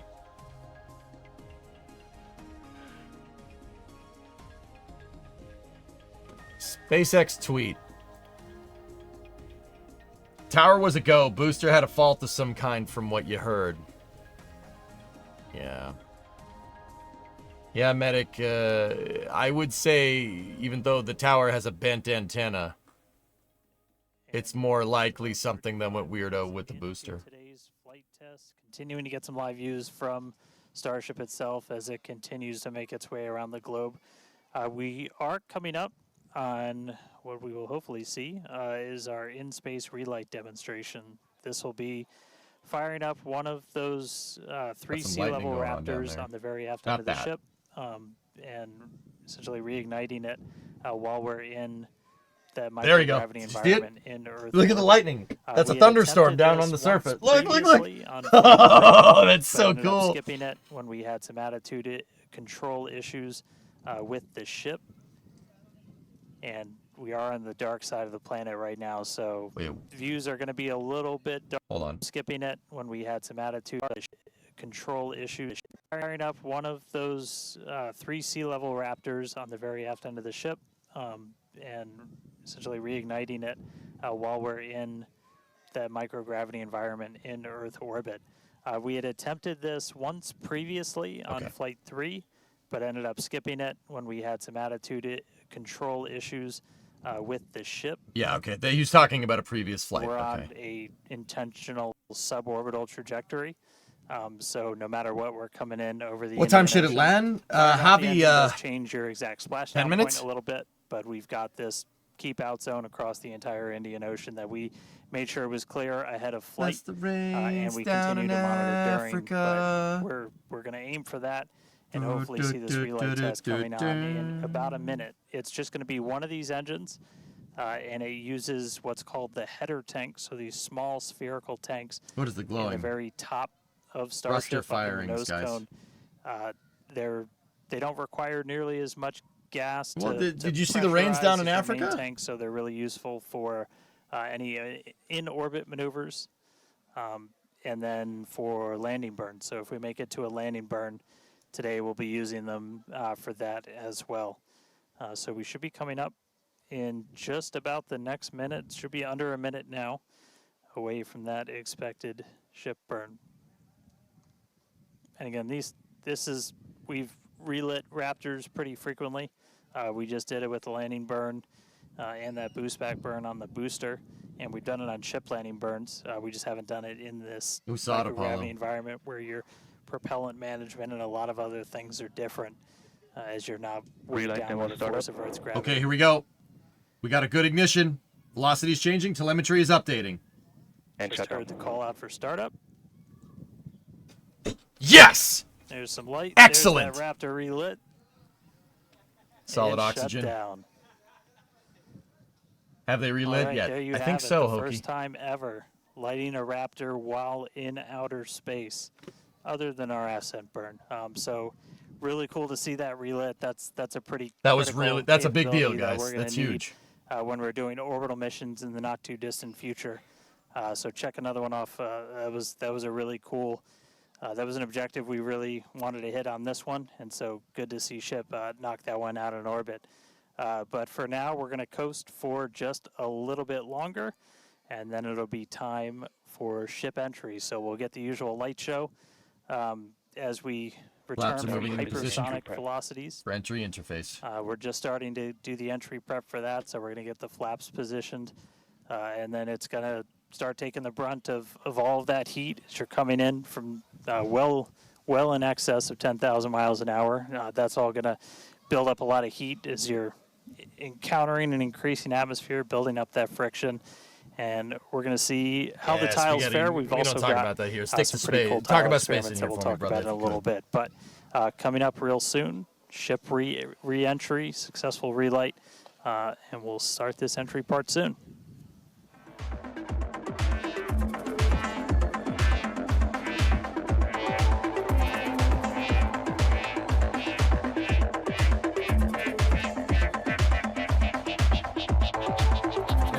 lights down there. See, those are cities over there, guys. It's hard to see from this camera, but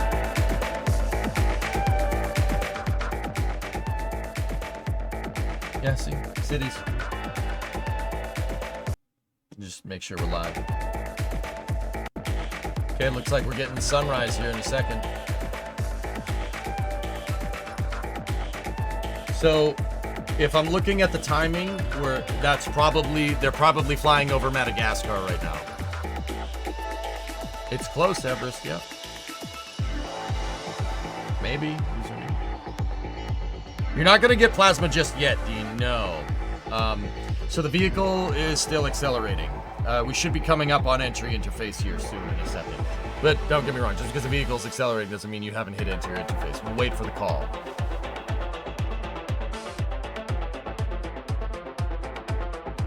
Nice weather guy, that's cool.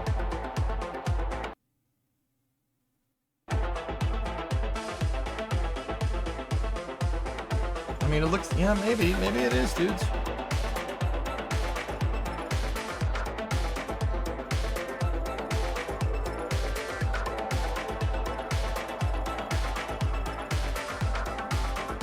It's plasma, guys. Yep, nope, that's definitely plasma. We're past EI. I was a little bit wrong on the timeline there.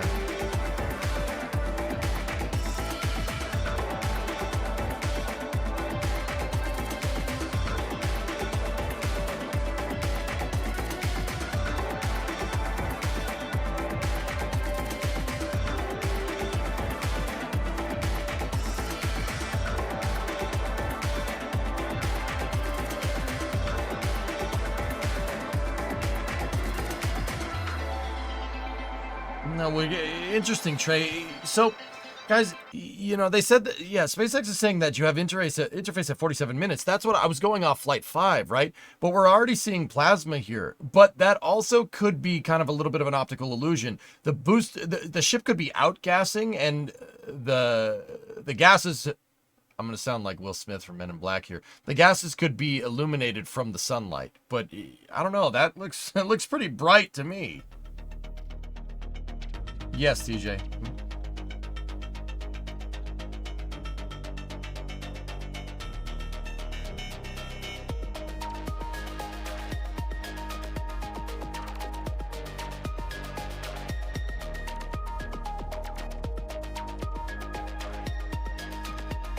Camera ISO is probably high. Yeah, that's probably why these cameras look all foggy, Endo. That's a good point. It's going to be more aggressive after re-entry through the landing. Yeah, Mutter, that's why I thought it might be, you know, just the sunlight, but I mean, you're definitely getting some plasma propagation down here. Guys, I'm going to move back over there. Move back over here so you guys can see it.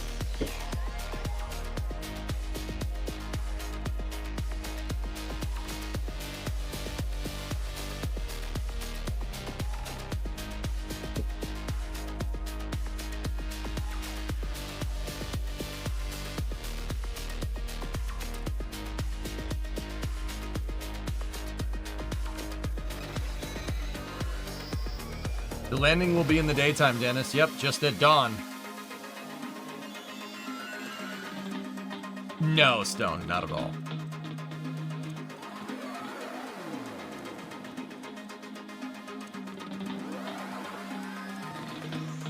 I have no idea what that... 100 kilometers altitude, good attitude for atmospheric entry. I have no idea what that means, RB.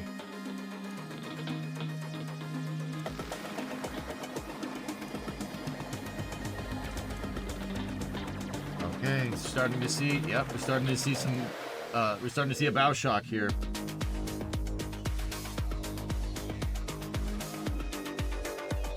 Please don't block the ship attitude. No. I go over here and then people say don't block the ship issue, so.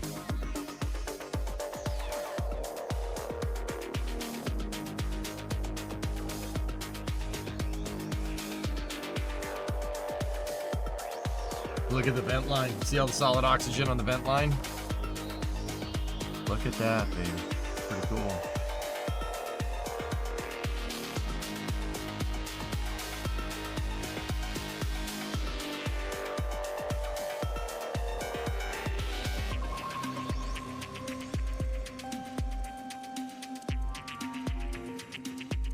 Thanks, Civex. Nah, I'm good. I'm good right here. I like this spot. This is a good spot, especially with these camera angles. We got multi-views from SpaceX, which is really cool.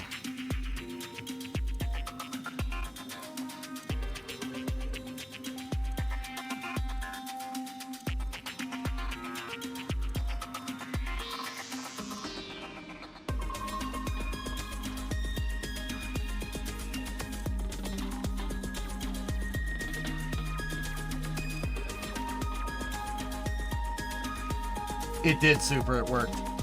Yep, she's starting to decelerate.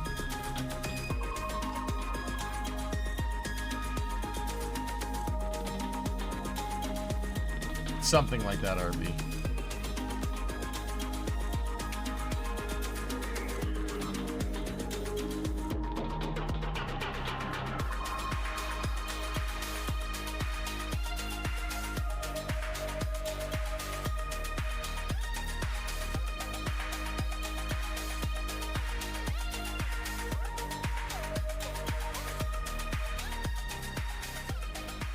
I already did Orion, but we can probably watch it Welcome again. back to Starship's 6th test flight. Okay, here we go. It has been an exciting day so far. We lifted off from Starbase at 4 p.m. Central Time. The Super Heavy booster and ship had a successful separation as well as a good boost back burn and good separation of the hot stage Only at adapter. the end of We did not landing, attempt a guys. return to the launch site and catch attempt today when strict criteria were not met and the Super Heavy booster executed a planned divert to a landing burn and soft splashdown in the Gulf of Mexico. Yeah, obviously we were hoping to come back to the tower, but Thanks, Tech. this was a test and we knew Appreciate that it, buddy. it was a very viable possibility. Starship is at 85 kilometers. Flaps now have control of the vehicle. Okay. All right, great news there, turning our attention over to This the part of entry, star guys, is of the same as show 5, here, so we'll giving see us what those happens. Amazing views once again. We heard the call out. What we really want to look for, okay? So for the uninitiated, when it comes to hypersonic flows and re-entry and stuff, all right, what you really are looking to not get is sparks. You don't want sparks coming off the vehicle. That means you're getting you're getting some ablation. Ablation means something is burning off the vehicle. Now, I don't know, for the uninitiated, just in case you didn't know, you do not want that to happen with your vehicle that someday, not this flight, but someday you're planning on reusing. You do not want ablation here. So you want to see nice, smooth plasma flow, just like that. And that's exactly what you're looking at here. That is smooth plasma flow. You want this. You don't want sparks. You start seeing sparks, that's not ideal. Keep in mind, you might see a little bit here and there. We don't want a lot of sparks. We don't want it to look like a fireworks show here because that means the vehicle's breaking up. That's not good. We can see that starting to happen on our screen, and this creates a plasma field around the vehicle. That blanket of plasma distorts communication frequencies, so it's not Look at that. uncommon Look at the to flow. experience Oh. brief blackouts in communication. Oh. So what you're seeing there with smoke coming off there is the thrusters, the attitude control thrusters on Starship. Is approaching the peak heating phase of entry. Okay, see the thrusters firing? And we just heard we're getting into the peak heating phase. We're getting these views courtesy See, of those are the Starlink. thruster We've got firings right 4 there. Different terminals on the ship itself. It's what's Potentially really allowed us to banded, get yes. real-time data during what's otherwise been Right, just Nick. a mystery box, essentially, for spacecraft design, where when you're re-entering through the atmosphere, at least getting anything in real time hasn't ever been possible before. But we're able to not just get these views, but real-time telemetry Nice from and the smooth, ship as man. it's coming Nice through. and smooth. Do really want to stress that we are really pushing the ship today. The heat shield is not in the same configuration as it was last flight, where Right, just we space. had a team of ship techs do just an otherworldly task, replacing the entire heat shield, thousands of tiles, installing a backup ablative, and that pretty much set us up to do a pinpoint landing on Flight 5. We did not. It's do solid that with oxygen this off one. of a vent line We have laid off. some backup in those really This sensitive stuff right areas there, around the flap. solid oxygen. But this is an older This is a generation old heat vent shield. line. And knowing we weren't going to do that, we even went and removed some extra tiles. There are some missing tiles on the nose cone where we're testing some backups. There are some steel Yeah, a little bit of covered ablation tiles going on there, in a but it's couple of different okay. spots. And there's also a whole lot more steel of the ship showing. What you really want to look for, they usually, SpaceX on the past 3 Starship flights has had some real, well, past 2 Starship flights have had some real problems at the forward flaps. Basically, the armpit of those forward flaps up at the front of the vehicle. When they go back to that multi-view, something is ablating off. When they go back to that multi-view, watch the armpit of the flaps, like right at the edge. From Starship in order to basically present that necessary receding line, which you kind of can see there in your getting view. a little bit of ablation Think there. back to Something's flights, burning off. The heat Yeah, you want to shield watch line right came down up here. further on the vehicle, and just like Dan said, we want to test the vehicle beyond what we think it is capable of carrying based on our simulations and calculations. So once again, to just be super plain, don't be surprised if we see some wackadoodle stuff happen here. Wackadoodle? We won't be. There are a number of things that we are testing out intentionally to see what the ship can take. Yeah, exactly. And knowing what those limits are will really help us design the vehicle of the future. Yeah, see the Essentially, sparks up removing there those that tiles you helps really us don't remove want a lot that, of weight but- from the vehicle, a lot of things that might potentially need refurbishment in the future. And the goal is to come up with a heat shield pattern or design that we don't have to refurbish. We can just continue to use it over and over again. And that's why we're changing some of those tiles side. and moving stuff around, Port side looks removing a lot okay. of those tiles. This camera is as on Kate has one of been the front mentioning. fins. Exactly. This camera's on And, this fin, looking looking forward backwards. to the Starship capability of the future. We want to be able to catch Starship like we do with boosters, and so the next flight. I'm not we want liking to this. Better understand See the where sparks? we can install catch Not liking hardware, that. Something's not burning necessarily to off. actually do the catch, That's but to see how that it's hardware probably holds not up good. in those spots. And today. Now, keep in mind, this is an older design for SpaceX's thermal protection system. They've already optimized and fixed a lot of the problems with the newer version of the ship. This is the last of the older versions of the ship. So, yeah, that problem might already be solved, but also, yeah, something is burning on the bottom of the vehicle, so probably smells terrific. Doing to try and, make all the ships that were about to start flying even better, just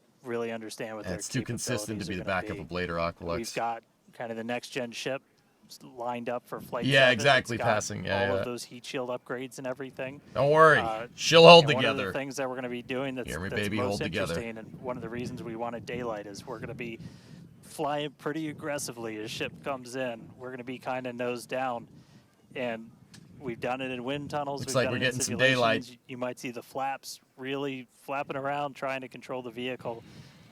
We're betting we might have a little bit more capability. Never tell me the than odds. we think in just the analysis, but always a chance that bet doesn't pay off. But that just helps us know what are our Starship limits. is now halfway through the peak heating phase of entry. Sweet. Halfway there, halfway home, guys. Yeah, and if you guys again can follow Some along with ablation the off the leading altitude edge of and that the aft speed flap. of See it ship right there? as See, it's stuff's making its burning way off. back down to Earth, bottom right-hand corner of your screen. This is gonna get a little speed sketchy. Is still going Gonna get a little really sketchy, fast. man. Again, as it gets closer to Earth, we'll see that altitude drop. Those are a the little bit thrusters faster. firing? It's kind of dropping pretty slow right now. And again, It as we pushes get the closer thruster and gassing closer immediately into to the low pressure areas, literally the which surface what gives you that of weird the flow. water, then we'll start to see that speed pick up. And if we can make it through this re-entry, Yes, we will serious. attempt to do that flip maneuver once again and splash down in the ocean. Exactly. Not like we've seeing been any burn saying, through there we on are the testing control surfaces beyond though. the perceived limits of the vehicle. We want to go learn more about the ship, and this is a great opportunity to do that. So really pushing the flight hardware in a flight environment to help inform these future designs. As Plasma we've cutter go mentioned, it brr. has a different heat shield. This heat shield is not the same generation as what we flew last time. This one is one generation older. So Hold together, baby. We are also testing out new secondary thermal protection materials. So basically, like if the heat shield isn't in this one spot, can this other material protect the metal is the thinking there. Also checking of the Yeah, I ship's see structural it, strength Aqualux, right in here, those huh? areas where we're looking to add that ship catch hardware. just to see if it survives Yeah, entry. the steel might. Yeah, the as steel we've been might saying, be. we've done a lot of calculations and simulations. This view right here is super cool. This is looking out from the aft engine bay, basically at the bottom of Starship. Like that. Then on the center left-hand panel, if you will, we have one of Look! the Look! forward Starship Daytime flaps- starting, dudes. flaps. You can So see one the of clouds flaps down there. at the top of the vehicle. Underneath that is one of the aft end flaps.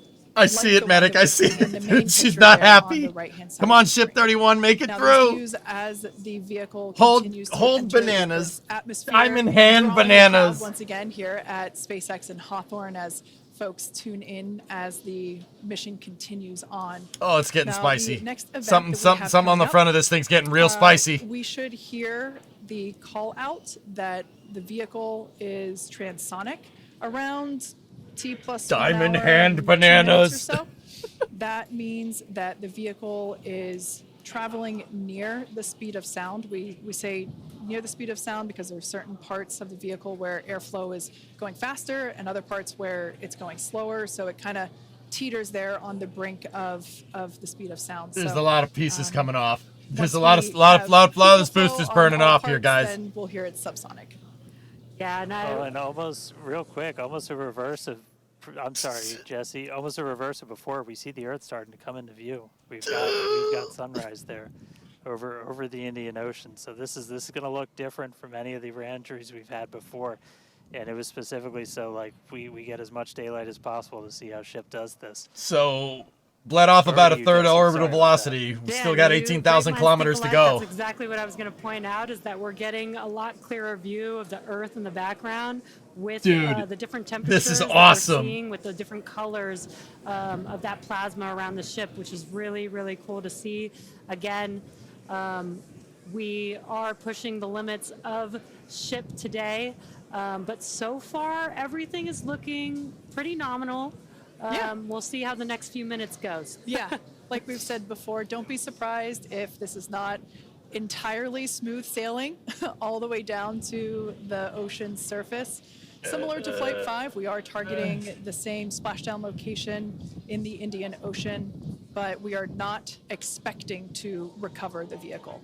Right, and we were getting some glimpses of the flaps. The flaps It's giving so me so far much anxiety are right looking now, pretty good. dude. We're not seeing But- any burn through. Yeah. There's those flaps again. No burn in through. that hinge area, Something which is almost burning the off turning though. area there. It's not the That's flaps. great news for us for so- now. Again, the next few minutes could change as we continuously push those limits. Something's we something's slow burning, and it down ain't the a little flaps. bit So for I hope subsonic, it's not essentially. something So I think important. It's about 1,200 kilometers an hour. Once we're down below that, that's when we're gonna. Dude, kind look of at this dip our nose shot. down and get that So more good. aggressive angle of attack. Normally, we're just belly Yes. flop right into the Yes, water, excuse pretty me, much it's getting that a little position. warm. But if we're going to be able to do return to launch sites, we're going to want to be able to fly with a little bit more of an angle of attack, get you a little bit more range as you're coming through. And so this'll be just a test to see Good one, how Steen. far can we push it. And obviously we're going to do these kind of tests way out here in super remote areas before you ever try to bring a ship back to a place like Starbase. Starship remains on a good entry trajectory. External temperatures are coming down. All right, great news there. That tells us that we You're not out of the woods through yet, the but that's phase good of news. peak heating. That's good So we news, are man. expecting Come on, hold the, together, 31. these temperatures to Diamond continue hand to come bananas. down. Once again, we are targeting a soft splashdown in the Indian Ocean, around off the northwest coast of Australia. We can see these beautiful views of planet Earth coming in. Yeah, this Yeah, is very different. Where yeah, it's a we little- had nighttime views of the ship as it was re-entering, and now we've got daylight. It is about an hour or so after sunrise. there in the Indian It's getting a little Ocean. So spicy right pretty there. Cool to see See this. it? Yeah, and it might not seem like it makes a huge difference, but we do get a little bit more light on ship as well for the camera views that we have, which is very beneficial for us to visually Stay together. see anything and try and correlate that to any of the sensors or data that we have on the vehicle. Exactly. Given is the rules, why she's we got shifted Captain. our She can't launch take much window more so of that this. We could have that daylight in order to improve our observations of the vehicle. So not only are we getting all the raw data from all the sensors that are on board Starship, but we also have multiple cameras and assets out there that are watching the vehicle and will also be able to tell us with this visual story that is also very, very important. And I as see it, we Phil. get down a little bit lower, the Raptor engines are in their chill phase right now, so just essentially getting them primed Okay, to we bled turn off on. 2/3 We're orbital gonna use velocity. those 3 center engines.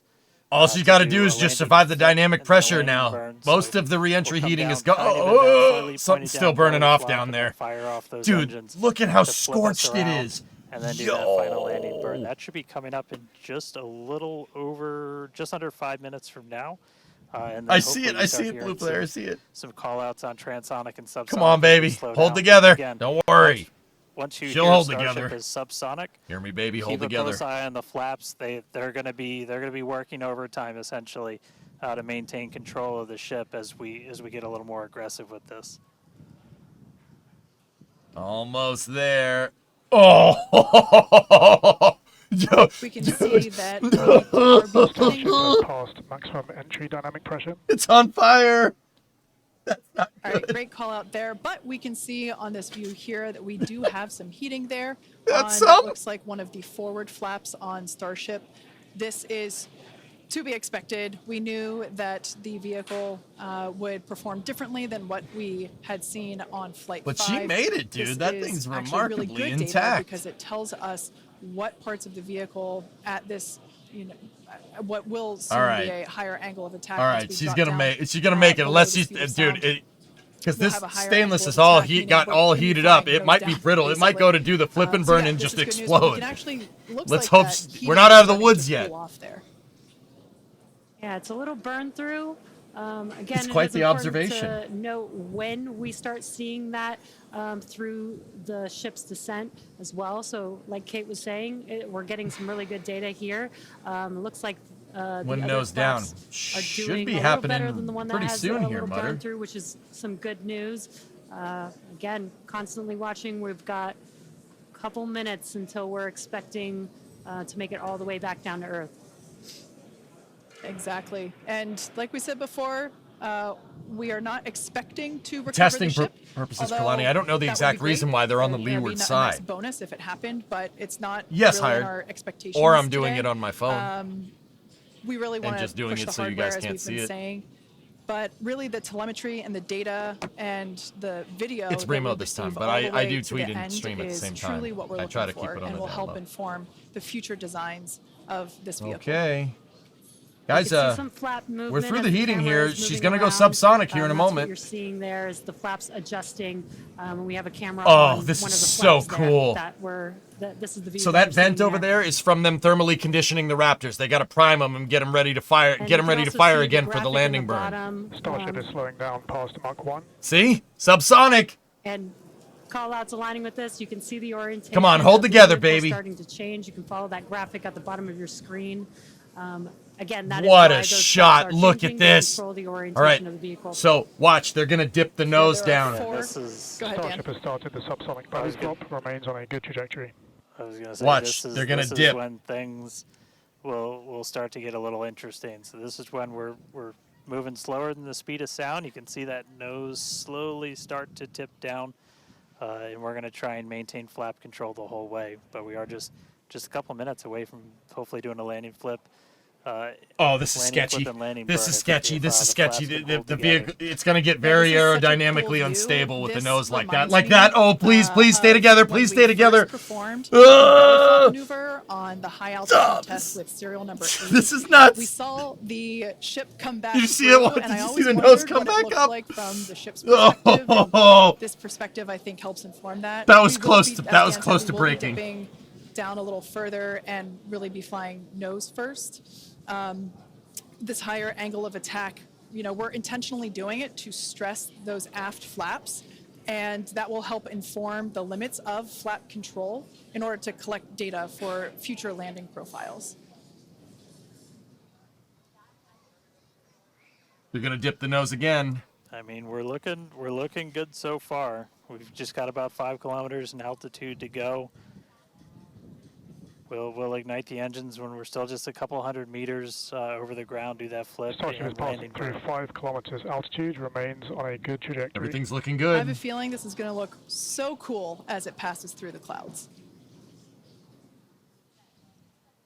Obligatory shout out to the 2 entire miles. avionics team on Starship. Oh!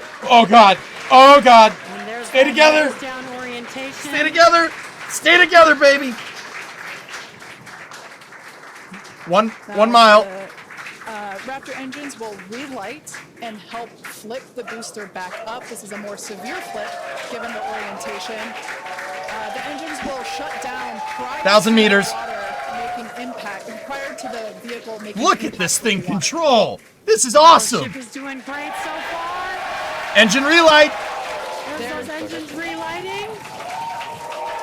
What a great reorientation by Starship. Dude! Dude! Oh, that's sick!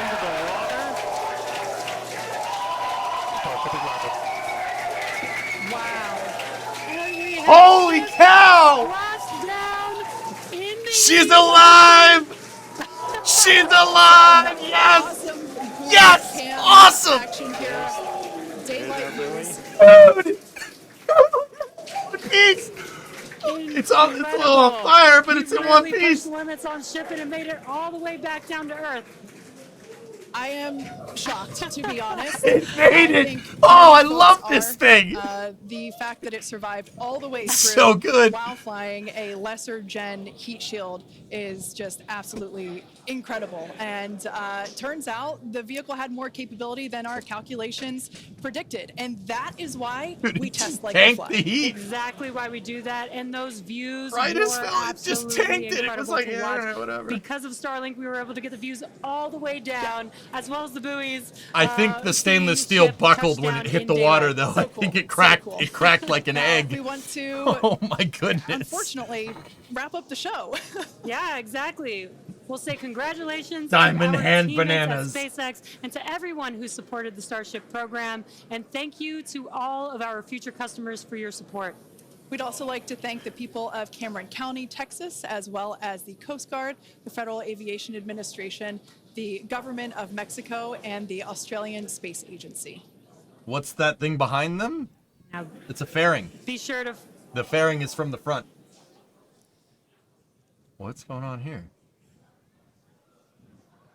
Hello, Jesse? Hey guys, I could take it from here. That was just incredible to see that splashdown. As you said, thanks to everybody that took such a huge part in this. Everybody here at Starbase that's worked on this program, just really pouring your lives into it. Great to see course they another are, Jay. booster lift off. We'll catch it the next time. Great to see ship in the water. New version of ship coming soon, so a lot more exciting launches coming up real soon here from Starbase. But I'll send us out this time. We'll see you guys next time. Awesome. Thanks, Dan. Be sure to follow SpaceX on X for updates and more exciting views that we weren't able to feature on today's broadcast. I'm sure there will be plenty of those. Now, thanks to all of you for tuning in, and we'll see you next time. What the heck, man? Dude, it came down in one piece. How did that even happen, man? Dude, how did this thing stay together? They stripped all the tiles off.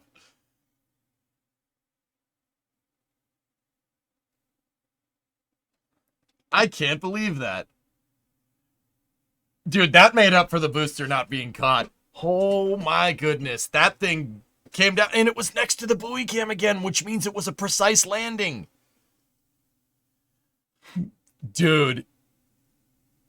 Oh my goodness, that is so freaking cool. Yeah, they could catch that thing. They could catch that. Absolutely. You could see the buoy. Yeah. What? Dude, it's there. It's right next to it.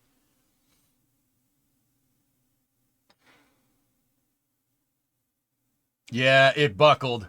When it fell over, the heated up stainless steel, it buckled it. The nose is in the ground, but the engine section and the fuel tanks look okay.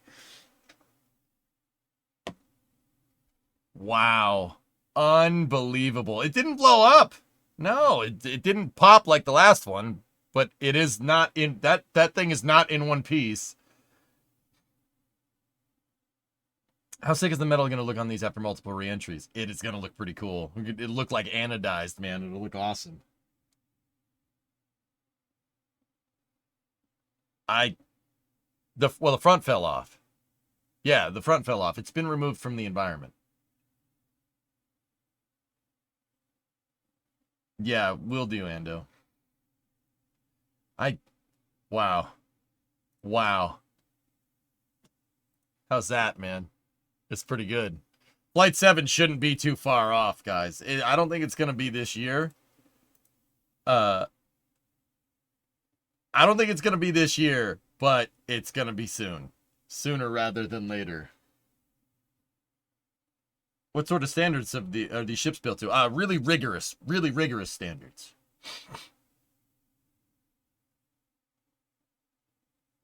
No, Neuro, it never gets. The front fell off. The front's supposed to come off. Well, obviously not. Then why did this one come off? Well, this one was a very special, very isolated case. SpaceX hinted at March of 2025.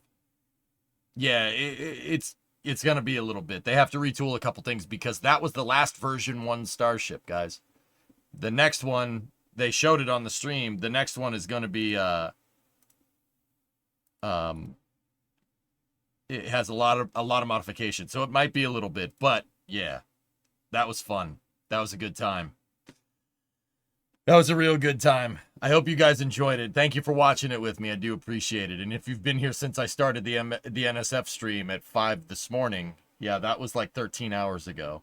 I haven't slept since before well, let me rephrase that. I haven't had any meaningful sleep since the start of yesterday's stream. I'm gonna go to bed. I'm gonna go eat, and I'm going to bed. And I will see you guys tomorrow, where we'll review all this footage and have a nice long space news gushing over this footage like the fanboys that we are. You know what? I don't care. This is cool. And I'm super happy that you guys give me your time and come in here and watch it with me. Thank you. Thank you very much. Rocket Guy raid? Okay, let me see.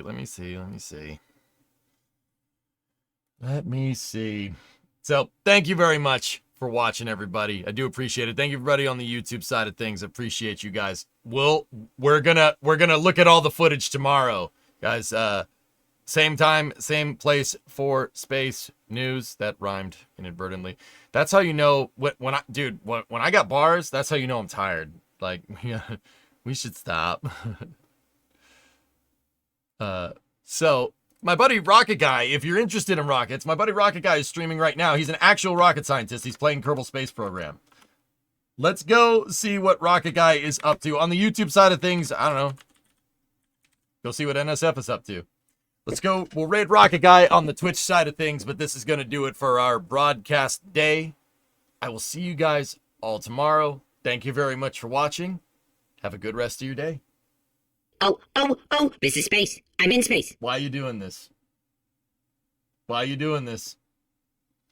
He's in with the 10 subs. I appreciate it. Thank you very much. Have a good night, everybody. Go raid Rocket Guy.